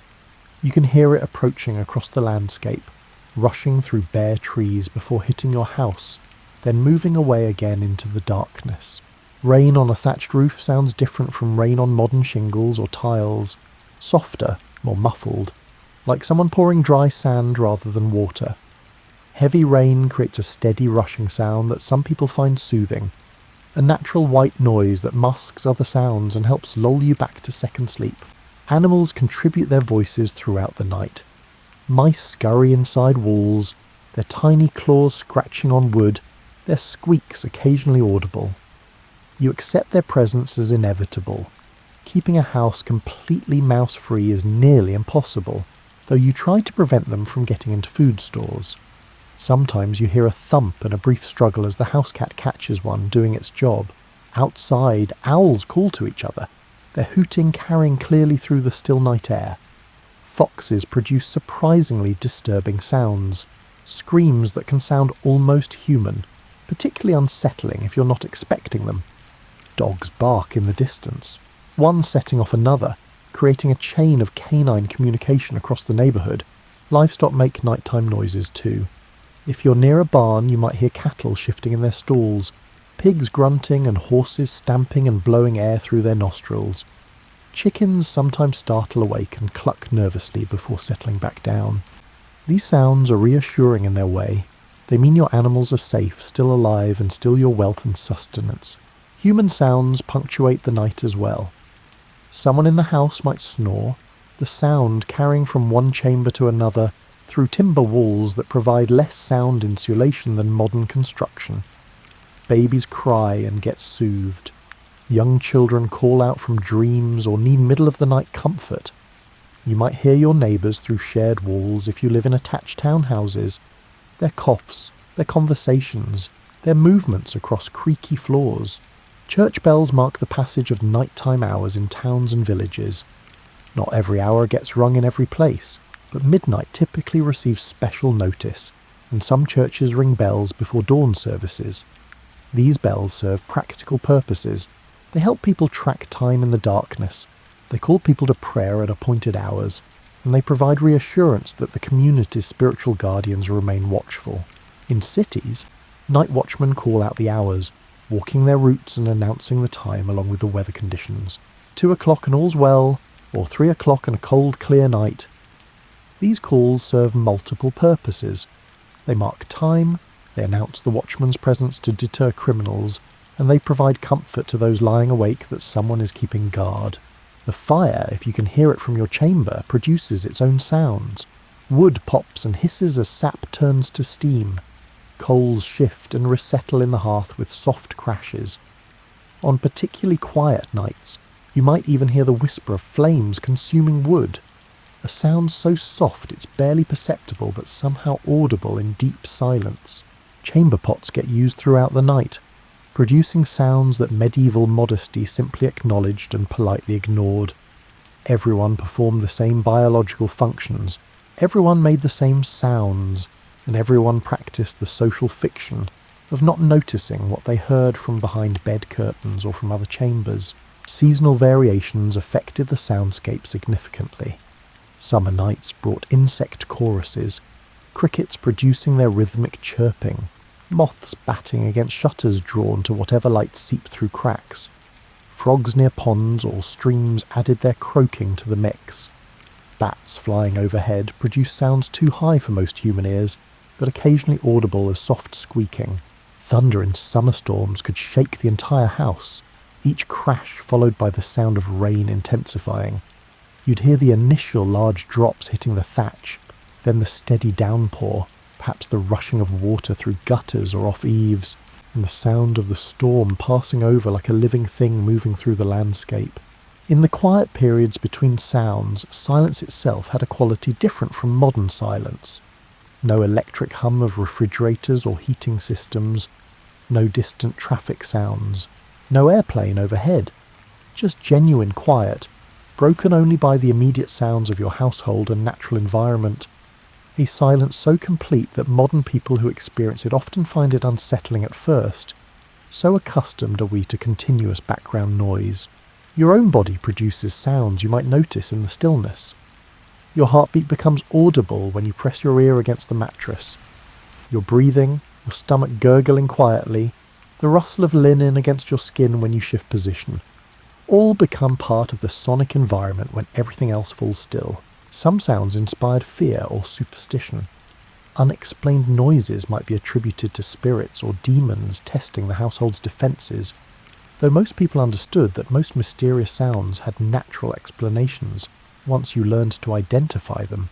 Still, a sudden loud noise in the deep night, its source uncertain, could set your heart racing and make you clutch your religious medals or whisper protective prayers.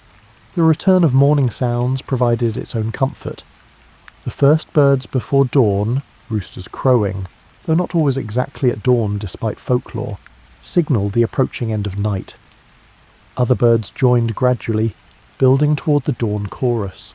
You'd hear the household beginning to stir, people rising, fires being revived, and the sounds of daily life returning to replace the nighttime soundscape.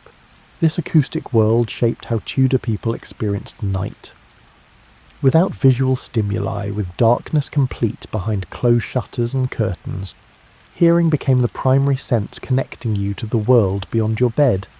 You learned to interpret sounds, to distinguish normal from alarming, to find comfort in expected noises and concern in unexpected ones. The nighttime soundscape, far from being empty silence, was richly textured with information about weather, animals, neighbours, and the house itself. A constant stream of sonic data that Tudor ears processed instinctively throughout the night. Chapter 8. Dawn and Rising. The transition from night to day happened gradually in Tudor England, a slow emergence from sleep and darkness that aligned with the body's natural rhythms far more than modern alarm clock awakenings. You'd become aware of increasing light first, even before fully waking. The blackness behind your closed eyelids shifts to a lighter shade, as dawn brightens the world beyond your shuttered windows.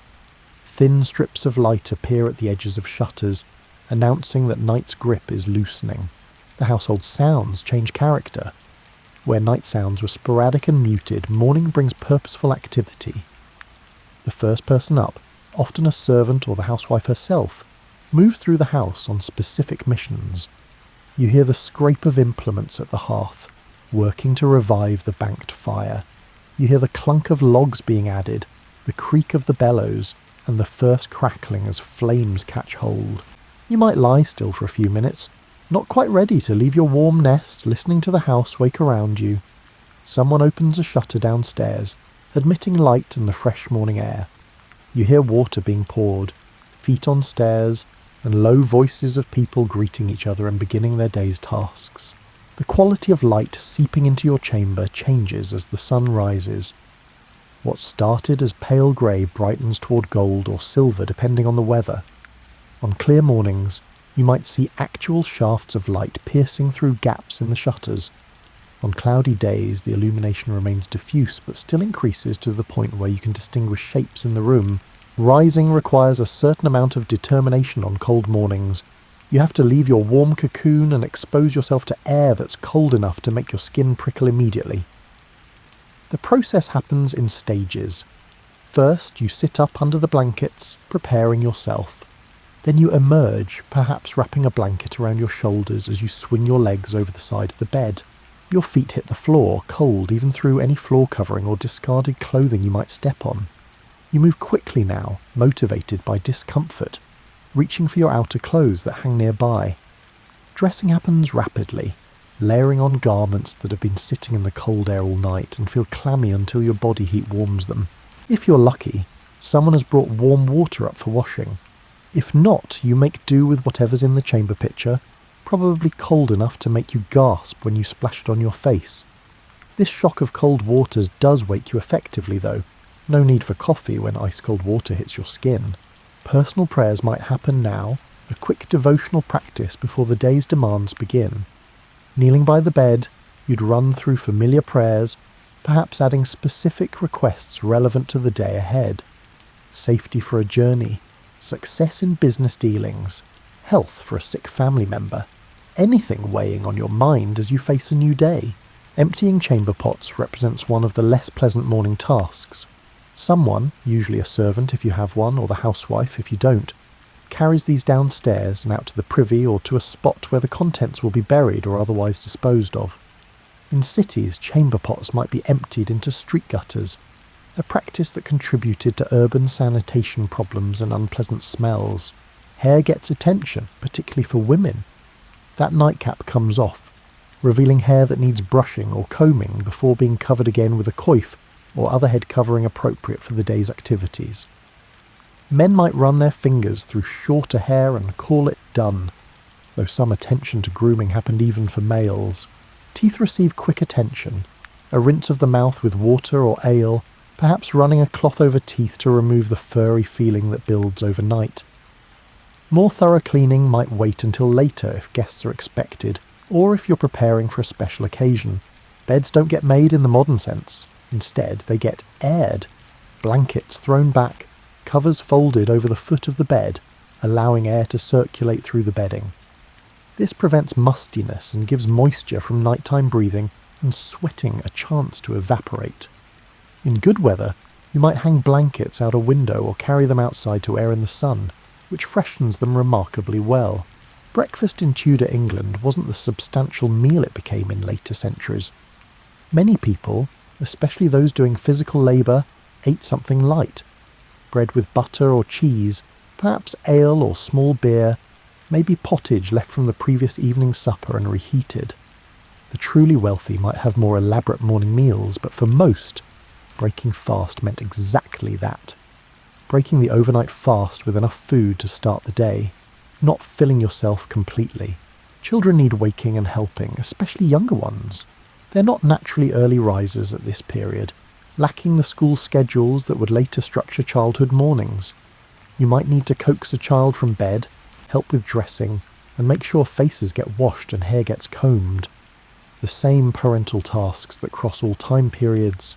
As light increases, you can finally open the shutters fully, admitting the morning into the house. The quality of light tells you much about the day ahead. Clear and bright means fair weather is likely. Grey and flat suggests rain, and particular colours of the dawn sky predict wind or storm depending on folk wisdom accumulated over generations. The house begins to fill with the day's activities. If there's a shop or workshop, its preparations begin. If the household revolves around farming, people move toward barns and fields. If you're in a townhouse with a trade to pursue, tools come out, workspaces get arranged, and the business of making a living begins in earnest. You take your place in this daily rhythm, moving from the private world of sleep and bedroom into the public world of work and community. The transition feels natural, aligned with light and sound and the needs of your body. There's no jarring alarm, no sense of being wrenched from sleep before you're ready. Just a gradual emergence that respects biological rhythms even as it responds to practical necessities. The morning routine, repeated day after day with minor variations for seasons and circumstances, provides structure and comfort. You know what comes next because it's what always comes next. The predictability might seem boring to modern sensibilities that value variety and novelty, but Tudor people generally found security in repetition, in doing what their parents did, what their grandparents did, and what everyone around them does. By the time full daylight arrives, you're dressed, washed, fed, at least minimally, and engaged in the day's first tasks. The night has fully released its hold. Whatever dreams or thoughts occupied those dark hours fade into memory as immediate concerns demand attention. The daily cycle that will eventually lead you back to that same bed begins again, as inevitable and natural as the sun's path across the sky. Chapter 9. The cultural meaning of sleep. Sleep in Tudor England carried meanings that extended far beyond the simple biological need for rest.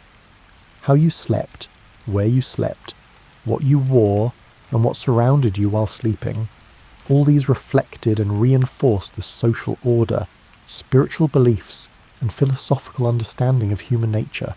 At the most basic level, sleep represented vulnerability. While sleeping, you couldn't defend yourself, couldn't maintain social masks, and couldn't control your behaviour or appearance. This made the sleeping chamber a space requiring protection, both physical and spiritual. Prayers before bed weren't just empty ritual, they expressed genuine concern about the helpless hours ahead. The bed itself carried enormous symbolic weight. When you made a will, and most people of any means made wills, you specifically bequeathed your bed, naming it as a valuable asset to be passed to particular heirs. The bed represented security, domesticity, and the private life of the family. To inherit someone's bed meant more than gaining a physical object. It meant taking on a piece of their domestic legacy. Marriage beds held particular significance. The marriage bed was blessed by the church, and the act of being bedded, the ceremonial putting to bed of the new bride and groom, marked the transition to married life. Witnesses might actually accompany the couple to the bedchamber, though they'd leave before consummation occurred. The bed thus served as both symbol and stage for one of life's most important transitions. Deaths occurred in these same beds. Most people died at home, in their own beds, surrounded by family. The bed witnessed your birth if you were born at home, your conception, your wedding night, your children's births, and finally your death. Few pieces of furniture participated so intimately in life's major passages. Social hierarchy expressed itself in sleeping arrangements with remarkable clarity. Servants slept on straw pallets on floors or in attics. Middling folk slept in proper beds with decent mattresses. The wealthy slept in massive poster beds with expensive hangings, feather mattresses, and fine linens. Where you slept and what you slept on announced your status as surely as your clothing did during waking hours. Dreams held significance that modern psychology doesn't quite capture. Tudor people believed dreams could carry messages from God, from angels, from the subconscious mind struggling with waking problems, or sometimes from darker sources. Prophetic dreams, warning dreams, dreams that revealed hidden truths. All these appeared in literature and folk belief. You might consult an almanac or a priest about the meaning of a particularly vivid or disturbing dream. The vulnerability of sleep made people careful about who could observe them sleeping. Servants might see their masters in nightclothes, but this was part of the intimate household relationship, balanced by mutual dependencies and understood boundaries. Strangers seeing you sleep, though, represented a kind of violation. Your guard was down, your face relaxed into its true form, and your body positioned without the careful control you maintained while awake. Medical theory connected sleep to the body's humoral balance. Sleep allowed the digestive system to process food, the body to repair itself, and the brain to clear itself of vapours accumulated during waking hours. Too much sleep made you sluggish and phlegmatic. Too little sleep dried out the body's fluids, leading to choleric irritability. The right amount of sleep, which varied by age, constitution and season, maintained equilibrium. Different phases of life required different amounts of sleep. babies and young children needed much sleep for proper growth. Adults in their prime needed moderate sleep, enough for health, but not so much it encouraged laziness.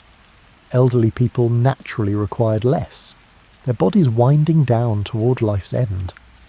These patterns seemed obvious through observation, and folk wisdom aligned reasonably well with what modern sleep science has since confirmed. Seasonal sleep patterns reflected the agricultural calendar. Winter allowed slightly longer sleep periods since less daylight meant fewer work hours. Summer demanded earlier rising to make use of long days, though afternoon rests might compensate. The wealthy, less tied to agricultural rhythms, could maintain more consistent schedules, though even they adjusted somewhat to seasonal light changes. Religious observance intersected with sleep in multiple ways. Monks and nuns arose for night prayers, the night offices that divided sleep into segments different from the lay pattern of first and second sleep. Devout lay people might rise at midnight for private prayers, imitating monastic practice. Religious holidays might involve night vigils or dawn processions that disrupted normal sleep patterns. The language people used about sleep carried moral overtones. To be a slugabed, someone who stayed too long in bed, implied moral failure, laziness, and lack of virtue. The early riser demonstrated industry, godliness, and proper household management. Early to bed and early to rise makes a man healthy, wealthy, and wise captured this attitude, though that specific formulation came slightly later than the Tudor period. Sleep made you equal to everyone else in a way. The nobleman and the peasant both needed sleep, both experienced dreams, and both lay helpless in the dark. This temporary equality perhaps made sleep slightly troubling to social hierarchies. It suggested that beneath the elaborate social structures, all humans shared basic needs and experiences that no amount of wealth or status could eliminate. Literature of the period used sleep as a metaphor and plot device extensively. Shakespeare, writing at the tail end of this era, filled his plays with sleep imagery. The innocent sleep that knits up the ravelled sleeve of care, the sleep of death, and the prophetic dreams that advance plots or reveal characters' inner states. His audiences understood these references immediately because sleep held such cultural weight. The position you slept in supposedly revealed character traits. Sleeping on your back indicated an open, honest nature. Side sleeping showed balance and moderation. Sleeping on your stomach suggested secretiveness or devious tendencies. Whether anyone actually believed this or just found it amusing is hard to say, but the existence of such folklore shows that even unconscious sleeping positions carried meaning. Nightmares required spiritual explanation. The term itself comes from nightmare, a demon or evil spirit that sat on your chest while you slept, causing bad dreams and difficulty breathing. Other cultures had similar concepts, the succubus and incubus of medieval belief, spiritual beings that visited sleepers with various intentions. Whether people literally believed in these entities or used them as explanations for sleep phenomena like sleep paralysis varied among individuals and regions. The continuity between sleep and death, the resemblance of the sleeping body to a corpse, made sleep both natural and slightly uncanny. You surrendered consciousness, trusted that you'd wake again, but couldn't guarantee it. Every night involved a small act of faith that this sleep wouldn't become permanent sleep. Morning prayers often included thanks for being allowed to wake, an acknowledgement that survival through the night wasn't automatic. This rich web of meaning surrounding sleep made it far more than a biological necessity. Sleep represented spiritual states, social positions, moral qualities, and existential concerns. The rituals surrounding sleep, the prayers, the careful preparations, the symbolic objects like blessed medallions hung near beds, addressed these multiple layers of meaning, acknowledging that when you closed your eyes each night, you entered a realm where the normal rules were suspended and something else, something both dangerous and necessary, took over until dawn. And so we come to the end of our nighttime journey through Tudor England. You've experienced the full cycle from dusk's first shadows, through the depth of night to morning's gradual return. You felt the weight of wool blankets on a cold night, heard the soundscape of darkness, and understood the rhythms of segmented sleep and the cultural meanings woven through every aspect of rest. The modern world has gained much in comfort and convenience, but it has lost something too. That deep alignment with natural rhythms, that acceptance of darkness and its own particular gifts, that sense of sleep as something more than mere unconsciousness between productive waking periods. Tudor people, for all their discomforts and challenges, knew how to rest in ways we've largely forgotten. Perhaps there's wisdom in their practices that we might recover, not by returning to straw mattresses and chamber pots, but by remembering that sleep deserves respect, that darkness has value, and that rest is not idleness, but renewal. As you drift towards sleep in your own time, in your own bed, perhaps you can carry a bit of Tudor wisdom with you. The acceptance of natural rhythms, the appreciation for simple comforts, and the understanding that a good night's rest is not a luxury but a fundamental human need, honoured by generations who slept before you and those who will sleep after you're gone. Sleep well whenever and wherever you find your rest.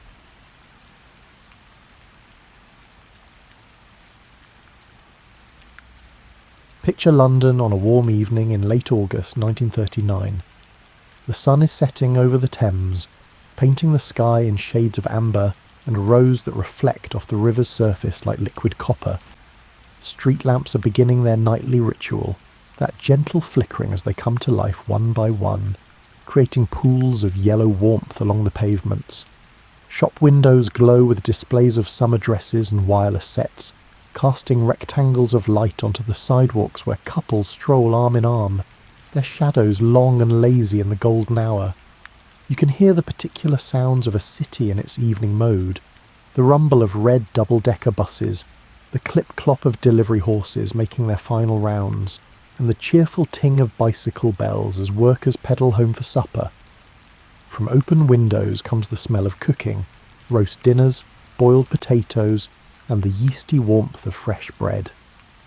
Radios play dance music, the kind with horns and steady rhythms that make your foot tap without thinking about it. In Paris, the cafes are filling with their usual evening crowd.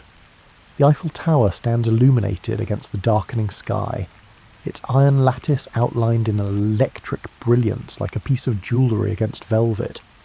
There are neon signs advertising aperitifs, warm light coming from restaurant interiors, and the headlamps of Citroëns and Renaults making rivers of light along the Champs-Élysées. Street musicians play accordions on corners, their cases open for coins that clink with a satisfying metallic ring.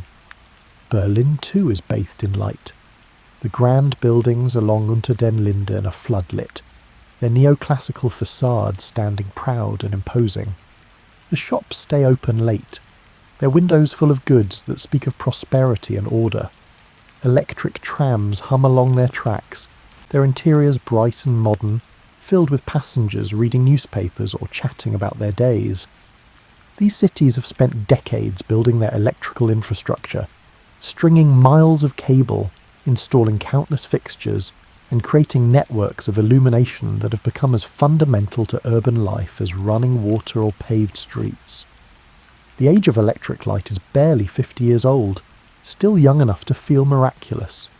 People who grew up with oil lamps and candles now flip switches without thinking, banishing darkness with a casual gesture that would have seemed like sorcery to their grandparents. But on September 1st, 1939, everything changes. Germany invades Poland, and within hours, Britain and France are making preparations that have been planned in secret for months. Government officials retrieve documents from locked safes, civil defence workers report to their posts, and ordinary citizens receive instructions that will alter the appearance of their world in ways both profound and peculiar. The blackout is coming. You might wonder why darkness would be chosen as a defence strategy. The logic is straightforward but chilling. Bombers navigating at night need visual reference points to find their targets. A city ablaze with light is as easy to spot from the air as a lighthouse on a dark coast.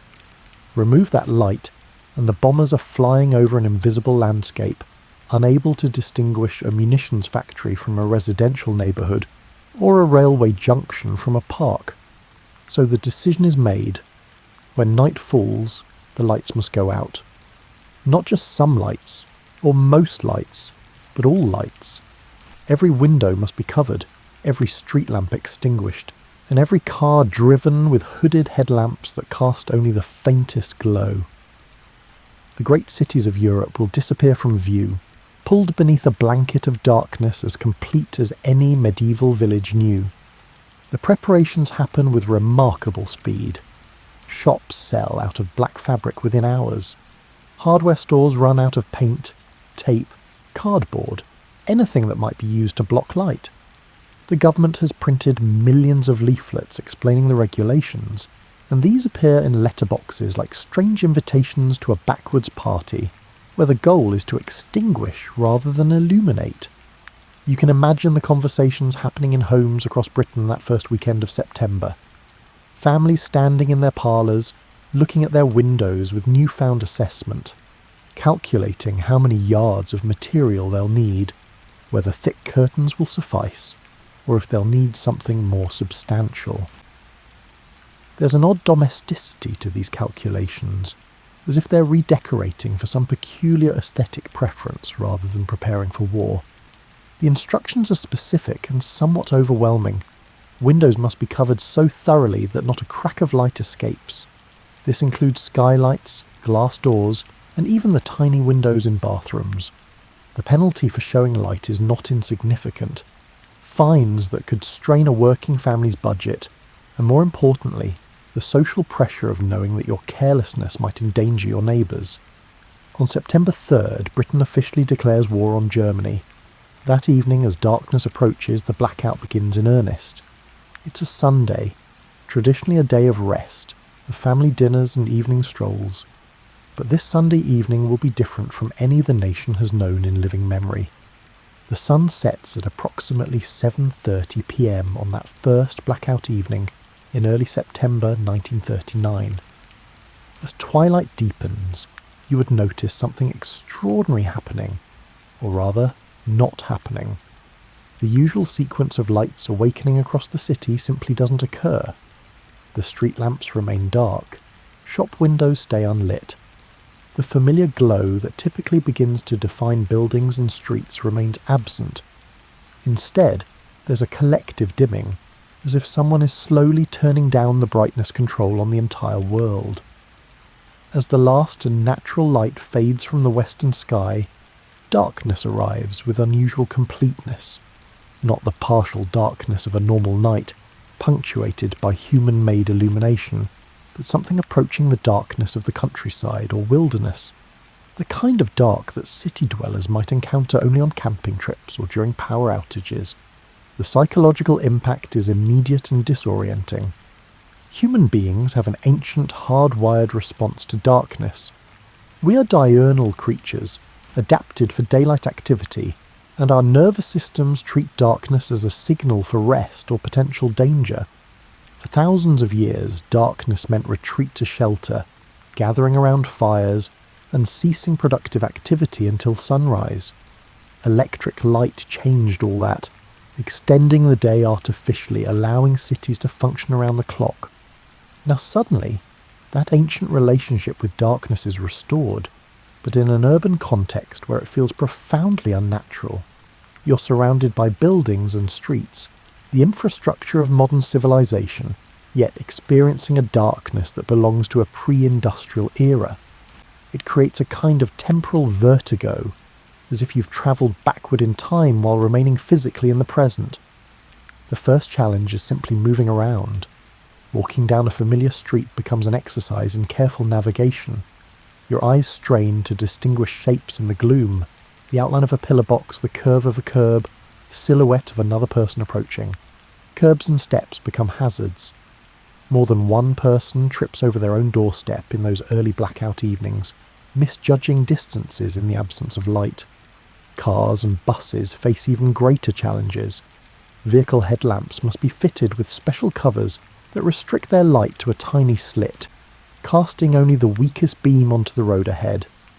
Imagine driving at walking speed, peering through your windshield at a street you can barely see, watching for pedestrians who appear as mere shadows, and trying to avoid other vehicles that are equally difficult to spot. The accident rate in these early blackout days spikes alarmingly.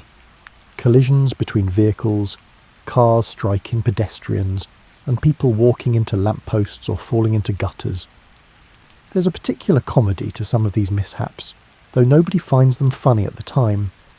Respectable citizens stumble into hedges, delivery boys cycle into parked cars, a bishop walking home from evening service mistakes a stranger's front gate for his own and spends several confused minutes trying to unlock it before realising his error. These little disasters become part of the blackout experience, stories to share over tea, and evidence that everyone is struggling with the same strange new reality. The government's air raid precautions wardens, quickly nicknamed ARP wardens, begin their patrols. These are ordinary citizens, volunteers and part-timers, given the authority to enforce blackout regulations. They walk the streets with masked torches, watching for any violation, any crack of light that might betray a city's presence to aircraft overhead. The wardens develop a certain reputation for zealousness. They'll knock sharply on doors at the faintest glimpse of light, their voices carrying through the darkness with urgent whispers, "Put that light out." The phrase becomes so common it turns into a kind of catchphrase, repeated in music halls and radio comedies, a verbal symbol of the blackout's intrusion into private life. Inside homes, families are adapting to their new evening routines. The process of preparing for blackout becomes a nightly ritual, performed as twilight approaches. You would rise from your chair, set down your tea, and begin the systematic covering of windows. Some families use elaborate curtain systems, heavy fabric on tracks that slide into place. Others make do with simpler solutions, blankets pinned over frames, sheets of cardboard wedged into place, and layers of newspaper taped to glass. The effect on interior space is claustrophobic. With windows covered, rooms lose their connection to the outside world. You can't glance out to check the weather, can't see the comforting glow of neighbouring houses, and can't watch the moon rise or stars appear. Your home becomes a sealed box, cut off from the usual visual reference points that orient you in time and space. Lighting inside must be carefully managed too. Many families reduce their use of electric lights, partly from habit, saving resources for the war effort, and partly from an almost superstitious fear that somehow light will escape despite their precautions. They rely instead on single dim bulbs or return to older technologies, oil lamps, candles and gaslight where it's still available. The quality of light changes, becoming warmer but weaker, creating deep shadows in room corners, making reading difficult and turning evening hours into something quieter and more subdued. There's an economic dimension to this darkness too. Electric companies reduce their output as demand plummets. Coal consumption drops as power stations throttle back. Street maintenance crews no longer need to service lamps. The entire infrastructure of urban illumination, built up over decades, sits idle. It's as if a major technological achievement has been suddenly paused, put on hold for the duration. But perhaps the most striking aspect of these first blackout nights is the quiet. With activities constrained by darkness, with people staying indoors more, and with traffic reduced to a cautious crawl, cities become genuinely hushed, in a way they haven't been since the 19th century. Standing on a London street at 9 o'clock on a blackout evening, you might hear sounds that normally drown in the urban cacophony. Wind rustling through plane trees, the distant hoot of an owl in a park, your own footsteps echoing off building facades, the creak of your shoe leather and the whisper of your coat. This quiet has its own peculiar quality, different from the silence of the countryside or wilderness. It's a metropolitan quiet, the sound of millions of people deliberately hushing themselves, suppressing their normal activities and existing in a state of communal restraint. It feels pregnant with potential, as if the city is holding its breath, waiting for something to happen or not happen. As September progresses into October, and October into November, the blackout stops being a shocking novelty and becomes instead the new normal. Human beings are remarkably adaptable creatures, and people develop strategies, habits, and even preferences around their darkened existence.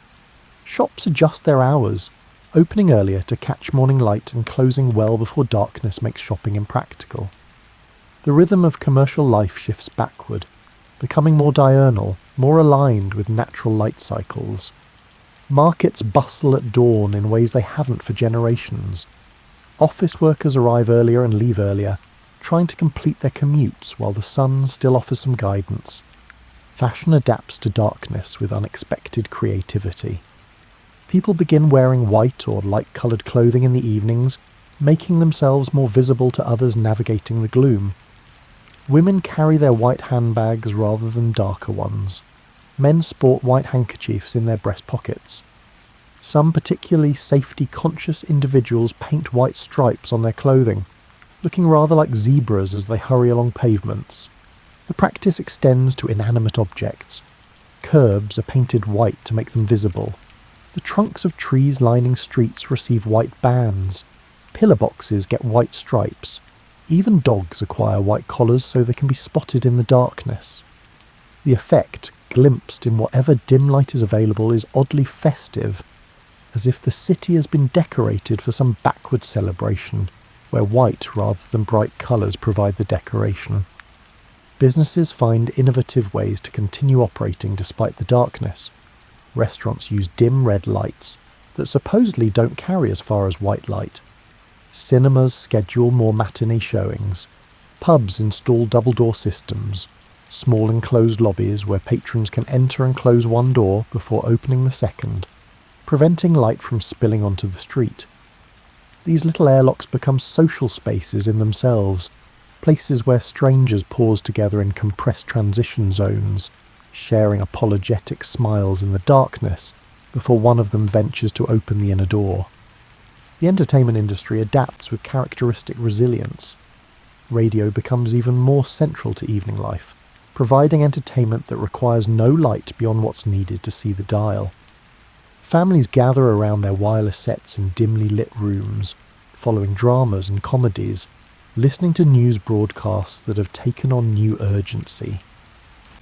The BBC develops new programming specifically suited to blackout conditions. Gentle, calming content for people sitting in darkened rooms, trying not to think too much about why they're sitting in darkened rooms. Reading becomes more challenging.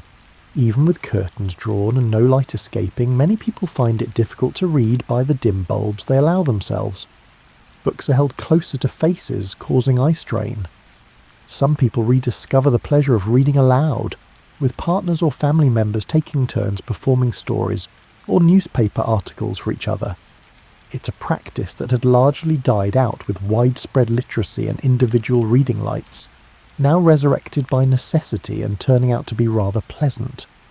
A return to the old tradition of communal storytelling, updated for the 20th century. Children adapt to the blackout with the flexibility of youth, though it complicates their lives in numerous ways. School days reorganise around available daylight. Evening activities, scouts, girl guides and youth clubs either move to afternoon hours or take on a different character as participants gather in carefully blacked out halls. Games and activities shift toward those that don't require good visibility. Card games become popular. Board games experience a revival. Radio quiz shows inspire living room competitions. The blackout creates unexpected opportunities for mischief too.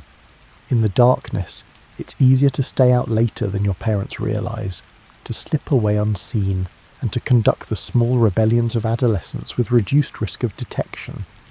More than one teenager discovers that the blackout, for all its restrictions, offers a kind of freedom that comes with reduced surveillance. For young couples, the darkness provides both challenges and possibilities. Traditional courtship rituals, evening strolls, cinema visits, cafe dates, must be reconsidered. Walking together requires linking arms, not just romantically but practically, for navigation and safety. The darkness creates a kind of intimacy by default, a closeness born of necessity that might not otherwise develop so quickly. First kisses happen in deeper darkness than any previous generation experienced, unobserved by passers-by who can barely see their own feet. Workers in essential services face particular challenges. Doctors making house calls navigate by memory and guesswork, their medical bags bumping against their legs as they feel their way along streets. Nurses on night shifts move through hospital corridors lit only by shielded lamps, checking on patients in wards kept darker than anyone finds comfortable. Fire brigades drill extensively for responding to emergencies in near-total darkness, developing systems of communication that rely on sound and touch rather than visual signals. The postal service continues its rounds, though postmen learn to sort mail by feel as much as sight, their fingers developing sensitivity to different paper stocks and envelope sizes. Milk deliveries continue in the pre-dawn darkness, the clink of bottles and the rattle of crates providing a kind of alarm clock, announcing the coming day to those awake early enough to hear it. Public transportation becomes an exercise in faith and routine. Bus conductors develop an almost supernatural ability to recognise stops in the darkness, calling them out with confidence born of long familiarity. Passengers learn to count stops and to listen for landmarks, a particular church bell, the sound of the river, and the change in echo as the bus passes between buildings of different heights. Regular commuters develop mental maps so detailed they could navigate their routes blindfolded, which is essentially what they're doing.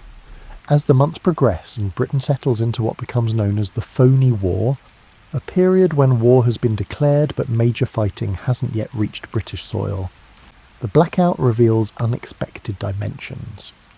What began as an emergency measure starts to disclose peculiar beauties and strange pleasures that coexist with the anxiety and inconvenience. The night sky becomes visible in ways that city dwellers haven't experienced in decades. Without the light pollution that normally obscures all but the brightest stars, the full glory of the cosmos appears overhead.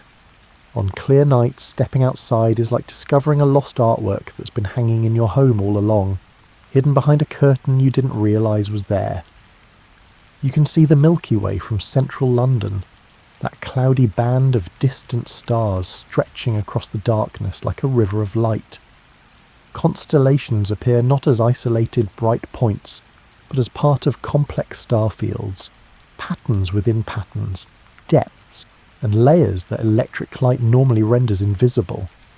The moon, when it's up, seems preposterously bright, casting real shadows, turning streets into silvered mazes, and making you understand why poets and lovers have obsessed over it for millennia. Some people find this revelation of the night sky almost worth the inconvenience of the blackout. Astronomy clubs form, taking advantage of viewing conditions that rival rural observatories. Amateur stargazers set up telescopes in parks and gardens, sharing glimpses of Jupiter's moons, Saturn's rings, and the craters of the moon in unprecedented detail. There's something hopeful about this. People looking upward at beauty and vastness while preparing for conflict that feels petty and small by comparison. The darkness also reveals the bioluminescence that normally goes unnoticed. On damp nights, decaying wood in parks glows with foxfire, that eerie green phosphorescence produced by certain fungi. People discover it by accident, initially alarmed by the spectral light, then fascinated by this natural illumination that requires no electricity. Some gather pieces of glowing wood, bringing them home like captured fairy lights, watching them pulse and fade in darkened rooms. Sound takes on new prominence in the absence of visual stimuli. Your hearing becomes more acute, more attentive to the acoustic environment. You notice the different sounds that shoes make on different surfaces, the crisp click of leather on pavement, the softer scuff on dirt, and the hollow echo when crossing a bridge.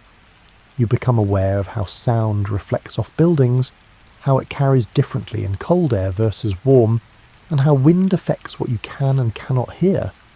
Music heard in the blackout takes on different qualities. A piano played in a darkened room, with only the faintest light to illuminate the keys, seems to fill the space more completely. The notes appear to have more presence, more weight. Street musicians, fewer now but still present, create pockets of melody in the darkness, and pedestrians pause to listen, in ways they might not in daylight, when vision provides so many competing distractions. Church bells continue to mark time, but their sound travels differently through the quieted city. Without traffic noise to muffle them, bells carry for miles, their various tones creating unintended harmonies as different churches mark the hours. Some people begin to navigate by bell sound, using familiar patterns to orient themselves even when visual landmarks are invisible. The blackout also amplifies smell. Without visual distraction, your nose provides more information than usual. You become aware of the particular scent of rain on stone, of fog carrying hints of the river, of coal smoke from chimneys, and of cooking from various houses, creating an olfactory map of your neighbourhood. Bakeries become locatable by scent before sight, the yeasty warmth of fresh bread serving as a beacon that draws customers through the darkness. But alongside these unexpected pleasures runs a constant undercurrent of unease. The darkness that reveals stars also conceals potential threats. Every shadow could be an obstacle, and every sound might signal danger. The human imagination, deprived of visual input, tends to fill in missing information with worst-case scenarios. That bump in the darkness is probably just someone's elbow making accidental contact, but for a moment your heart rate spikes with more primal fear. Women particularly feel vulnerable in the darkness. The reduced visibility that offers privacy to courting couples also provides cover for harassment and assault. Reported incidents of such crimes increase during the blackout, though it's unclear whether the actual rate rises or if darkness simply enables crimes that would happen regardless.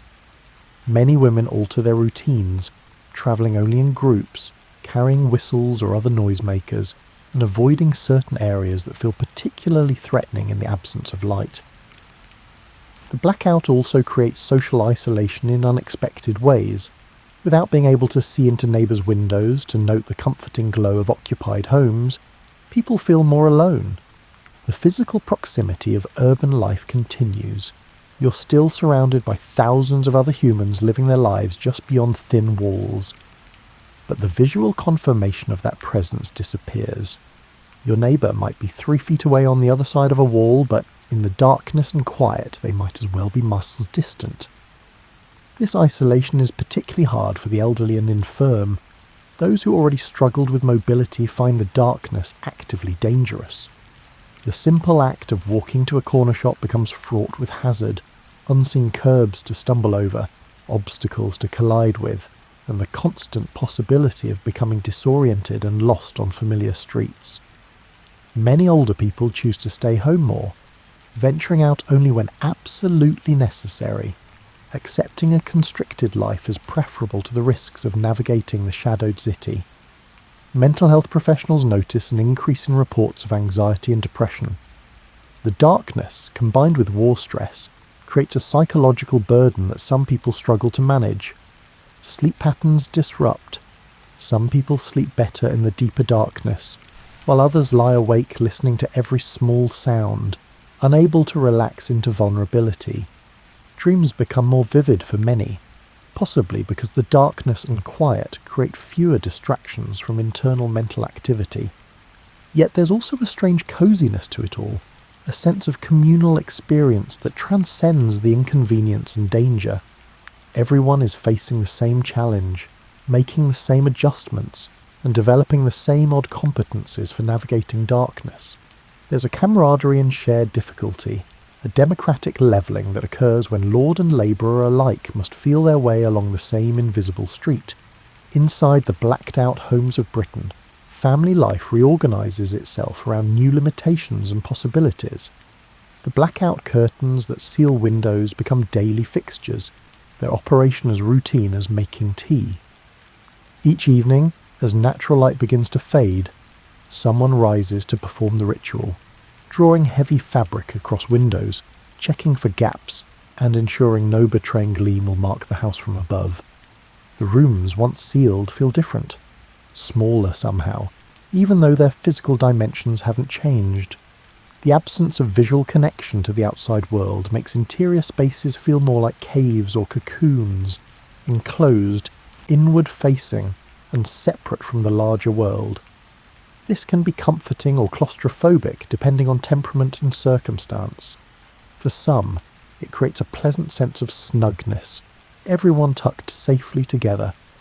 For others, it feels confining, a nightly imprisonment in their own homes. Lighting becomes a subject of surprising complexity and importance. How much light is enough? Too little strains eyes and hampers activities, but too much feels wasteful, almost reckless.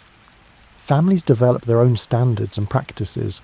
Some maintain just 1 or 2 lights in the most used rooms, leaving hallways and lesser used spaces in darkness. Others attempt to maintain something closer to their pre-war lighting levels, valuing normalcy over conservation. The quality of light matters too. Incandescent bulbs cast warm yellow-orange light that feels friendly and domestic. Gaslight, where it's still available, flickers slightly, creating moving shadows that some find nostalgic and others find eerie. Candles produce beautiful light but require attention. Someone must trim wicks, watch for drips, and ensure nothing catches fire. Oil lamps smell distinctive, a petroleum scent that becomes associated with winter evenings and the crackle of the wireless. Mealtimes adjust to the blackout's rhythms. Dinner happens earlier, while natural light still assists with cooking and table setting. The ritual of evening tea shifts backward too, or transforms into a simpler affair taken in dimly lit rooms. Some families find themselves eating more cold meals in the evening, avoiding the complexity of cooking in reduced light, and making do with sandwiches, leftover pie, cheese and crackers. Yet there's also an increased emphasis on making evening meals special, a conscious effort to maintain normalcy and comfort despite the circumstances. Mothers and wives take extra care with presentation, setting tables nicely even if the dining room is dim, using good china, and creating small ceremonies that assert civilization's continuity. These gestures matter more than they might seem. They're acts of resistance against the disruption, declarations that ordinary life persists despite extraordinary circumstances. After dinner, families gather together more than they might have before. With fewer options for individual entertainment, with darkness making it impractical to pursue separate activities in different rooms, people congregate in the best lit space, usually the sitting room or kitchen. This enforced togetherness recreates patterns of family life from earlier eras, before electric light allowed household members to scatter to different rooms pursuing individual interests. The wireless becomes the evening's focal point, its dial glowing like a small campfire, gathering the family around its broadcast voices. Programs structure the evening. The news at 9, followed by entertainment, then perhaps music before bed. Listening becomes a communal activity, something shared and discussed with reactions exchanged in real time. When something funny happens in a comedy program, the family's laughter mingles together in the dim room, creating a shared memory, a small moment of joy amidst anxiety. Games and puzzles experience a renaissance. Families bring out jigsaws, card decks, and board games that had been gathering dust in cupboards. These activities work well in dim light and accommodate multiple participants. The social dynamic shifts during gameplay. Hierarchies flatten, children can beat adults through luck or skill, and everyone participates on more equal terms. These evening game sessions create their own satisfaction, simple pleasures that don't require technology or brightness. Conversation too becomes more central to family life. Without the visual stimulation of bright rooms and varied activities, people talk more, tell stories, and share their days in greater detail. Parents discuss things with children that might normally be postponed or abbreviated. Siblings who might typically ignore each other in favour of separate pursuits find themselves actually conversing, getting to know each other better in these enforced periods of proximity. Reading aloud becomes a nightly ritual in many households.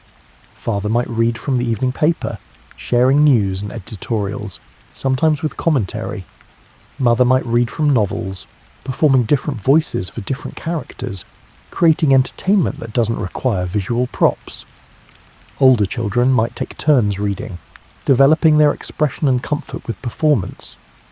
These sessions revive an oral tradition that had been fading, turning literature back into something communal rather than solitary. Bedtime routines simplify in some ways. Without bright lights, the natural drowsiness that comes with darkness isn't artificially suppressed. Children get sleepy earlier, their circadian rhythms responding to environmental cues that electric light normally overrides. Parents find it easier to get little ones to bed when the whole house is already dim and quiet, when there's not much exciting happening to miss. But the darkness also introduces new nighttime fears, especially for children. The shadows in a dimly lit bedroom seem deeper, more ominous. The usual reassurance of "there's nothing there" becomes harder to verify when you actually can't see into corners and closets. Some parents leave candles burning, accepting the fire risk as preferable to childhood terror. Others develop new bedtime rituals, longer tucking-in sessions, stories told in soothing tones and songs hummed until sleep arrives. For parents themselves, the blackout creates its own intimacy and distance. Once children are asleep, couples have the evening to themselves in ways they might not have before, when evening activities might scatter family members to various entertainments. Yet the darkness and quiet also emphasize their isolation. Two people in a sealed house on a darkened street, living through history without knowing how the story ends. Some couples use this time for serious conversations that daylight and distraction had allowed them to postpone. Discussions about money, about plans for possible evacuation, about fears and hopes, and about what they'll do if the war intensifies. Other couples deliberately avoid heavy topics, preferring to maintain lightness to protect their evening hours as refugees from worry. They play cards, listen to music, and simply sit together in comfortable silence, taking comfort from physical proximity. The blackout affects married life in unexpected ways. The darkness provides privacy even in homes with thin walls and multiple inhabitants. Intimacy becomes easier when visual privacy is assured, when darkness guarantees discretion. Some couples find their relationship strengthened by the enforced closeness and the shared experience of adapting to strange circumstances. Others find the proximity without escape grating, the inability to retreat into separate activities, creating friction that might otherwise dissipate. Elderly family members, often living with their adult children, face particular challenges. Many older people have always relied heavily on visual cues, and the reduction in light makes everything harder: reading, knitting, even just moving around the house safely. Families must decide how to balance their elders' needs for light with blackout requirements and conservation concerns. Compromises emerge: brighter lights in grandmother's room, even if the rest of the house remains dim. Extra candles placed strategically. More assistance with evening tasks that darkness makes difficult. The blackout also reveals class differences in domestic experience. Wealthier families can afford heavier curtains, better blackout materials, and perhaps even specially designed blackout systems with multiple layers. Their homes might have more rooms, allowing family members more privacy despite the enforced evening togetherness. They might maintain closer to normal lighting levels, considering the extra electricity expense and acceptable cost for comfort. Working-class families make do with cheaper solutions: blankets nailed over windows, newspaper pasted to glass, and curtains sewn from whatever fabric could be afforded. Their smaller homes mean less privacy, more enforced proximity, and everyone living in each other's pockets even more than usual. Economies in lighting hit harder when you're already budgeting carefully for every shilling. Yet there's a democratising element too. Rich and poor alike must darken their homes. The Duke in his mansion and the docker in his terrace row both spend their evenings in dimmed rooms. Both must navigate the same darkened streets. The blackout is one of the few wartime measures that truly applies equally across social strata, creating a rare moment of shared experience across class lines. As 1939 turns into 1940, and the blackout continues month after month, something remarkable happens. People stop thinking about it quite so much. The extraordinary becomes ordinary through sheer repetition. The nightly ritual of darkening windows transforms from a conscious process into a habit, performed with the automaticity of brushing teeth or locking doors. Innovations accumulate, small improvements that collectively make the darkness more manageable. Enterprising individuals develop gadgets and solutions that spread through communities like helpful folklore. Someone discovers that painting stair edges with luminous paint makes them safer to navigate. The idea spreads, and soon glowing stair edges become common, little safety features that cost pennies but prevent countless falls. Shops begin selling specially designed blackout accessories, torches with narrow beams and red filters that supposedly don't compromise night vision, reflective armbands and badges for pedestrians, luminous buttons that can be sewn onto coats, white-painted walking sticks. The commercial world adapts to serve the darkened consumer, finding profit even in darkness. Fashion truly embraces the blackout aesthetic. Designers create clothing with safety features built in, white piping on dark coats, reflective threads woven into fabrics, and light-coloured accessories that serve the dual purposes of style and visibility. Women's magazines run features on blackout beauty, suggesting makeup and hairstyles suited to dim lighting. The advice is practical and sometimes absurd. Lighter face powder is recommended because it's more visible, while dark lipstick is warned against lest you become a pair of disembodied lips floating in the darkness. Restaurants and pubs develop elaborate workarounds for the blackout restrictions. Some establishments paint their windows opaque black, but install elaborate interior lighting, creating spaces that feel almost normal once you're inside. Others embrace the dimness, installing red or blue lights that create atmospheric spaces while technically complying with regulations.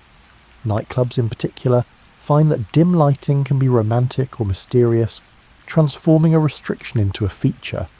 The entertainment industry becomes increasingly creative.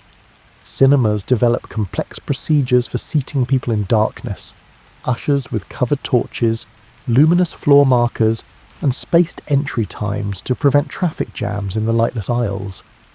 Some theatres experiment with matinee-only schedules, accepting reduced evening business rather than dealing with blackout complications. Others thrive precisely because they offer bright escapism inside while maintaining complete darkness outside. Radio programs evolve to suit their audience's circumstances. Content becomes more domestic, more suited to family listening in dimmed rooms. Comedy programs emphasize verbal humor over visual gags. Dramas rely on sound effects and voice acting to create vivid mental images. The BBC becomes increasingly sophisticated in its understanding of how to create entertainment for a population sitting in the dark, unable to do much else besides listen. Local communities develop collective coping strategies. Neighbourhoods organise blackout socials, gatherings where people can meet and commingle despite the darkness.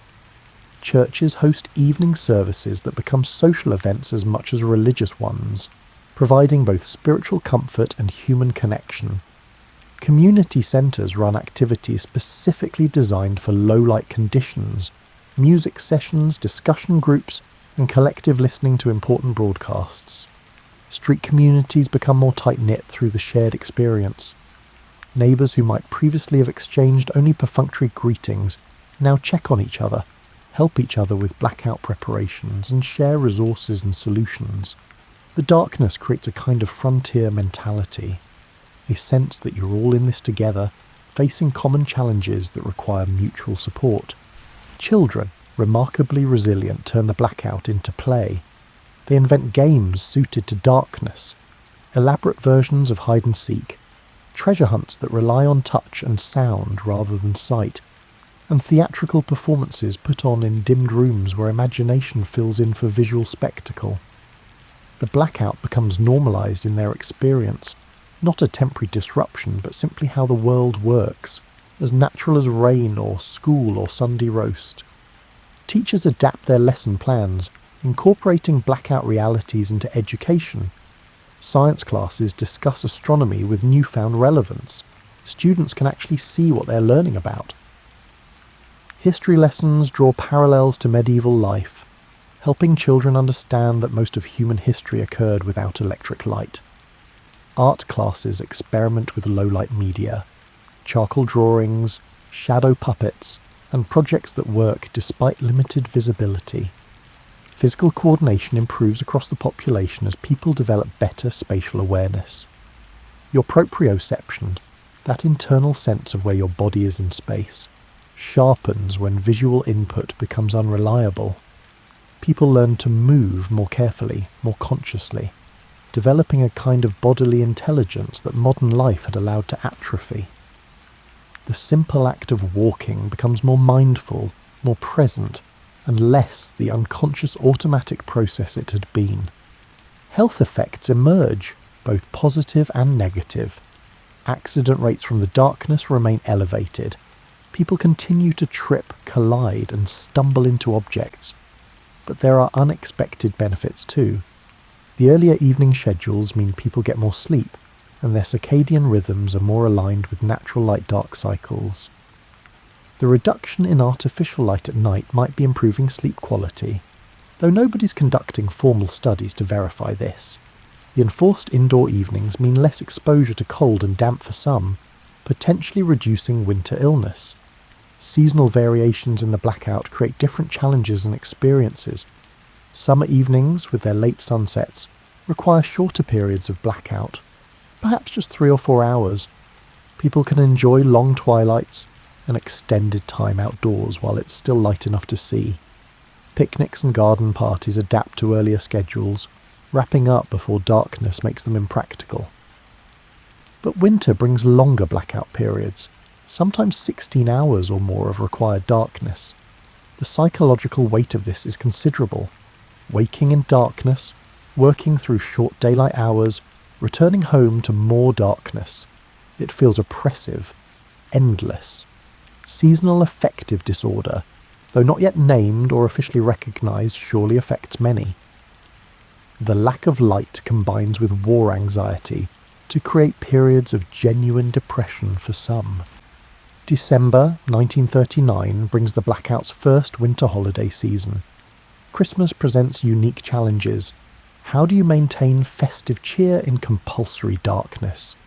Families rise to the challenge with determination that borders on defiance.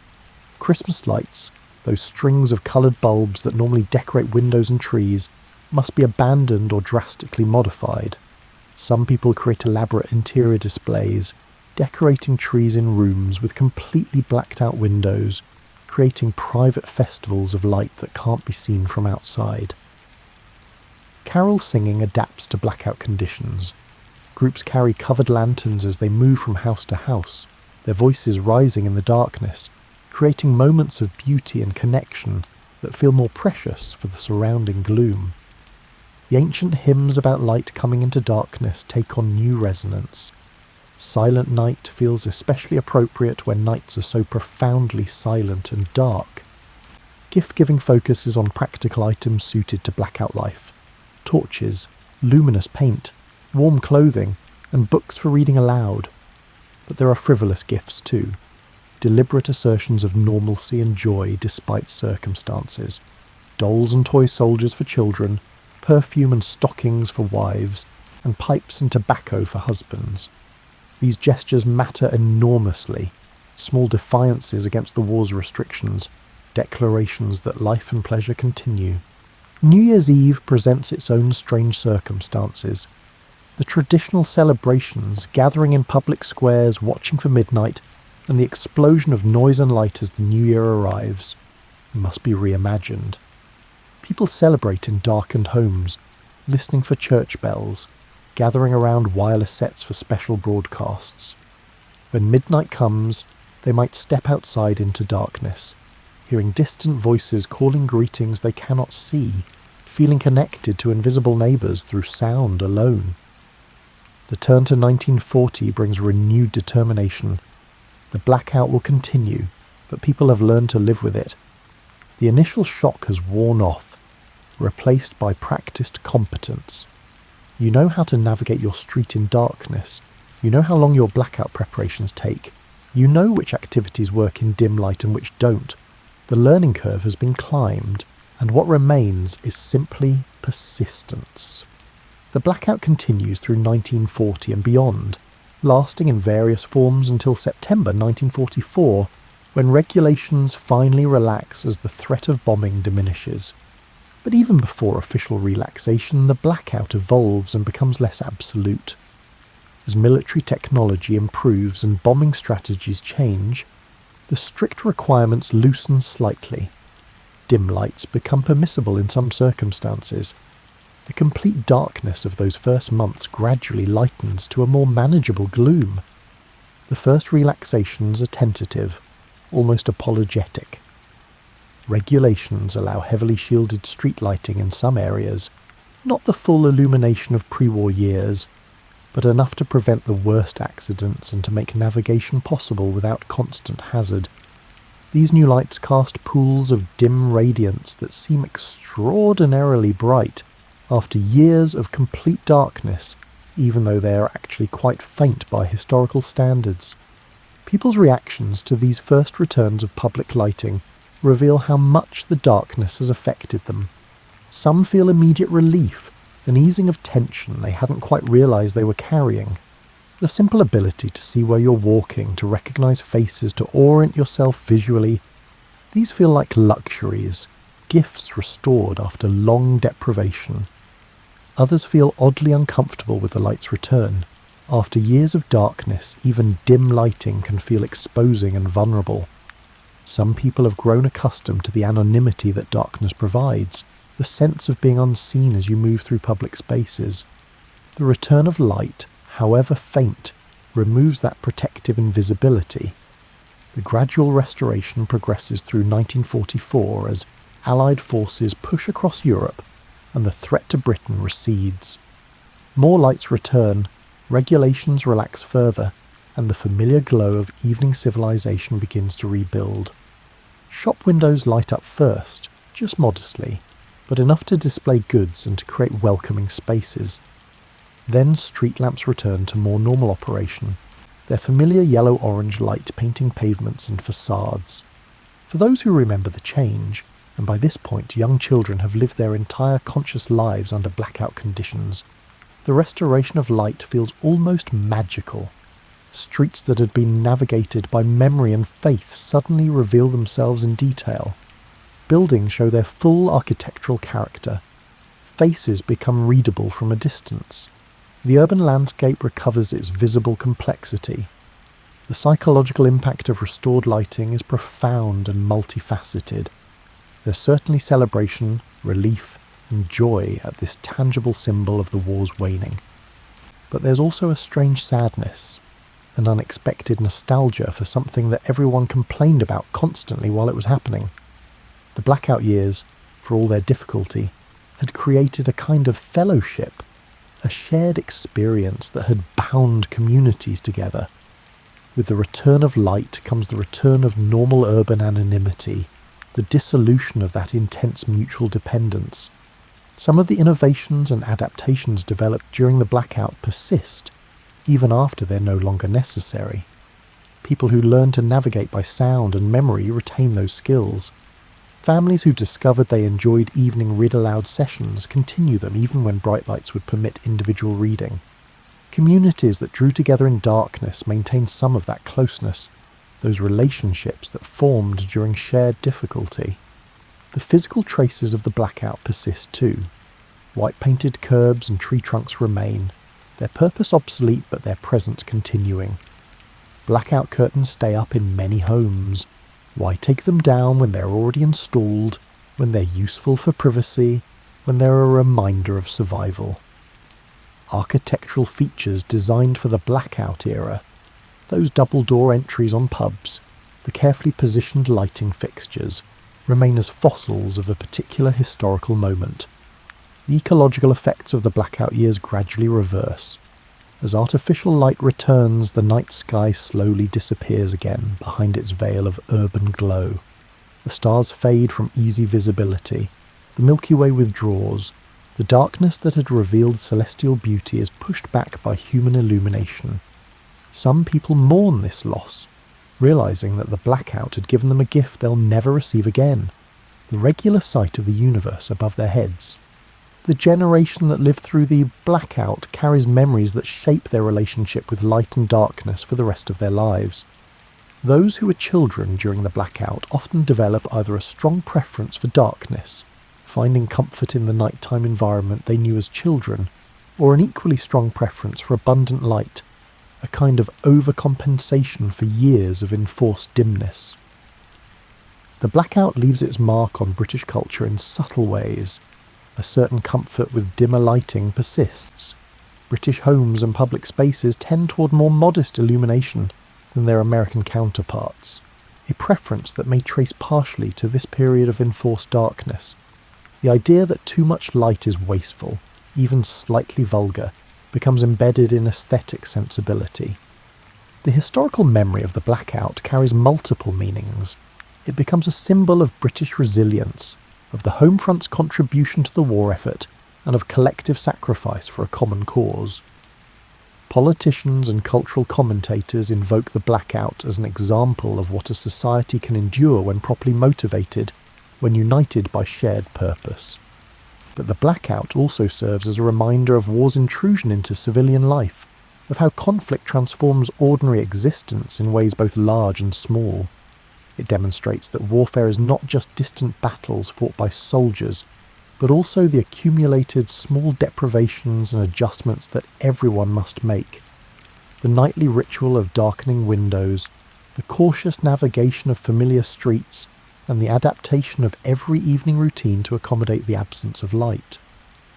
For modern observers, the Blackout offers a peculiar window into a world that's simultaneously recognisable and alien. The Britain of 1939 had electricity, radio, automobiles, and cinema, all the technological fixtures of modern life. Yet the deliberate removal of just one element, artificial light after dark, transformed daily experience in ways that connected people backward to pre-industrial patterns of living. There's something almost meditative about contemplating the Blackout years, this period when millions of people deliberately darken their world, sitting in dimmed rooms, navigating shadowed streets, and learning to experience their environment through senses other than sight. In our current era of constant illumination, when light pollution is so pervasive that many children grow up never seeing the Milky Way, when cities glow so brightly that they're visible from space, there's something oddly appealing about this historical moment of chosen darkness. The Blackout reminds us that our relationship with light and darkness is not fixed or natural, but historically constructed, shaped by technology, regulation, and social practice. For most of human history, darkness was inevitable. You made the best light you could with fire or oil, but ultimately night meant darkness. Electric light changed this, pushing darkness back and extending the day artificially. The Blackout briefly reversed this transformation, restoring darkness not through technological failure, but through deliberate choice. As you lie here now, warm and comfortable, in a room where light is available at the flick of a switch, it's worth contemplating what the Blackout reveals about human adaptability and resilience. The people of Britain in 1939 didn't know how long the war would last, whether the Blackout would be needed for weeks or years, or whether their cities would survive or be destroyed. Yet they adapted, persevered, and found moments of beauty and connection amidst the enforced darkness. The Blackout demonstrates something essential about human communities, that we can endure significant disruption to normal life when we understand the purpose behind it, when we believe we're contributing to something larger than our individual comfort. The nightly ritual of darkening windows became a form of participation, a tangible action that connected each household to the national effort. There's something deeply human about gathering in darkened rooms, about families coming together around dim lights, about communities supporting each other through shared difficulty. These patterns recur throughout human history, around ancient campfires, in medieval great halls lit by rushlight, and in pioneer cabins on winter evenings. The Blackout temporarily restored these older patterns, using modern technology to recreate pre-modern conditions. The sensory richness of the blackout experience, the visible stars, the amplified sounds, the heightened awareness of smell and touch, suggests that our normal brightly lit existence may diminish certain forms of awareness and experience. We gain practical benefits from abundant light, certainly, but we may lose other kinds of perception, other ways of experiencing our environment and each other. The blackouts enforce slowdown, its requirement for more careful movement, more deliberate action, and more time spent in quiet domestic settings. These create a quality of life that many people found surprisingly satisfying despite the circumstances. The frantic pace of modern life, the constant visual stimulation, the ability to pursue individual activities in separate rooms with independent lighting. All these innovations have costs as well as benefits. Consider how the blackout changed social interaction. In darkness, you couldn't judge people by their appearance quite so readily. Conversations happened without the constant visual feedback we normally rely on. People learned to listen more carefully, to pay attention to voice tone and word choice rather than facial expressions and body language. This created different kinds of intimacy and different patterns of connection. The democratizing effect of the blackout, the way it affected rich and poor alike, created a rare moment of genuinely shared experience across social classes. The Duke and the Doctor both navigated the same darkened streets, both sat in dimmed rooms, and both faced the same challenges of maintaining normal life despite abnormal conditions. This shared experience contributed to the social solidarity that characterised Britain during the war years. The blackout also reveals something about the relationship between freedom and security. The regulations represented a significant restriction of personal liberty. You couldn't light your own home as you wished, couldn't move freely at night without risk, and face penalties for violations. Yet most people accepted these restrictions as legitimate and necessary, a reasonable trade-off for collective safety. The balance between individual freedom and common security is never simple, never permanent. It must be constantly negotiated and renegotiated. The innovations and adaptations that emerged during the blackout, the luminous paint, the white-marked curbs, the hooded headlamps, the double-door entries, represent human creativity responding to constraint. Necessity truly does mother invention, and the blackout years produced countless small solutions to the problems that darkness created. These innovations demonstrate that restrictions can inspire, rather than merely limit, that working within constraints can generate creativity. The return of light after years of darkness must have felt like emerging from a long tunnel. The familiar world revealed again the simple pleasure of seeing clearly, of moving without constant caution, of windows that connect rather than seal. Yet along with this relief came the loss of something too, that peculiar intimacy that darkness had created, that sharpened awareness, that sense of shared endurance. For those who lived through it, the blackout becomes one of those formative experiences that shape perception for a lifetime. They carry memories of navigating darkness, of families gathered in dim rooms, of stars brilliant overhead, and of the particular quality of silence that descended on cities designed for noise. These memories become stories, then history, then legend, part of the narrative that nations tell themselves about their past. As we come to the end of our journey through the blackout years, as your eyelids grow heavier and your breathing slows, let's gather the gentle lessons that this history offers for your own rest tonight. The blackout teaches us that darkness is not necessarily something to fear, but rather a natural state that humans lived with for millennia before electric light became common.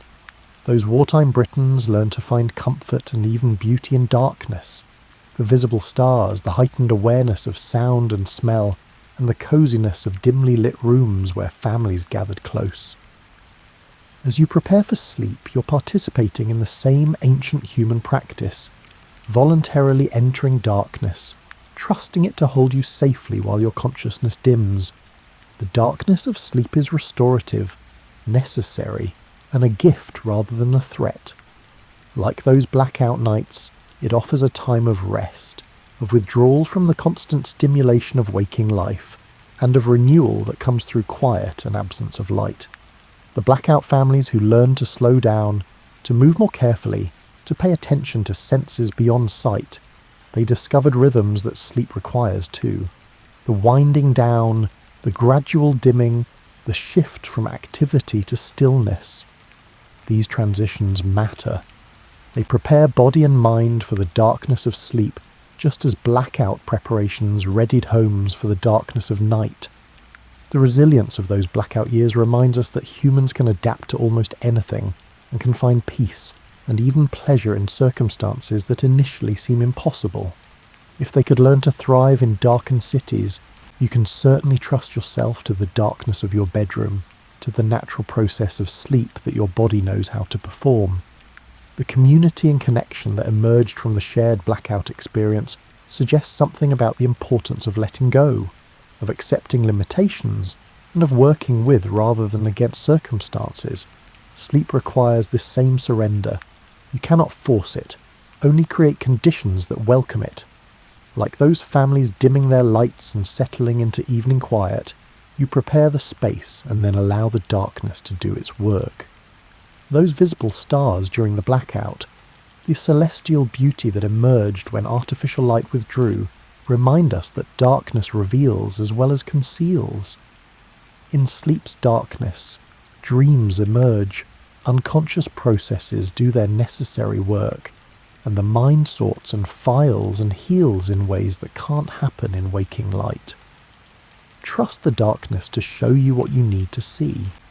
The gradual adaptation to the blackout, the way fear transformed into competence and then comfort, mirrors the journey into sleep that you make each night. At first, letting go of consciousness can feel vulnerable, even frightening. But with practice, with trust, it becomes natural, even welcome. The darkness becomes familiar, safe, and a friend rather than a threat. As the blackout eventually lifted and light returned, so too will you wake tomorrow to light and activity. But for now, like those wartime families settling into their dimmed homes, you can embrace this time of darkness and quiet. Let your eyes close like blackout curtains drawing shut.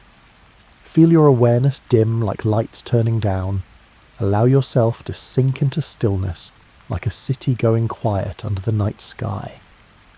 The people of the blackout years survived not through constant vigilance, but through acceptance, adaptation, and the ability to find peace in altered circumstances. They learned that darkness could be endured, that it brought gifts along with its challenges, and that life continued and even flourished under its cover. Your sleep tonight is your personal blackout, a time of chosen darkness, of withdrawal from the world's demands, of rest and restoration. Like those wartime Britons, you don't know exactly what tomorrow will bring, but you can trust that this period of darkness will prepare you for whatever light reveals. The last lesson of the blackout is perhaps the most important, that sometimes the most valuable thing we can do is simply stop, darken our world, and rest. Not as defeat or retreat, but as necessary preparation for continuing. Those nightly blackout rituals weren't just safety measures, they were acknowledgements that activity must balance with stillness, that light needs darkness as a counterpoint, and that life requires periods of quiet and rest. So let yourself rest now.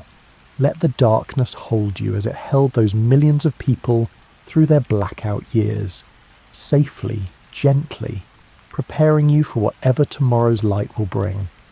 Your eyes are growing heavy. Your breath is slowing. The darkness around you is peaceful, protective, and appropriate. Sleep well, knowing that you're participating in one of humanity's oldest and most natural practices. The darkness is your friend tonight, just as it became the friend of those who learned to live through the great blackout. Rest easy, rest deep, rest well. And when morning comes, when light returns, you'll wake refreshed as those blackout families woke to another day. Resilient, adapted, and ready to continue. For now, though, just darkness, just quiet, just rest. Sleep well.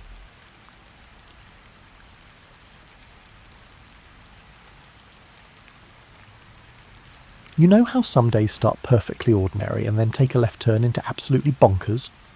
Well, Tuesday morning began with me standing in my kitchen, coffee mug in hand, staring at the antique brass compass I'd inherited from Great Aunt Moira. The thing had been gathering dust on my windowsill for months, but something about the way the morning light caught its worn engravings made me pick it up. The compass felt surprisingly warm in my palm, almost like it had been sitting in sunshine all morning instead of shadow. I traced the Celtic knots carved around its rim with my finger, wondering if Moira had actually used this thing, or if it was just another piece of Scottish family folklore collecting cobwebs. The needle spun lazily, pointing not north but to some direction that seemed to exist only in its own mysterious geography. That's when things got interesting in the way that makes you question your morning coffee choices. The world around me began to shimmer like heat waves rising from summer pavement, except my kitchen suddenly felt anything but warm. Colours bled at the edges of my vision, and that peculiar ringing you get in your ears during airplane takeoff filled my head. I had just enough time to think, well, this is either a stroke or something considerably more unusual, before everything went sideways. Time travel, as it turns out, feels remarkably like being tumbled in the world's largest washing machine, while someone plays a bagpipe orchestra directly into your skull. Not unpleasant exactly, but definitely not something you'd want to experience right after breakfast. The sensation lasted either 3 seconds or 3 centuries, time being somewhat negotiable during interdimensional transit, apparently. When the world stopped spinning like a cosmic carnival ride, I found myself standing in what appeared to be a meadow that had never heard of lawnmowers, hedge trimmers, or any other modern conveniences. Tall grass swayed around my ankles, dotted with wildflowers that looked like they'd stepped straight out of a medieval illuminated manuscript. The air carried scents I couldn't quite place. Wood smoke, something cooking that might have been bread, and the earthy richness of a world where exhaust fumes hadn't been invented yet. The silence hit me first. Not the kind of quiet you get in suburban neighbourhoods at 2 a.m, but the deep, breathing silence of a place where the loudest sound for miles might be a bird calling or wind moving through leaves. No traffic hum, no air conditioning units, no distant leaf blowers, just the world as it existed before we filled it with the constant background chorus of modern life. I looked down at the compass still clutched in my hand, its needle now pointed steadily in one direction, with the confidence of something that finally knew where it belonged. The brass felt cool again, ordinary, as if it had never been anything more than a family heirloom, with a tendency toward dramatic gestures. The landscape stretched around me in rolling green hills that seemed to go on forever, punctuated by stands of trees that looked older than anything I'd ever seen. In the distance, smoke rose from what might have been chimneys, though calling them chimneys might be generous. Stone structures dotted the hillsides, not ruins, but buildings that were clearly lived in, used, part of someone's daily life. My modern clothes felt suddenly conspicuous. Jeans and a fleece jacket probably weren't going to help me blend in wherever, or whenever, I'd landed. The realization crept over me slowly, like cold water seeping through boots. I was no longer in Kansas, Toto, and I had a sneaking suspicion I wasn't in the 21st century either. A distant sound drifted across the meadow. Voices, maybe, and something that could have been livestock. Civilization, or at least what passed for it in whatever era I'd stumbled into. The compass needle held steady, pointing toward those distant wisps of smoke, as if it knew exactly where I needed to go. I took a deep breath of air that tasted like it had never met a factory, adjusted my grip on Great Aunt Moira's compass, and started walking toward whatever adventure awaited.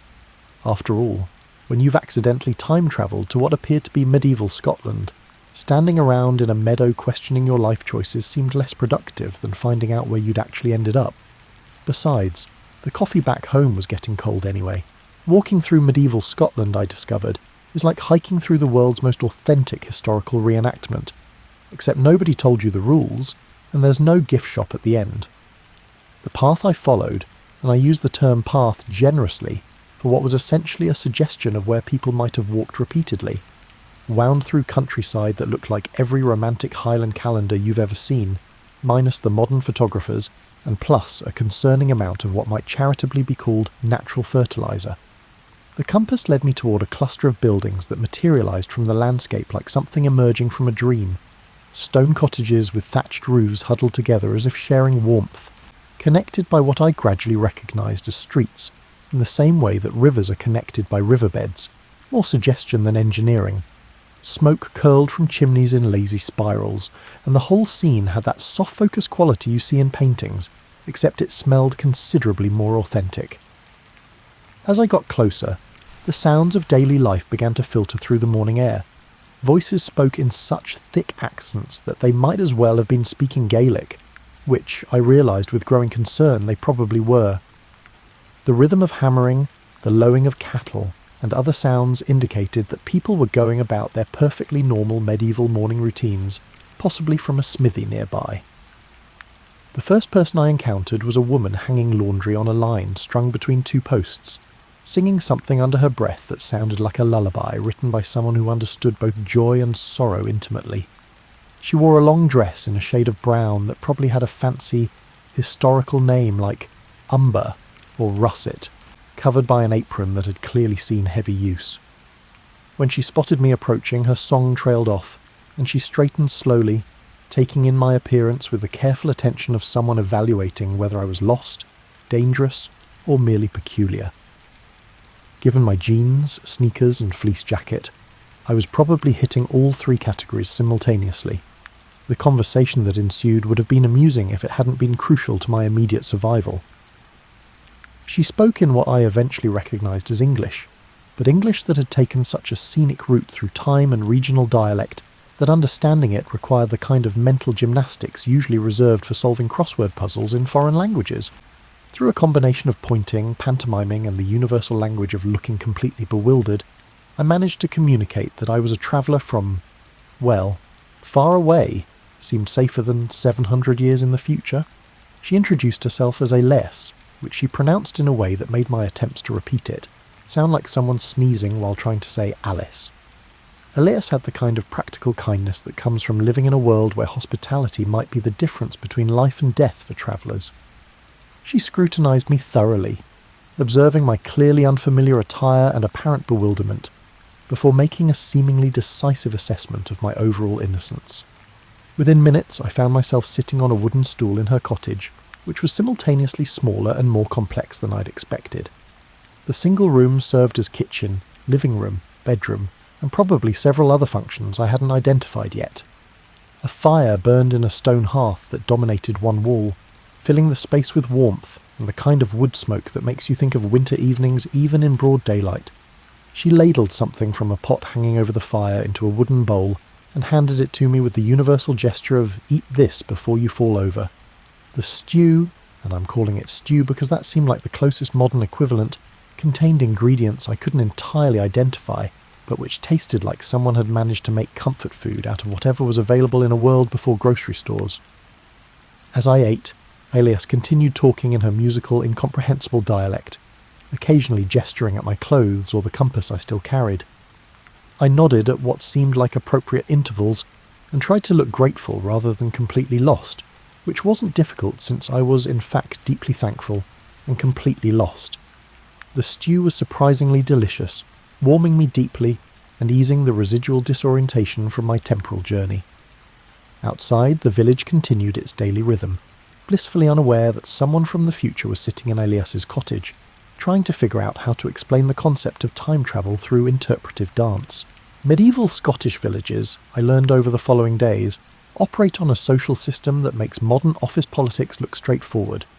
Everyone knows everyone else's business, but they discuss it in such elaborate circumlocutions that understanding what's actually happening requires the analytical skills of a detective and the patience of a saint.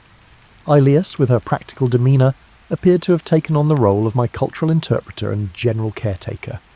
She'd found me clothes that wouldn't immediately mark me as either foreign or potentially magical. A long tunic in undyed wool, rough brown trousers, and shoes that were less shoes and more leather suggestions wrapped around my feet. The transformation from 21st century person to medieval peasant was remarkably thorough, though I kept the compass hidden in an inner pocket like a technological talisman.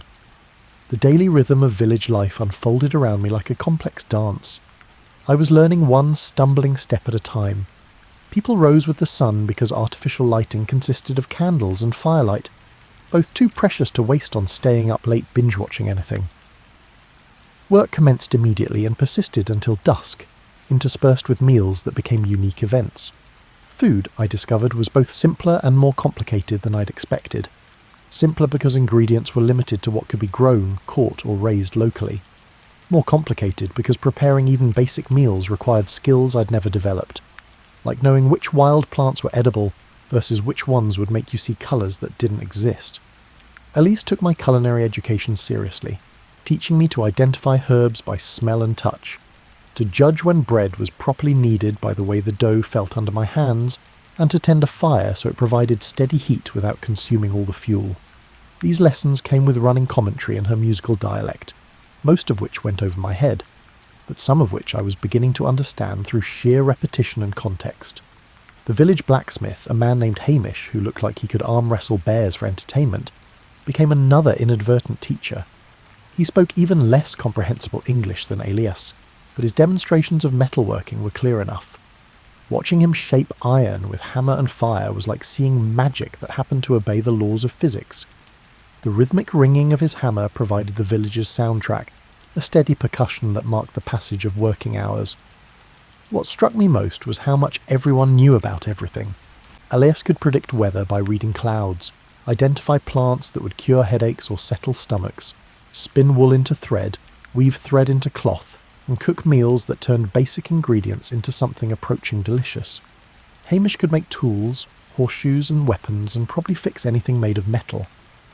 Everyone possessed practical knowledge that had been passed down through generations of trial and error. I, meanwhile, knew how to operate a microwave and had strong opinions about coffee brands. The skill gap was humbling. The social dynamics fascinated me in ways that probably weren't entirely healthy.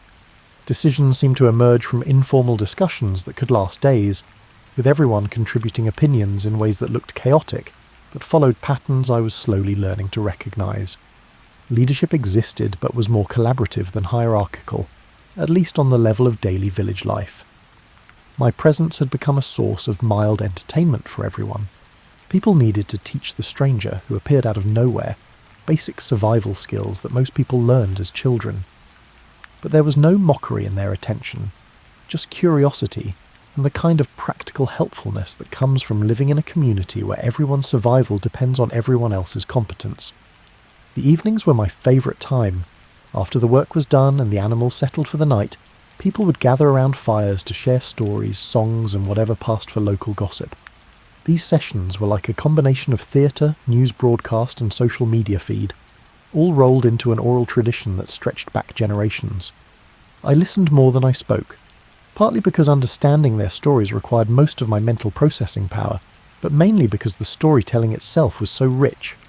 These weren't just tales, they were living history, entertainment, moral instruction, and community memory all woven together in voices that knew how to make words dance.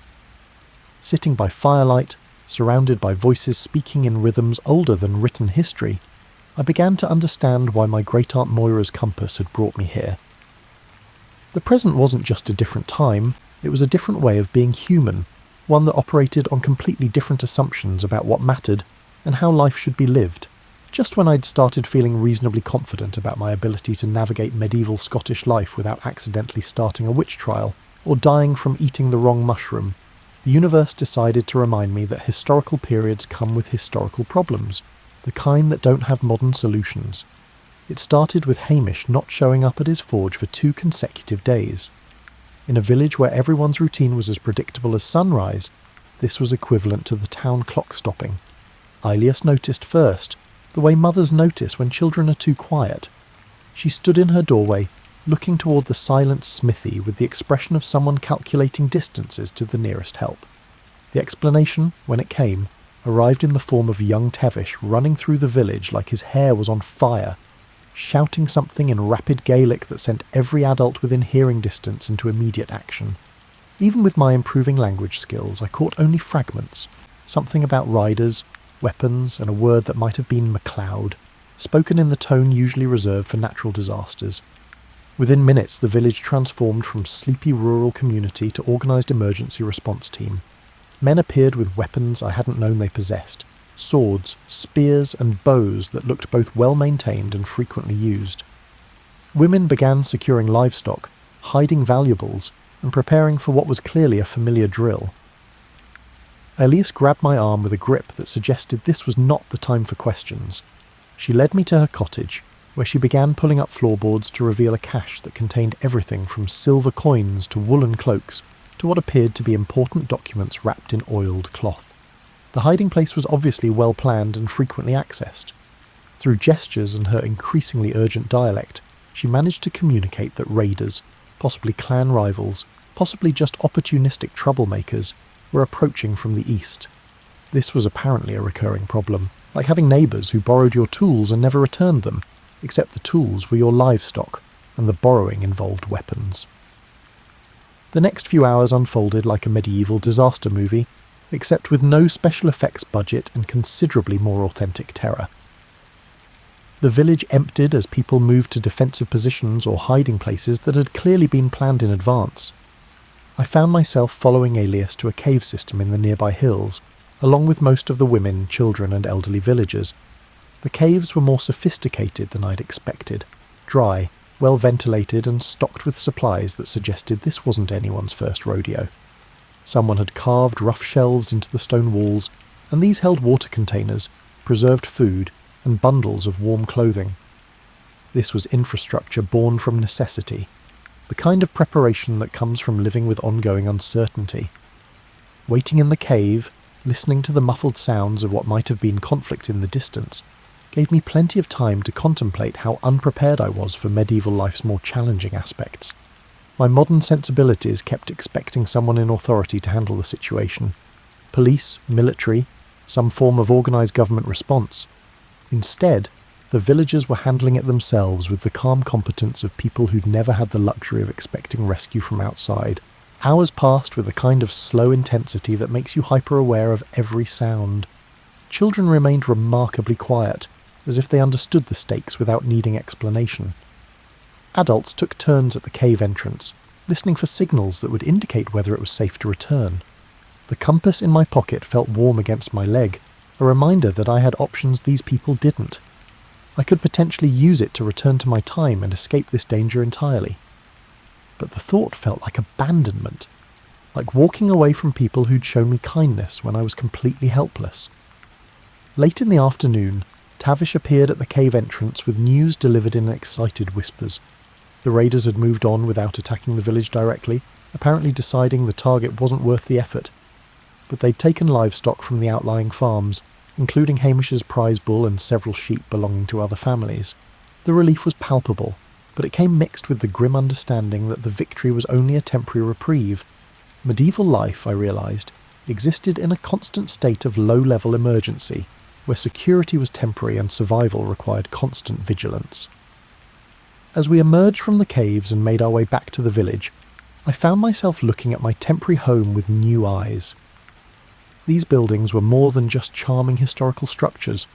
They served as fortress walls, safe harbours, and the delicate boundary between civilization and chaos, in a world more fragile than I had ever imagined.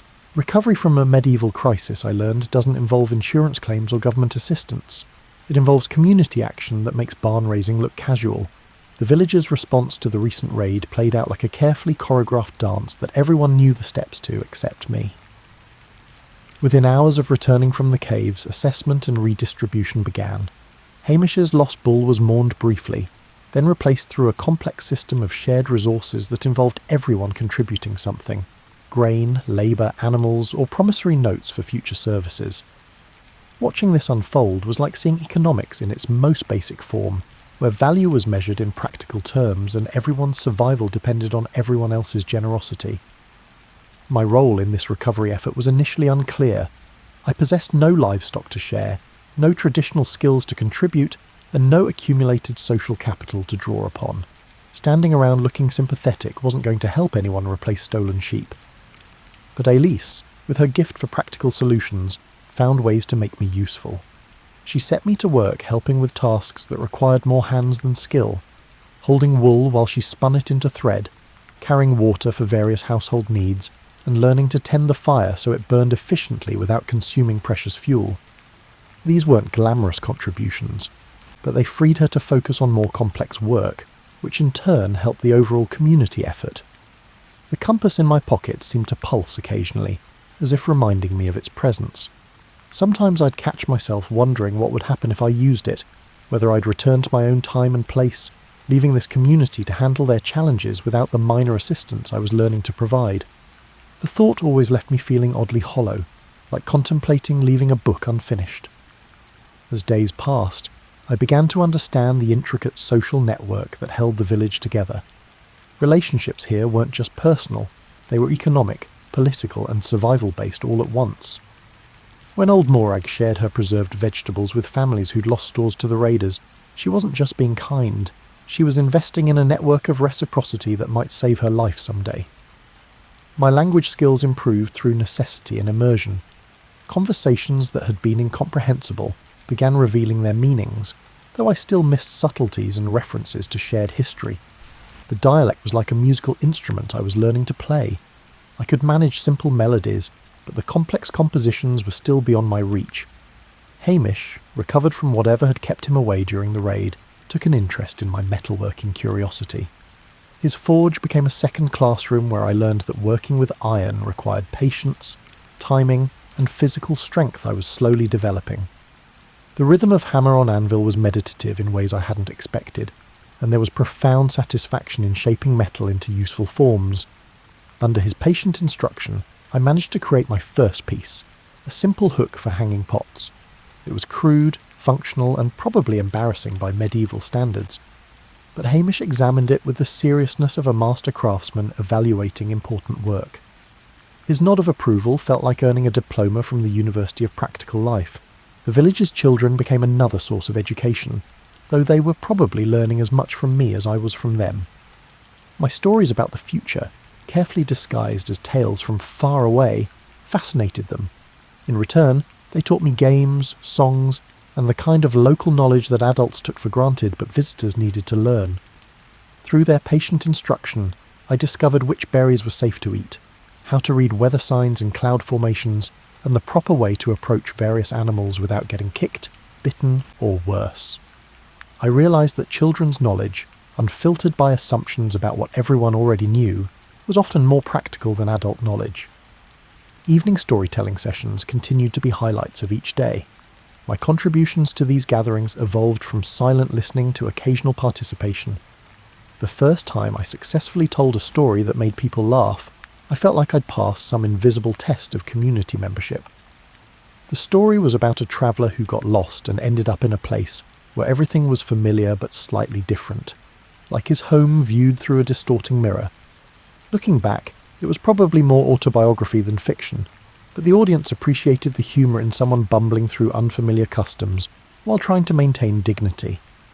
Sitting by firelight surrounded by faces that had become familiar and dear, I realised I'd stopped thinking about this experience as temporary. The compass still rested in my pocket, still offered the possibility of return, but that possibility felt less urgent than it had when I'd first arrived. Finding your place may mean not just surviving, but also adding value to those around you. Living in medieval Scotland for several weeks taught me that community isn't just a pleasant social concept. It's a survival technology refined over generations. Every relationship, every tradition, and every seemingly casual interaction served multiple purposes that weren't immediately obvious to someone raised in the age of individualism and social safety nets. The revelation came during preparation for what Aelius called the harvest celebration, though my improving language skills suggested the actual name involved several syllables that didn't translate directly into modern English. The celebration wasn't just a party, it was a community-wide ritual of gratitude, resource assessment, and social bonding that would help everyone survive the coming winter. Preparations began weeks in advance and involved everyone in overlapping circles of responsibility. Women organised food preparation that required coordinating ingredients from dozens of households.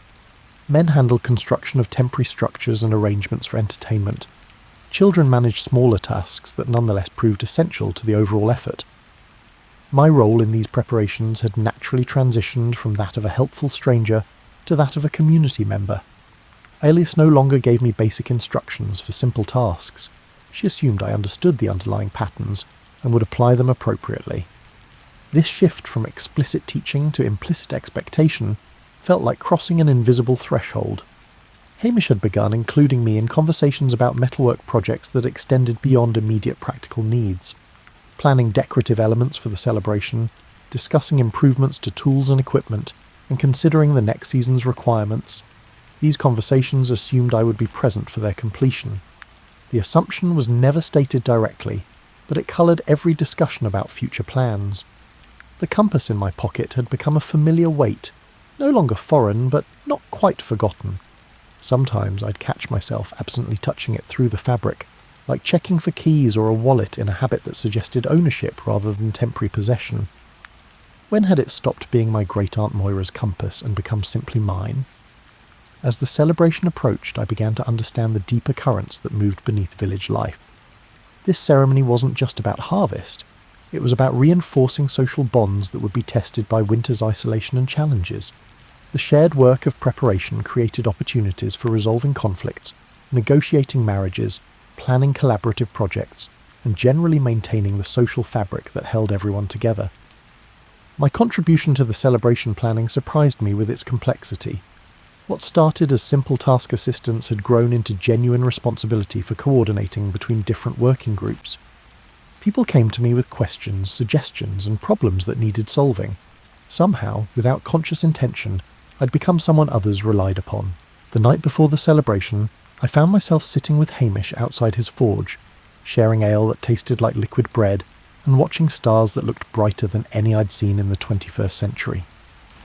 Our conversation meandered through topics that would have been impossible when I'd first arrived. Technical discussions of metalworking, philosophical observations about community life, and shared complaints about weather and neighbours. "You're different than when you first appeared," Hamish said in his careful English, clearly making an effort to communicate precisely. "Less like someone watching everything from outside." His observation struck me as profoundly accurate. I had been watching from outside initially, observing medieval life like an anthropologist or tourist, maintaining psychological distance even while learning practical skills, but somewhere along the way that distance had dissolved. I'd stopped analysing and started simply living. The realisation raised questions I'd been avoiding. What was my responsibility to this community that had taken me in? What did I owe to people who'd shared their resources, knowledge and lives with someone who might disappear at any moment? The compass offered escape, but escape from what? And to what? My modern life seemed increasingly abstract when I tried to recall its details. The job that had felt vital, the possessions I'd accumulated, the relationships that operated through screens and scheduled interactions, all of it felt less real than the weight of bread dough in my hands or the satisfaction of shaping metal in Hamish's forge. That night, I lay on the straw mattress in Elisa's cottage, listening to the familiar sounds of village life settling into sleep, and tried to imagine using the compass to return home. The image felt hollow, like trying to remember a dream upon waking. This was not because modern life was bad, but rather because it belonged to someone I could no longer confidently identify with.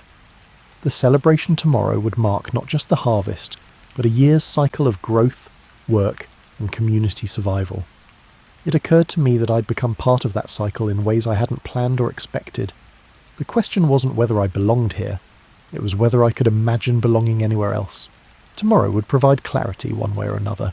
The harvest celebration unfolded like a symphony played by instruments I'd never heard before but somehow recognised in my bones. Dawn brought the scent of bread baking in communal ovens, the sound of children's laughter mixing with adult voices raised in songs that seemed older than the stones themselves, and a sense of anticipation that made the air itself feel alive with possibility. I woke to find that Elias had left new clothes on the stool beside my bed. Not the rough work garments I'd grown accustomed to, but festival clothes in colours that caught the light. The tunic was deep blue, the colour of the evening sky, with embroidery around the neck and sleeves that must have taken weeks to complete. When had she found time to create this? And why? The day began with a ritual I was invited to join rather than simply observe. Standing in the village centre with everyone else, hands joined in a circle that encompassed the entire community. I listened to words spoken in Gaelic that I couldn't understand but somehow felt the meaning of. Gratitude, remembrance, hope for the future, acknowledgement of the cycles that connected all life. Universal concepts expressed in ancient syllables. Upon the conclusion of the formal ceremonies and the commencement of the celebration proper, I found myself effortlessly transitioning through familiar routines, helping to arrange food on long tables constructed from planks and sawhorses, ensuring that fires were properly tended to keep everything warm, and solving small logistical problems that arose when large groups tried to coordinate complex activities.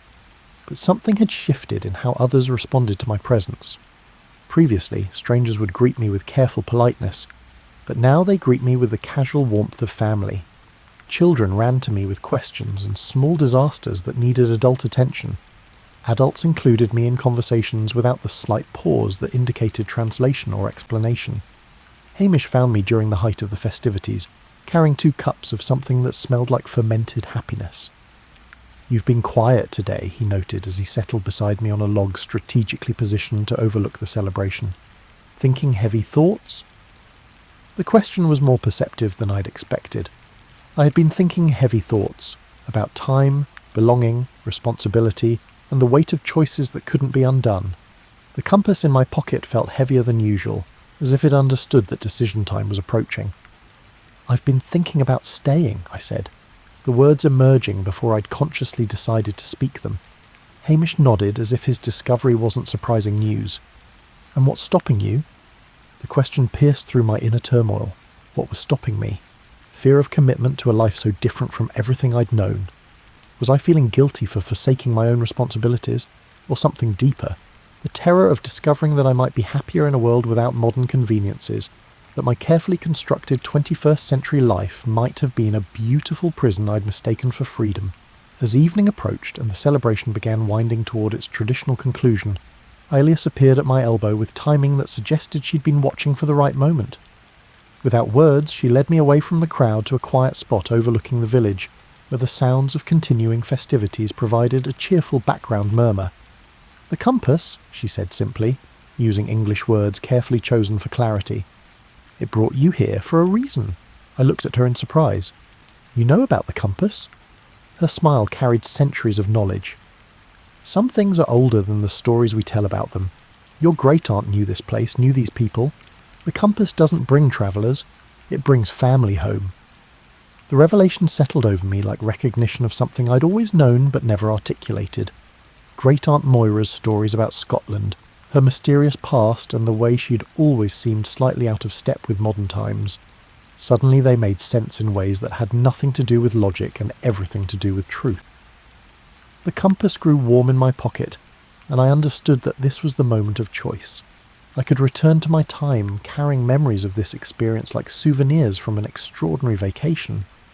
Or I could stay, accepting the responsibility and joy of genuine belonging in a community that had already accepted me as one of their own, looking down at the village where lights flickered in windows, where people I'd grown to love were continuing celebrations that would carry them through another winter, where my hands had helped build something larger than myself. The choice felt less like a decision and more like recognition. The compass would stay in my pocket, its work complete. I was already home.